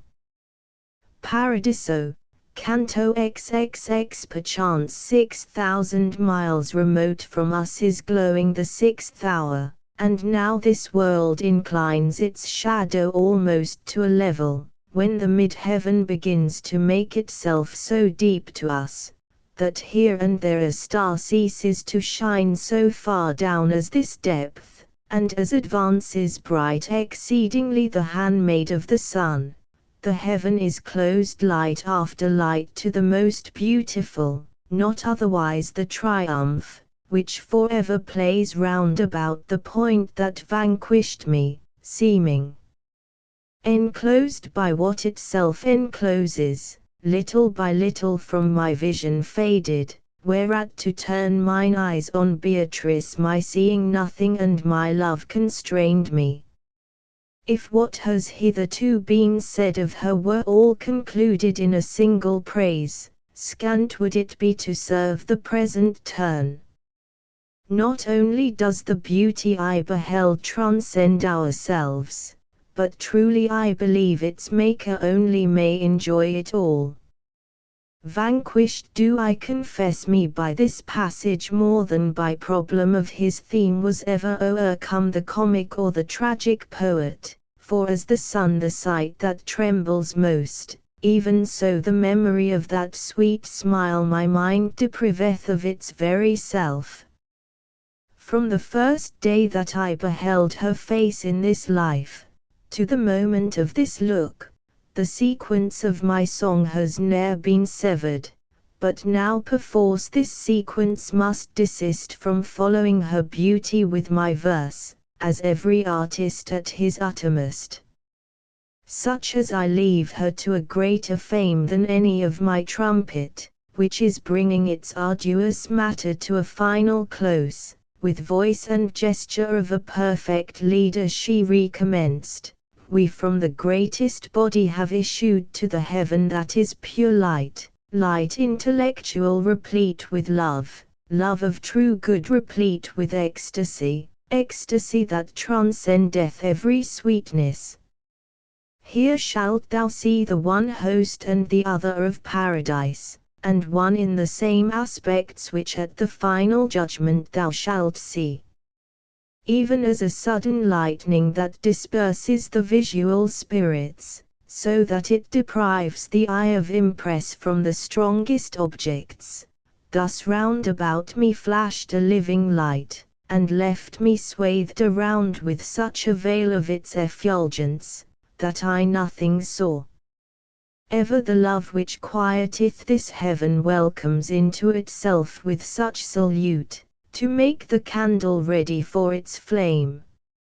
No sooner had within me these brief words an entrance found, than I perceived myself to be uplifted over my own power, and I with vision new rekindled me, such that no light whatever is so pure but that mine eyes were fortified against it. And light I saw in fashion of a river fulvid with its effulgence, twixt two banks depicted with an admirable spring. Out of this river issued living sparks, and on all sides sank down into the flowers, like unto rubies that are set in gold, and then, as if inebriate with the odors, they plunged again into the wondrous torrent, and as one entered issued forth another. The high desire, that now inflames and moves thee to have intelligence of what thou seest, pleaseth me all the more it swells. But of this water it behoves thee drink before so great a thirst in thee be slaked. Thus said to me the sunshine of mine eyes, and added, the river and the topazes going in and out, and the laughing of the herbage, are of their truth foreshadowing prefaces, not that these things are difficult in themselves, but the deficiency is on thy side, for yet thou hast not vision so exalted. There is no babe that leaps so suddenly with face towards the milk, if he awake much later than his usual custom is, as I did, that I might make better mirrors still of mine eyes, down stooping to the wave which flows that we therein be better made. And even as the penthouse of mine eyelids drank of it, it forthwith appeared to me out of its length to be transformed to round. Then as a folk who have been under masks seem other than before, if they divest the semblance not their own they disappeared in, thus into greater pomp were changed for me the flowerets and the sparks, so that I saw both of the courts of heaven made manifest. O splendor of God! By means of which I saw the lofty triumph of the realm veracious, give me the power to say how it I saw. There is a light above, which visible makes the Creator unto every creature, who only in beholding him has peace, and it expands itself in circular form to such extent, that its circumference would be too large a girdle for the sun. The semblance of it is all made of rays reflected from the top of primal motion, which takes therefrom vitality and power.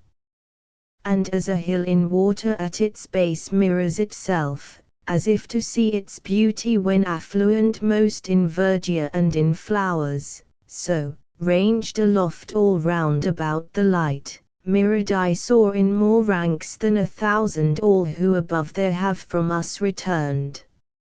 And if the lowest row collect within it so great a light, how vast the amplitude is of this rose in its extremest leaves. My vision in the vastness and the height lost not itself, but comprehended all the quantity and quality of that gladness. There near and far nor add nor take away, for there where God immediately doth govern, the natural law in naught is relevant. Into the yellow of the rose eternal that spreads, and multiplies, and breathes an odor of praise unto the ever-vernal sun, as one who silent is and fain would speak, me Beatrice drew on, and said, Behold of the white stoles how vast the convent is. Behold how vast the circuit of our city. Behold our seats so filled to overflowing, that here henceforward are few people wanting. On that great throne whereon thine eyes are fixed for the crown's sake already placed upon it, before thou suppest at this wedding feast shall sit the soul, that is to be Augustus on earth, of noble Henry, who shall come to redress Italy ere she be ready. Blind covetousness, that casts its spell upon you, has made you like unto the little child, who dies of hunger and drives off the nurse. And in the sacred forum then shall be a prefect such, that openly or covert on the same road he will not walk with him. But long of God he will not be endured in holy office, he shall be thrust down where Simon Magus is for his deserts, and make him of a Lagnolo ago. Paradiso, Canto XXXI. In fashion then as of a snow-white rose displayed itself to me the saintly host, whom Christ in his own blood had made his bride, but the other host, that flying sees and sings the glory of him who doth enamour it, and the goodness that created it so noble, even as a swarm of bees, that sinks in flowers one moment, and the next returns again to where its labour is to sweetness turned, sunk into the great flower, that is adorned with leaves so many, and thence reascended to where its love abideth evermore. Their faces had they all of living flame, and wings of gold, and all the rest so white no snow unto that limit doth attain. From bench to bench, into the flower descending, they carried something of the peace and ardour which by the fanning of their flanks they won. Nor did the interposing twixt the flower and what was o'er it of such plenitude of flying shapes impede the sight and splendour, because the light divine so penetrates the universe, according to its merit, that naught can be an obstacle against it. This realm secure and full of gladsomeness, crowded with ancient people and with modern, unto one mark had all its look and love. O trinal light, that in a single star sparkling upon their sight so satisfies them, look down upon our tempest here below.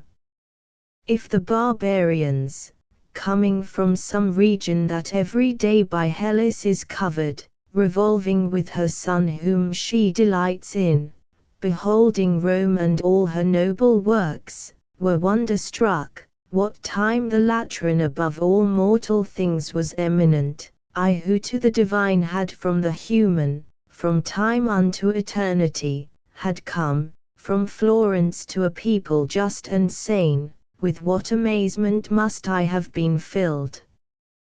Truly between this and the joy, it was my pleasure not to hear, and to be mute.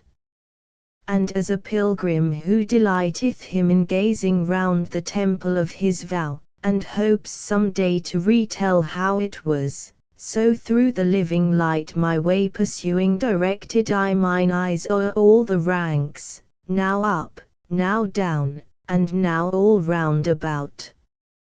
Faces I saw of charity persuasive, embellished by his light and their own smile, and attitudes adorned with every grace.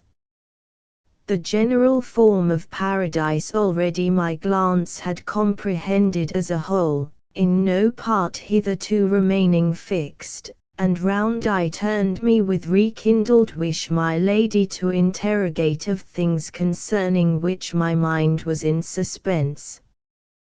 One thing I meant, another answered me. I thought I should see Beatrice, and saw an old man habited like the glorious people. O'erflowing was he in his eyes and cheeks with joy benign, in attitude of pity as to a tender father is becoming. And she, where is she? Instantly I said, whence he? To put an end to thy desire, me Beatrice hath sent from mine own place. And if thou lookest up to the third round of the first rank, again shalt thou behold her upon the throne her merits have assigned her. Without reply I lifted up mine eyes, and saw her, as she made herself a crown reflecting from herself the eternal rays. Not from that region which the highest thunders is any mortal eye so far removed, in whatsoever sea it deepest sinks, as there from Beatrice my sight, but this was nothing unto me, because her image descended not to me by medium blood. O Lady, thou in whom my hope is strong, and who for my salvation didst endure in hell to leave the imprint of thy feet, of whatsoever things I have beheld, as coming from thy power and from thy goodness I recognize the virtue and the grace. Thou from a slave hast brought me unto freedom, by all those ways, by all the expedients, whereby thou hadst the power of doing it. Preserve towards me thy magnificence, so that this soul of mine, which thou hast healed, pleasing to thee be loosened from the body. Thus I implored, and she, so far away, smiled, as it seemed, and looked once more at me, then unto the eternal fountain turned. And said the old man wholly, that thou mayst accomplish perfectly thy journeying, wherein to prayer and holy love have sent me, fly with thine eyes all round about this garden, foreseeing it will discipline thy sight farther to mount along the ray divine. And she, the Queen of Heaven, for whom I burn wholly with love, will grant us every grace, because that I her faithful Bernardum.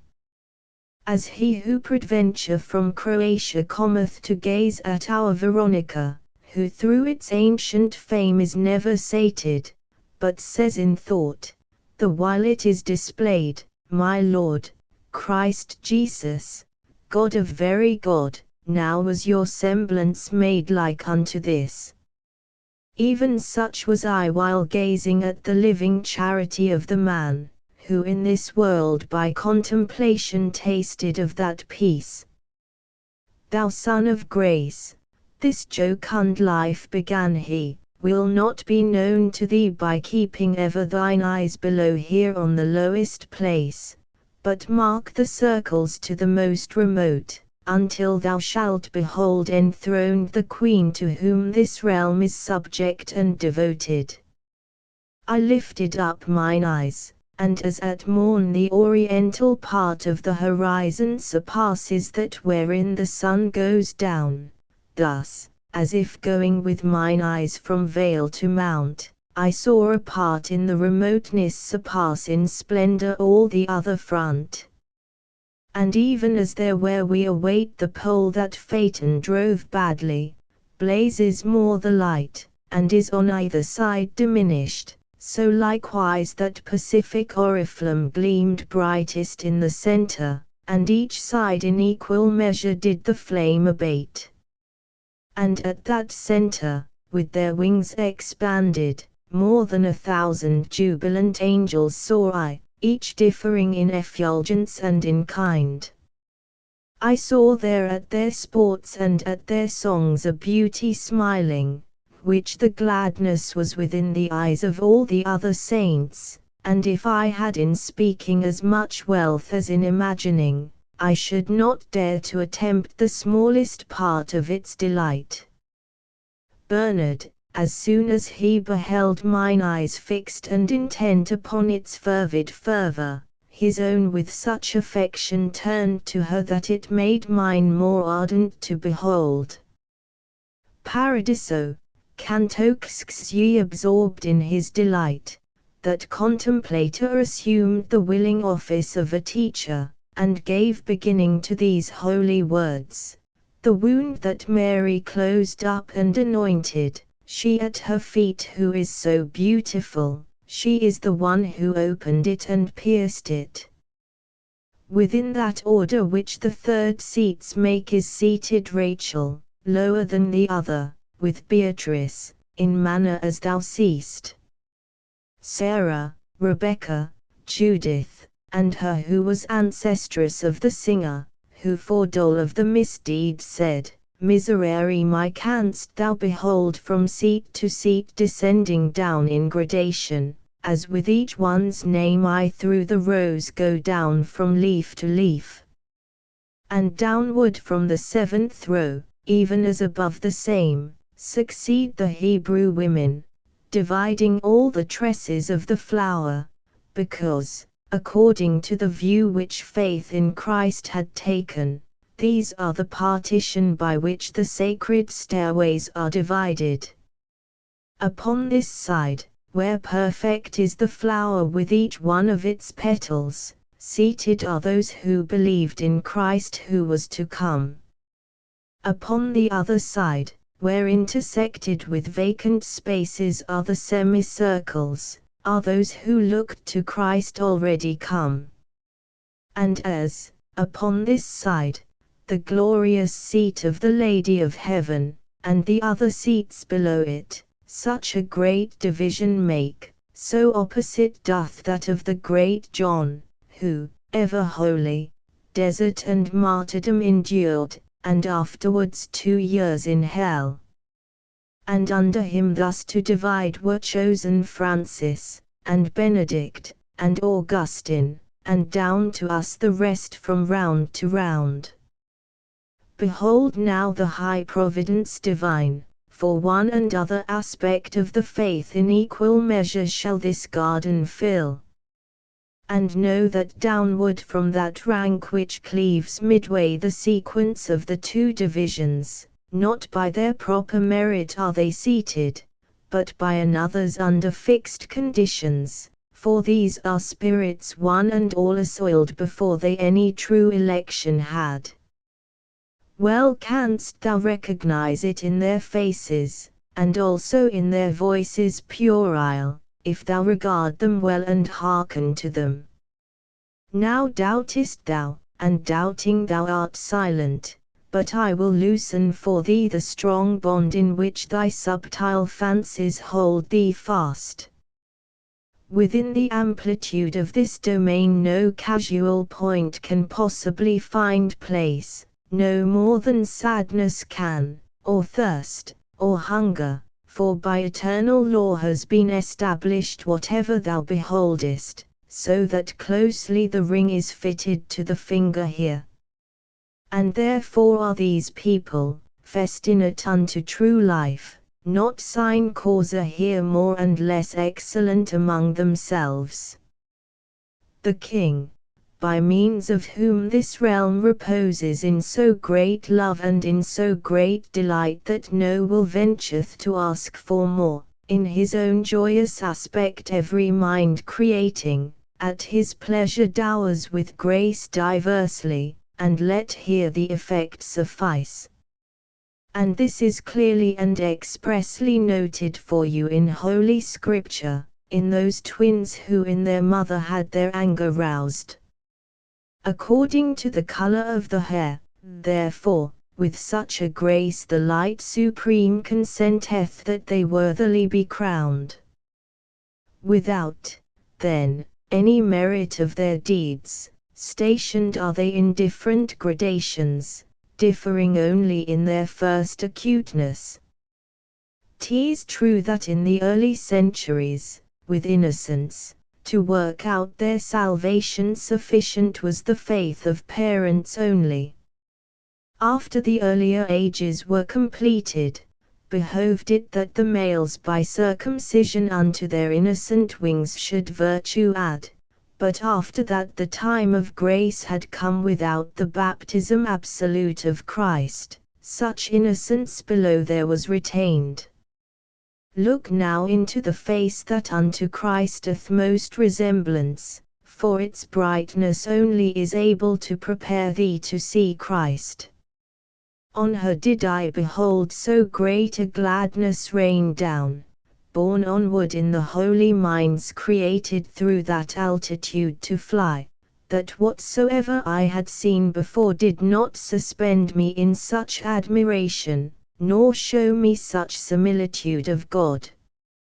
And the same love that first descended there, Ave Maria, Gratia plena singing, in front of her his wings expanded wide.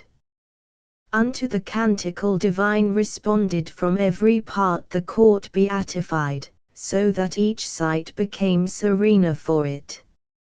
O Holy Father, who for me endurest to be below here, leaving the sweet place in which thou sittest by eternal lot, who is the angel that with so much joy into the eyes is looking of our Queen, enamored so that he seems made of fire. Thus I again recourse had to the teaching of that one who delighted him in Mary as doth the star of morning in the sun.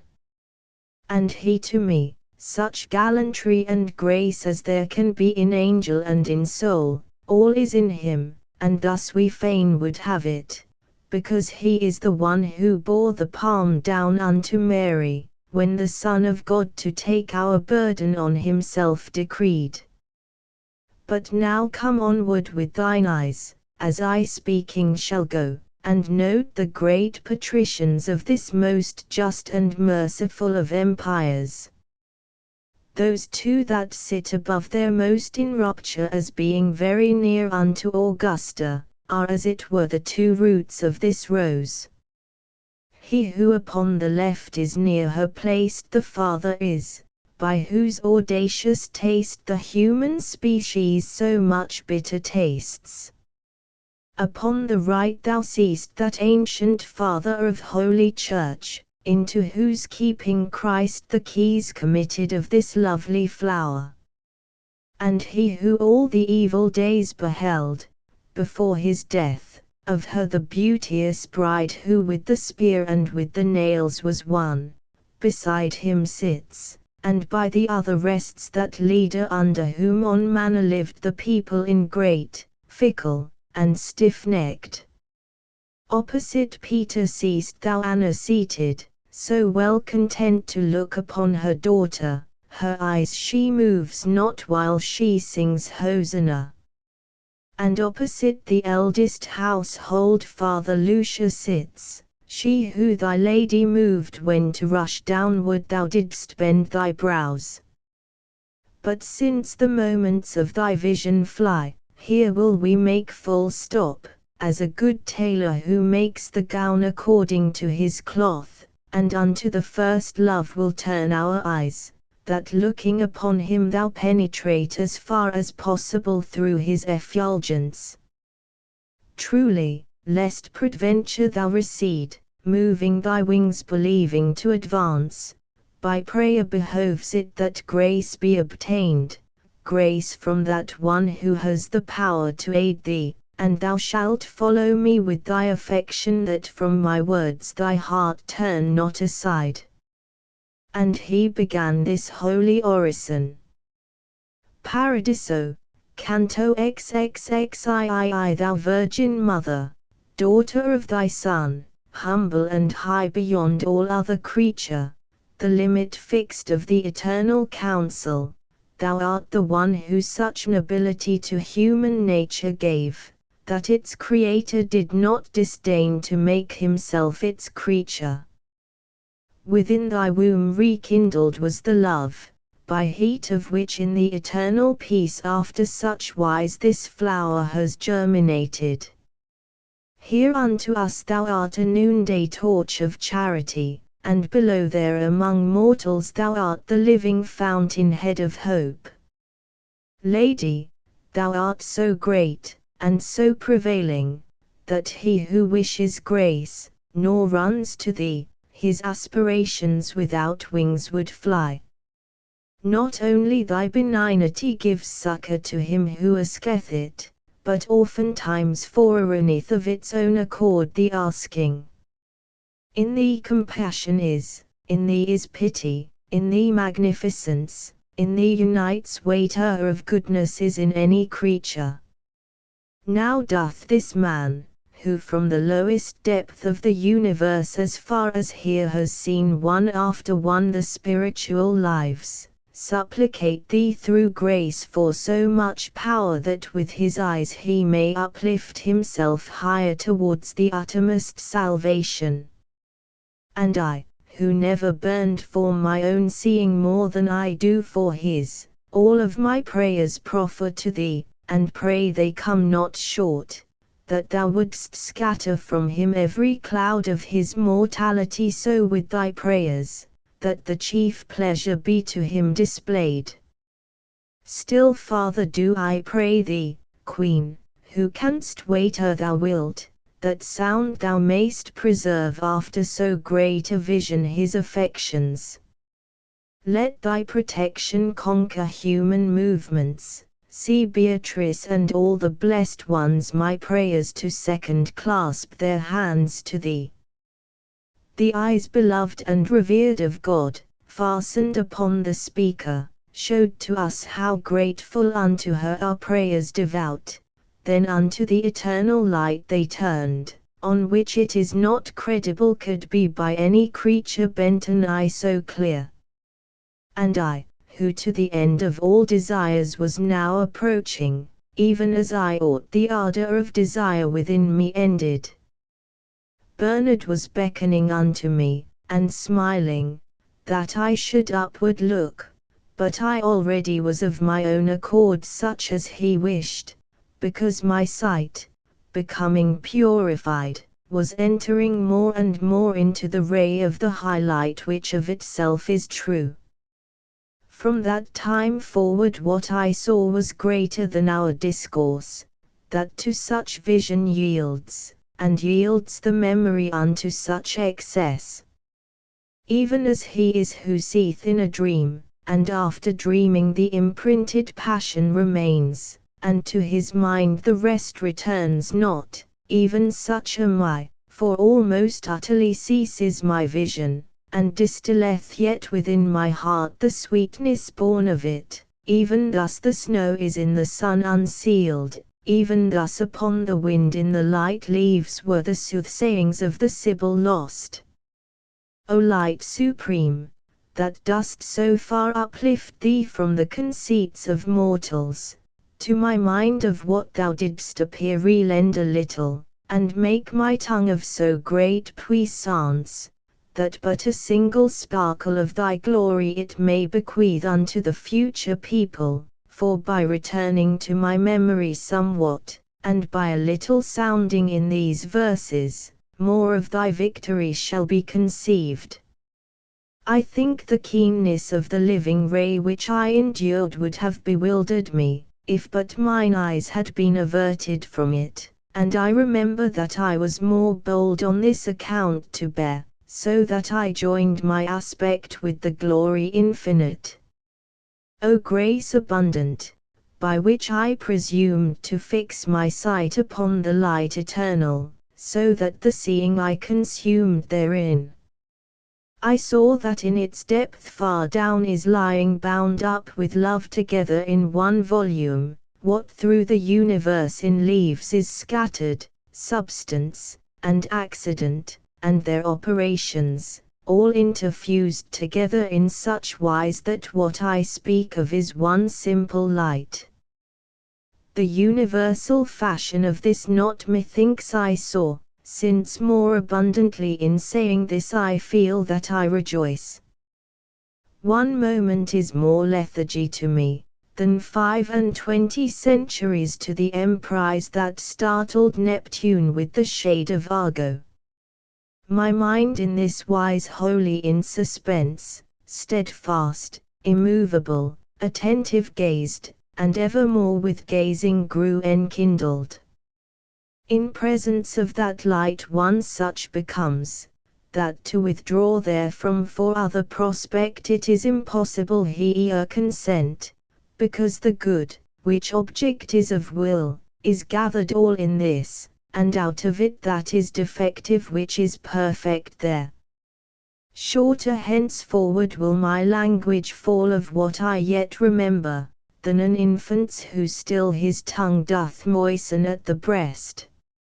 Not because more than one unmingled semblance was in the living light on which I looked, for it is always what it was before, but through the sight, that fortified itself in me by looking, one appearance only to me was ever changing as I changed.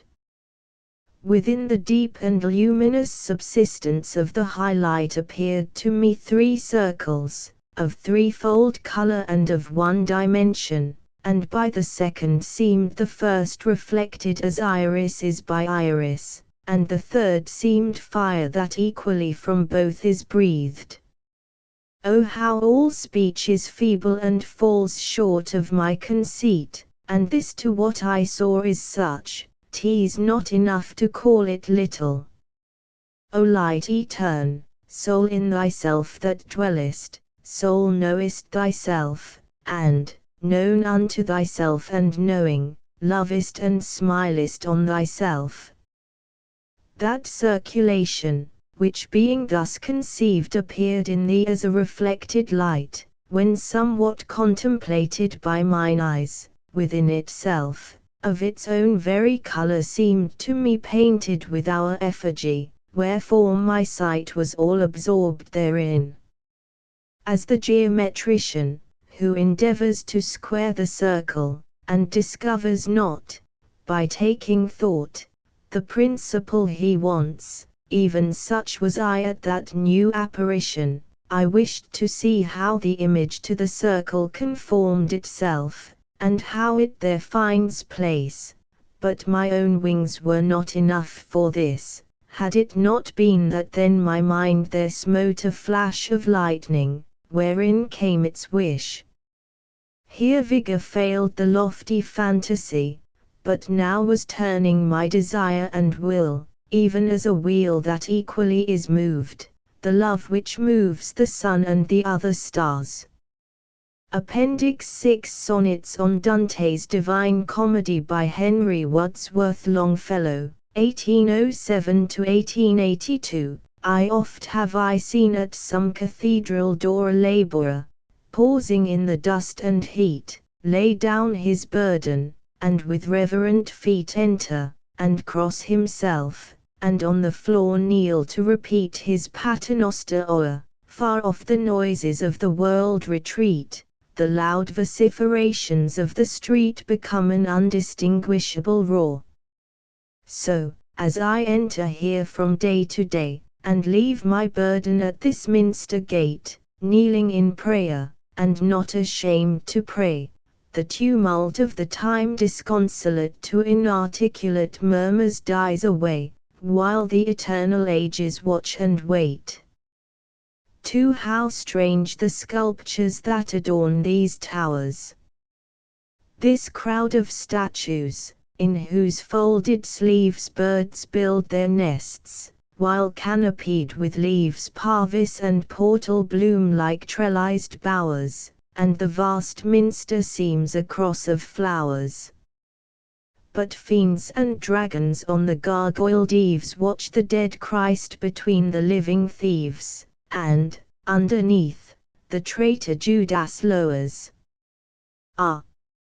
From what agonies of heart and brain, what exultations trampling on despair, what tenderness, what tears, what hate of wrong, what passionate outcry of a soul in pain, uprose this poem of the earth and air, this medieval miracle of song. 3. I enter, and I see thee in the gloom of the long aisles, O poet saturnine, and strive to make my steps keep pace with thine.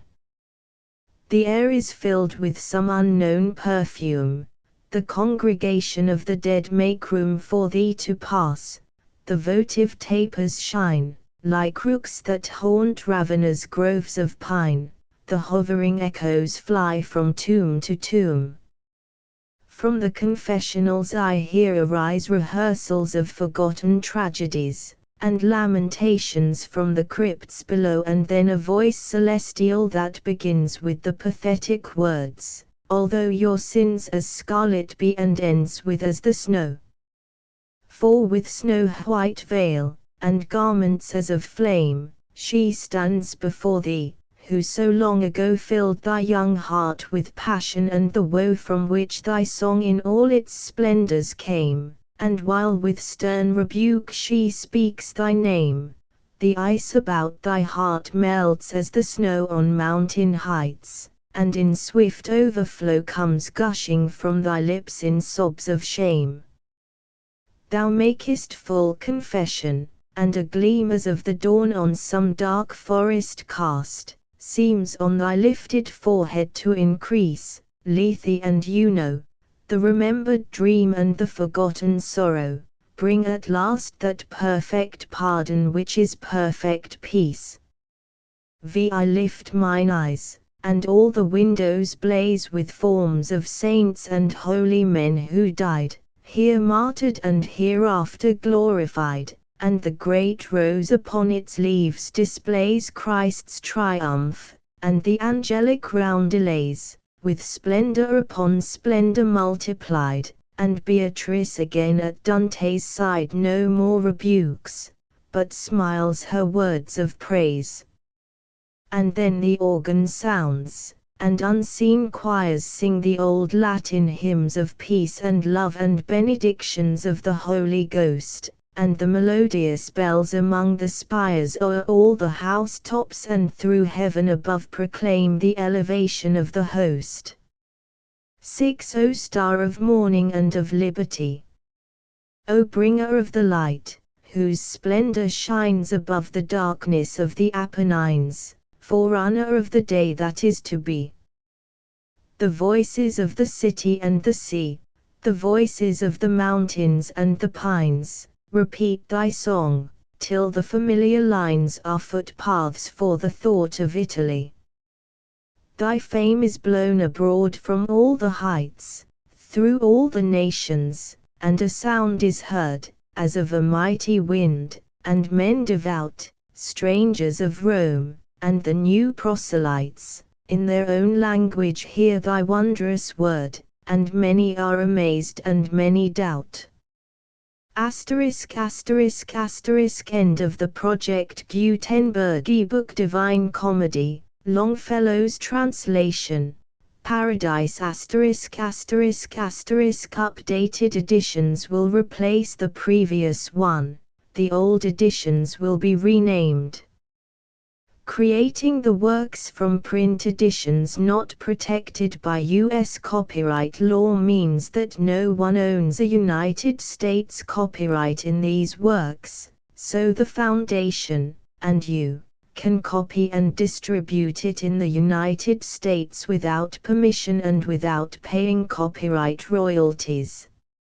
Special rules, set forth in the general terms of use part of this license, apply to copying and distributing Project Gutenberg trademark symbol electronic works to protect the Project Gutenberg trademark symbol concept and trademark. Project Gutenberg is a registered trademark, and may not be used if you charge for an ebook, except by following the terms of the trademark license, including paying royalties for use of the Project Gutenberg trademark.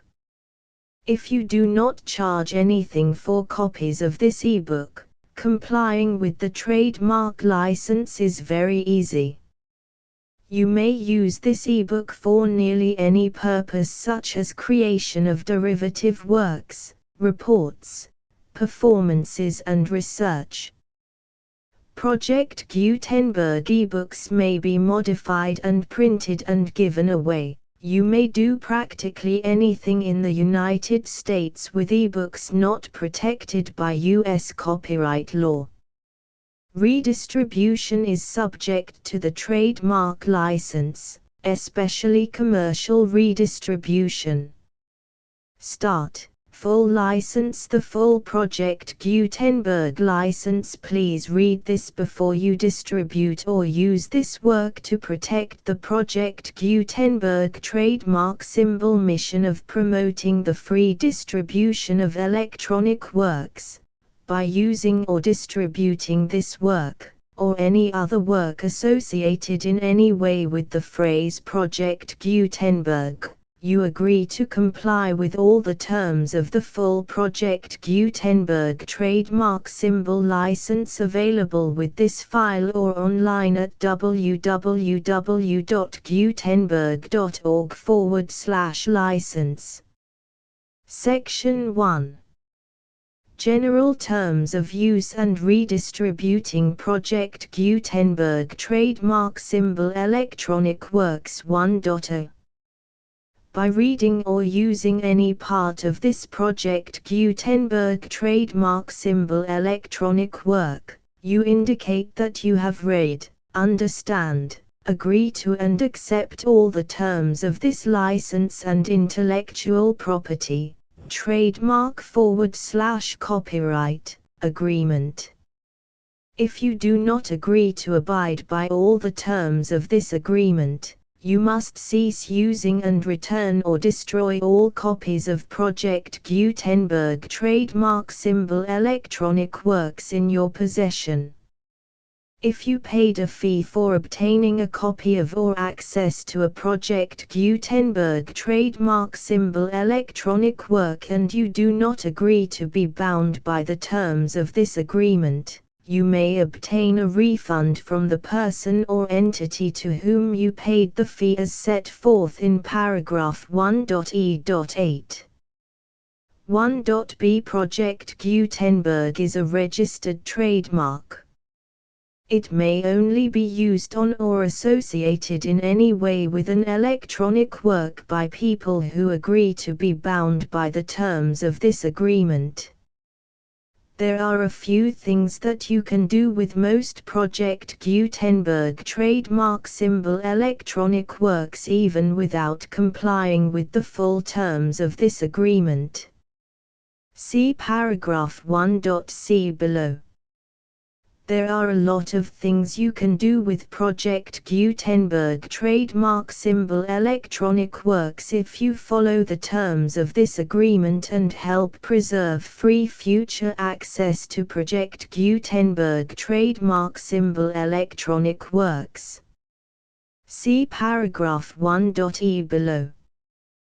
1.c. The Project Gutenberg Literary Archive Foundation, the Foundation or PGLAF, owns a compilation copyright in the collection of Project Gutenberg trademark symbol electronic works. Nearly all the individual works in the collection are in the public domain in the United States.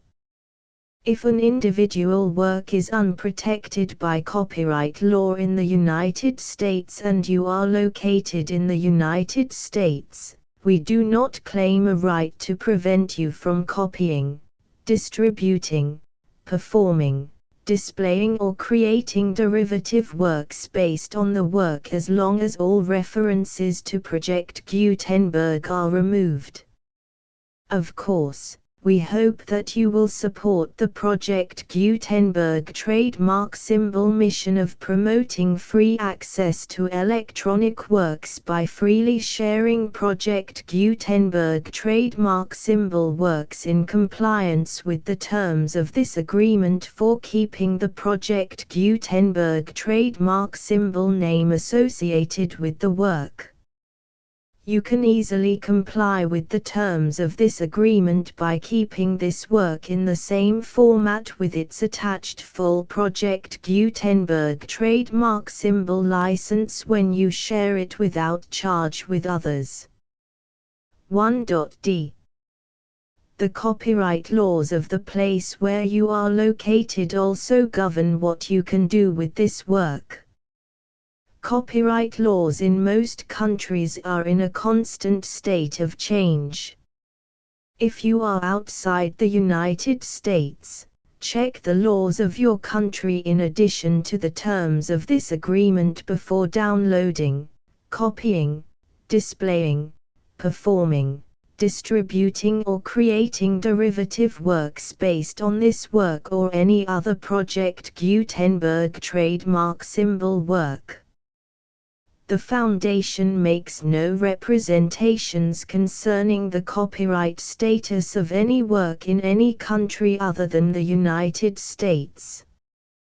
1.e. Unless you have removed all references to Project Gutenberg, 1.e.1. The following sentence, with active links to, or other immediate access to, the full Project Gutenberg trademark symbol license must appear prominently whenever any copy of a Project Gutenberg trademark symbol work, any work on which the phrase Project Gutenberg appears, or with which the phrase Project Gutenberg is associated, is accessed, displayed, performed, viewed, copied or distributed.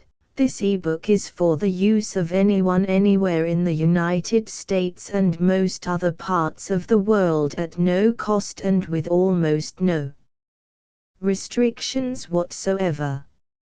You may copy it, give it away or reuse it under the terms of the Project Gutenberg license included with this ebook or online at www.gutenberg.org.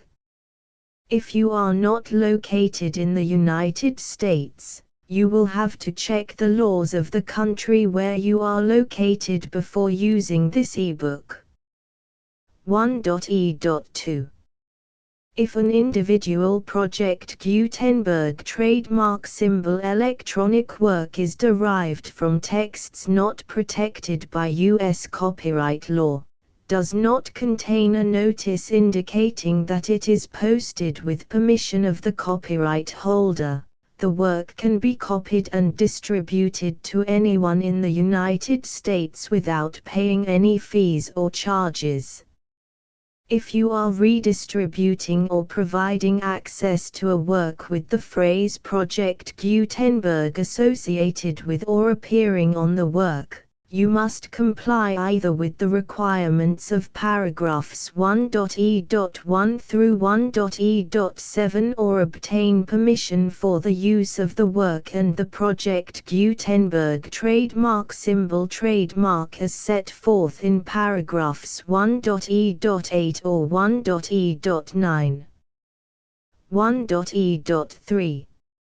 If an individual Project Gutenberg trademark symbol electronic work is posted with the permission of the copyright holder, your use and distribution must comply with both paragraphs 1.e.1 through 1.e.7 and any additional terms imposed by the copyright holder. Additional terms will be linked to the Project Gutenberg trademark symbol license for all works posted with the permission of the copyright holder found at the beginning of this work. 1.e.4. Do not unlink or detach or remove the full Project Gutenberg trademark symbol license terms from this work, or any files containing a part of this work or any other work associated with Project Gutenberg trademark symbol. 1.e.5. Do not copy, display, perform, distribute or redistribute this electronic work, or any part of this electronic work, without prominently displaying the sentence set forth in paragraph 1.e.1 with active links or immediate access to the full terms of the Project Gutenberg trademark symbol license. 1.e.6. You may convert to and distribute this work in any binary, compressed, marked up, non-proprietary or proprietary form, including any word processing or hypertext form. However, if you provide access to or distribute copies of a Project Gutenberg trademark symbol work in a format other than plain vanilla ASCII or other format used in the official version posted on the official Project Gutenberg trademark symbol website, www.gutenberg.org, you must, at no additional cost, fee or expense to the user, provide a copy, a means of exporting a copy, or a means of obtaining a copy upon request, of the work in its original plain vanilla ASCII or other form. Any alternate format must include the full Project Gutenberg trademark symbol license as specified in paragraph 1.e.1. 1.e.7. Do not charge a fee for access to, viewing, displaying, performing, copying or distributing any Project Gutenberg trademark symbol works unless you comply with paragraph 1.e.8 or 1.e.9. 1.e.8. You may charge a reasonable fee for copies of or providing access to or distributing Project Gutenberg trademark symbol electronic works provided that you pay a royalty fee of 20% of the gross profits you derive from the use of Project Gutenberg trademark symbol works calculated using the method you already use to calculate your applicable taxes. The fee is owed to the owner of the Project Gutenberg trademark symbol trademark, but he has agreed to donate royalties under this paragraph to the Project Gutenberg Literary Archive Foundation. Royalty payments must be paid within 60 days following each date on which you prepare, or are legally required to prepare, your periodic tax returns. Royalty payments should be clearly marked as such and sent to the Project Gutenberg Literary Archive Foundation at the address specified in Section 4, Information about donations to the Project Gutenberg Literary Archive Foundation.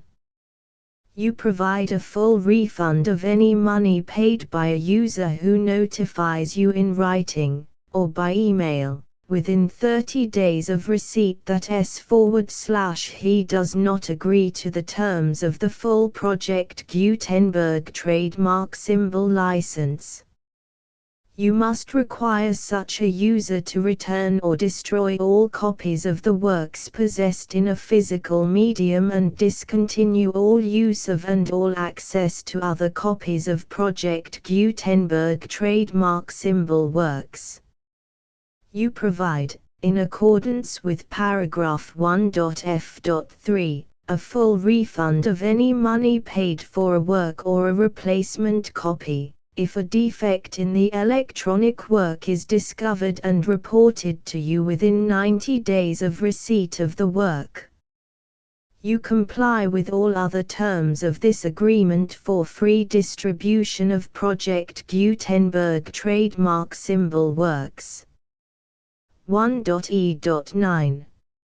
If you wish to charge a fee or distribute a Project Gutenberg trademark symbol electronic work or group of works on different terms than are set forth in this agreement, you must obtain permission in writing from the Project Gutenberg Literary Archive Foundation, the manager of the Project Gutenberg trademark symbol trademark.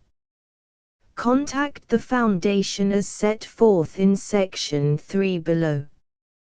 1.f1.f.1 Project Gutenberg volunteers and employees expend considerable effort to identify, do copyright research on, transcribe and proofread works not protected by U.S. copyright law in creating the Project Gutenberg trademark symbol collection. Despite these efforts, Project Gutenberg trademark symbol electronic works, and the medium on which they may be stored, may contain defects such as, but not limited to, incomplete, inaccurate or corrupt data, transcription errors, a copyright or other intellectual property infringement, a defective or damaged disk or other medium, a computer virus, or computer codes that damage or cannot be read by your equipment. 1.f.2 Limited warranty, disclaimer of damages, except for the right of replacement or refund described in paragraph 1.f.3, the Project Gutenberg Literary Archive Foundation, the owner of the Project Gutenberg trademark symbol trademark, and any other party distributing a Project Gutenberg trademark symbol electronic work under this agreement, disclaim all liability to you for damages, costs and expenses, including legal fees. You agree that you have no remedies for negligence, strict liability, breach of warranty or breach of contract except those provided in paragraph 1.f.3. You agree that the Foundation, the trademark owner, and any distributor under this agreement will not be liable to you for actual, direct, indirect, consequential, punitive or incidental damages even if you give notice of the possibility of such damage. 1.f.3 Limited right of replacement or refund. If you discover a defect in this electronic work within 90 days of receiving it, you can receive a refund of the money, if any, you paid for it by sending a written explanation to the person you received the work from. If you received the work on a physical medium, you must return the medium with your written explanation. The person or entity that provided you with the defective work may elect to provide a replacement copy in lieu of a refund. If you received the work electronically, the person or entity providing it to you may choose to give you a second opportunity to receive the work electronically in lieu of a refund. If the second copy is also defective, you may demand a refund in writing without further opportunities to fix the problem. 1.f.4 Except for the limited right of replacement or refund set forth in paragraph 1.f.3, this work is provided to you as is, with no other warranties of any kind, express or implied, including but not limited to warranties of merchantability or fitness for any purpose. 1.f.5 Some states do not allow disclaimers of certain implied warranties or the exclusion or limitation of certain types of damages. If any disclaimer or limitation set forth in this agreement violates the law of the state applicable to this agreement, the agreement shall be interpreted to make the maximum disclaimer or limitation permitted by the applicable state law. The invalidity or unenforceability of any provision of this agreement shall not void the remaining provisions.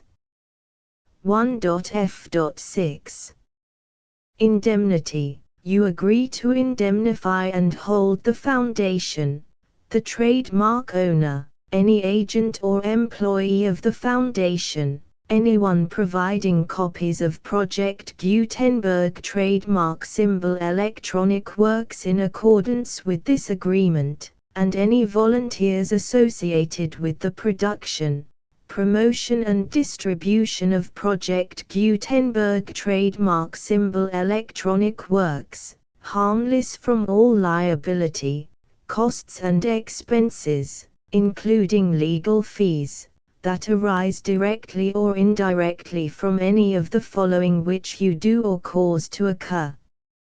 A.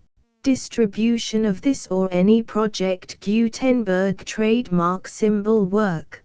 B. Alteration, modification, or additions or deletions to any Project Gutenberg trademark symbol work, and C. Any defect you cause.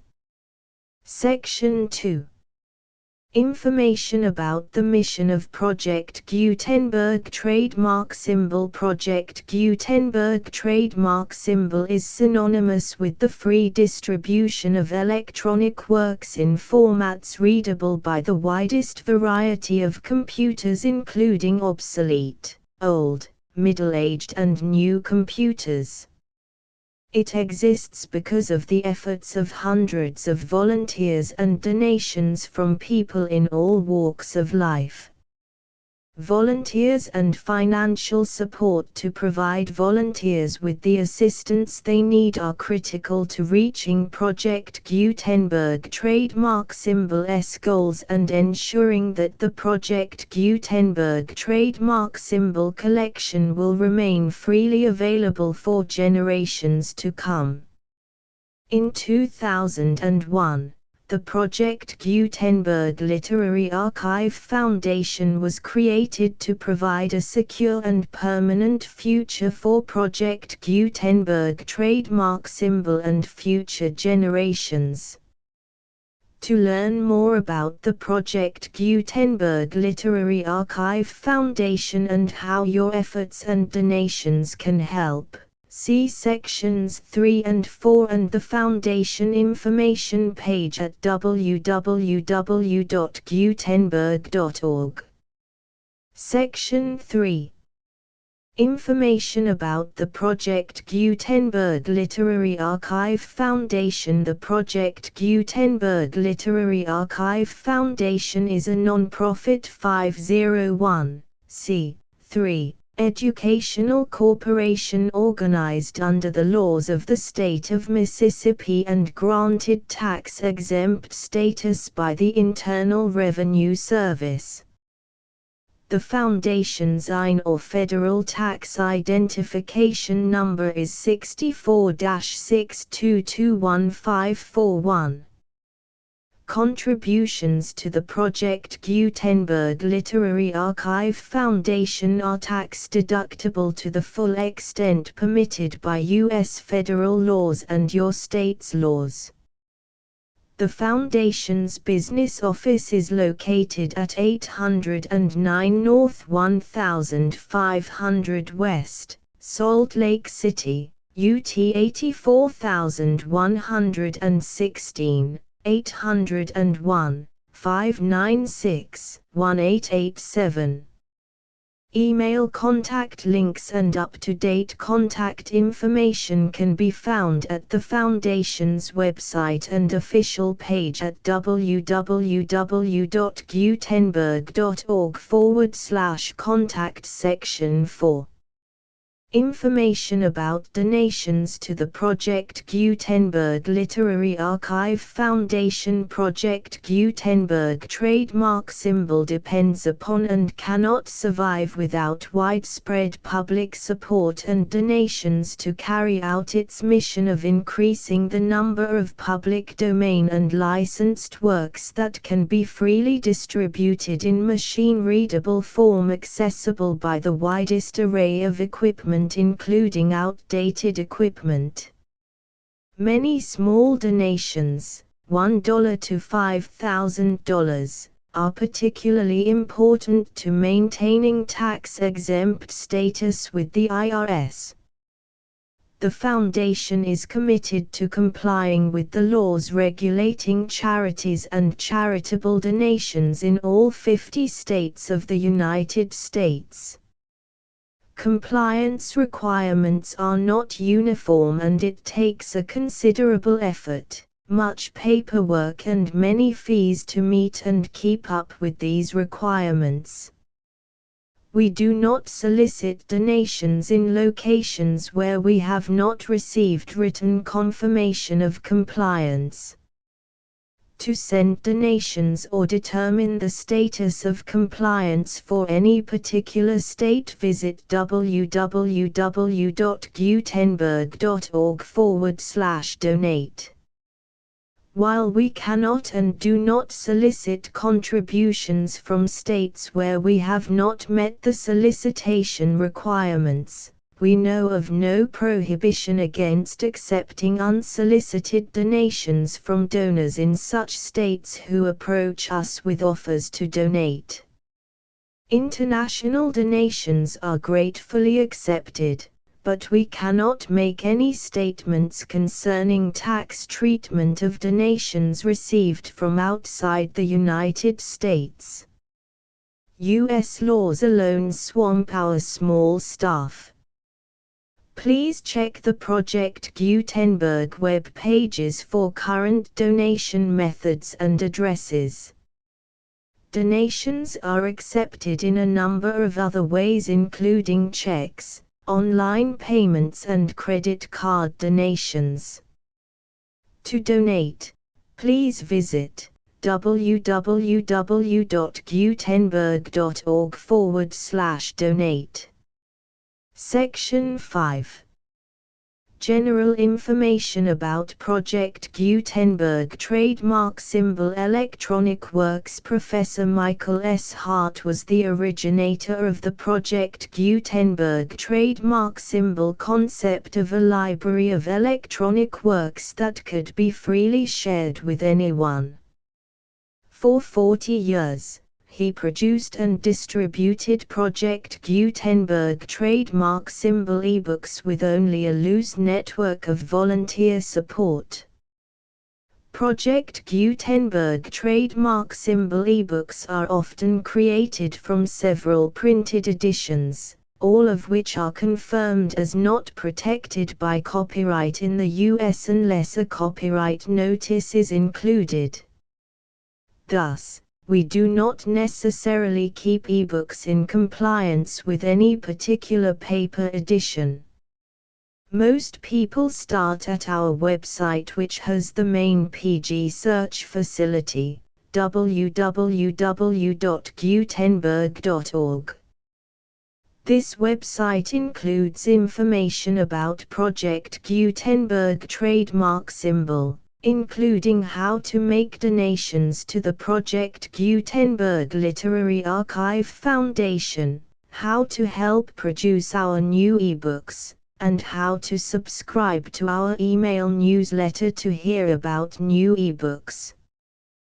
The Divine Comedy of Dante Alighieri, translated by Henry Wadsworth Longfellow. Paradiso. Contents: Paradiso, Canto I. Paradiso, Canto II. Paradiso, Canto III. Paradiso, Canto IV. Paradiso, Canto V. Paradiso, Canto VI. Paradiso, Canto VII. Paradiso, Canto VIII. Paradiso, Canto IX. Paradiso, Canto X. Paradiso, Canto XI. Paradiso, Canto XII. Paradiso, Canto XIII. Paradiso, Canto 14. Paradiso, Canto 15. Paradiso, Canto 16. Paradiso, Canto 17. Paradiso, Canto 18. Paradiso, Canto 19. Paradiso, Canto XX. Paradiso, Canto XXI. Paradiso, Canto XXII. Paradiso, Canto 23. Paradiso, Canto XV. Paradiso, Canto XXV. Paradiso, Canto XXVI. Paradiso, Canto XXAE. Paradiso, Canto XXVIII. Paradiso, Canto XX Paradiso, Canto XXX Paradiso, Canto XXXI Paradiso, Canto XXI Paradiso, Canto XXXIII Appendix I 234 v6 The full Project Gutenberg license.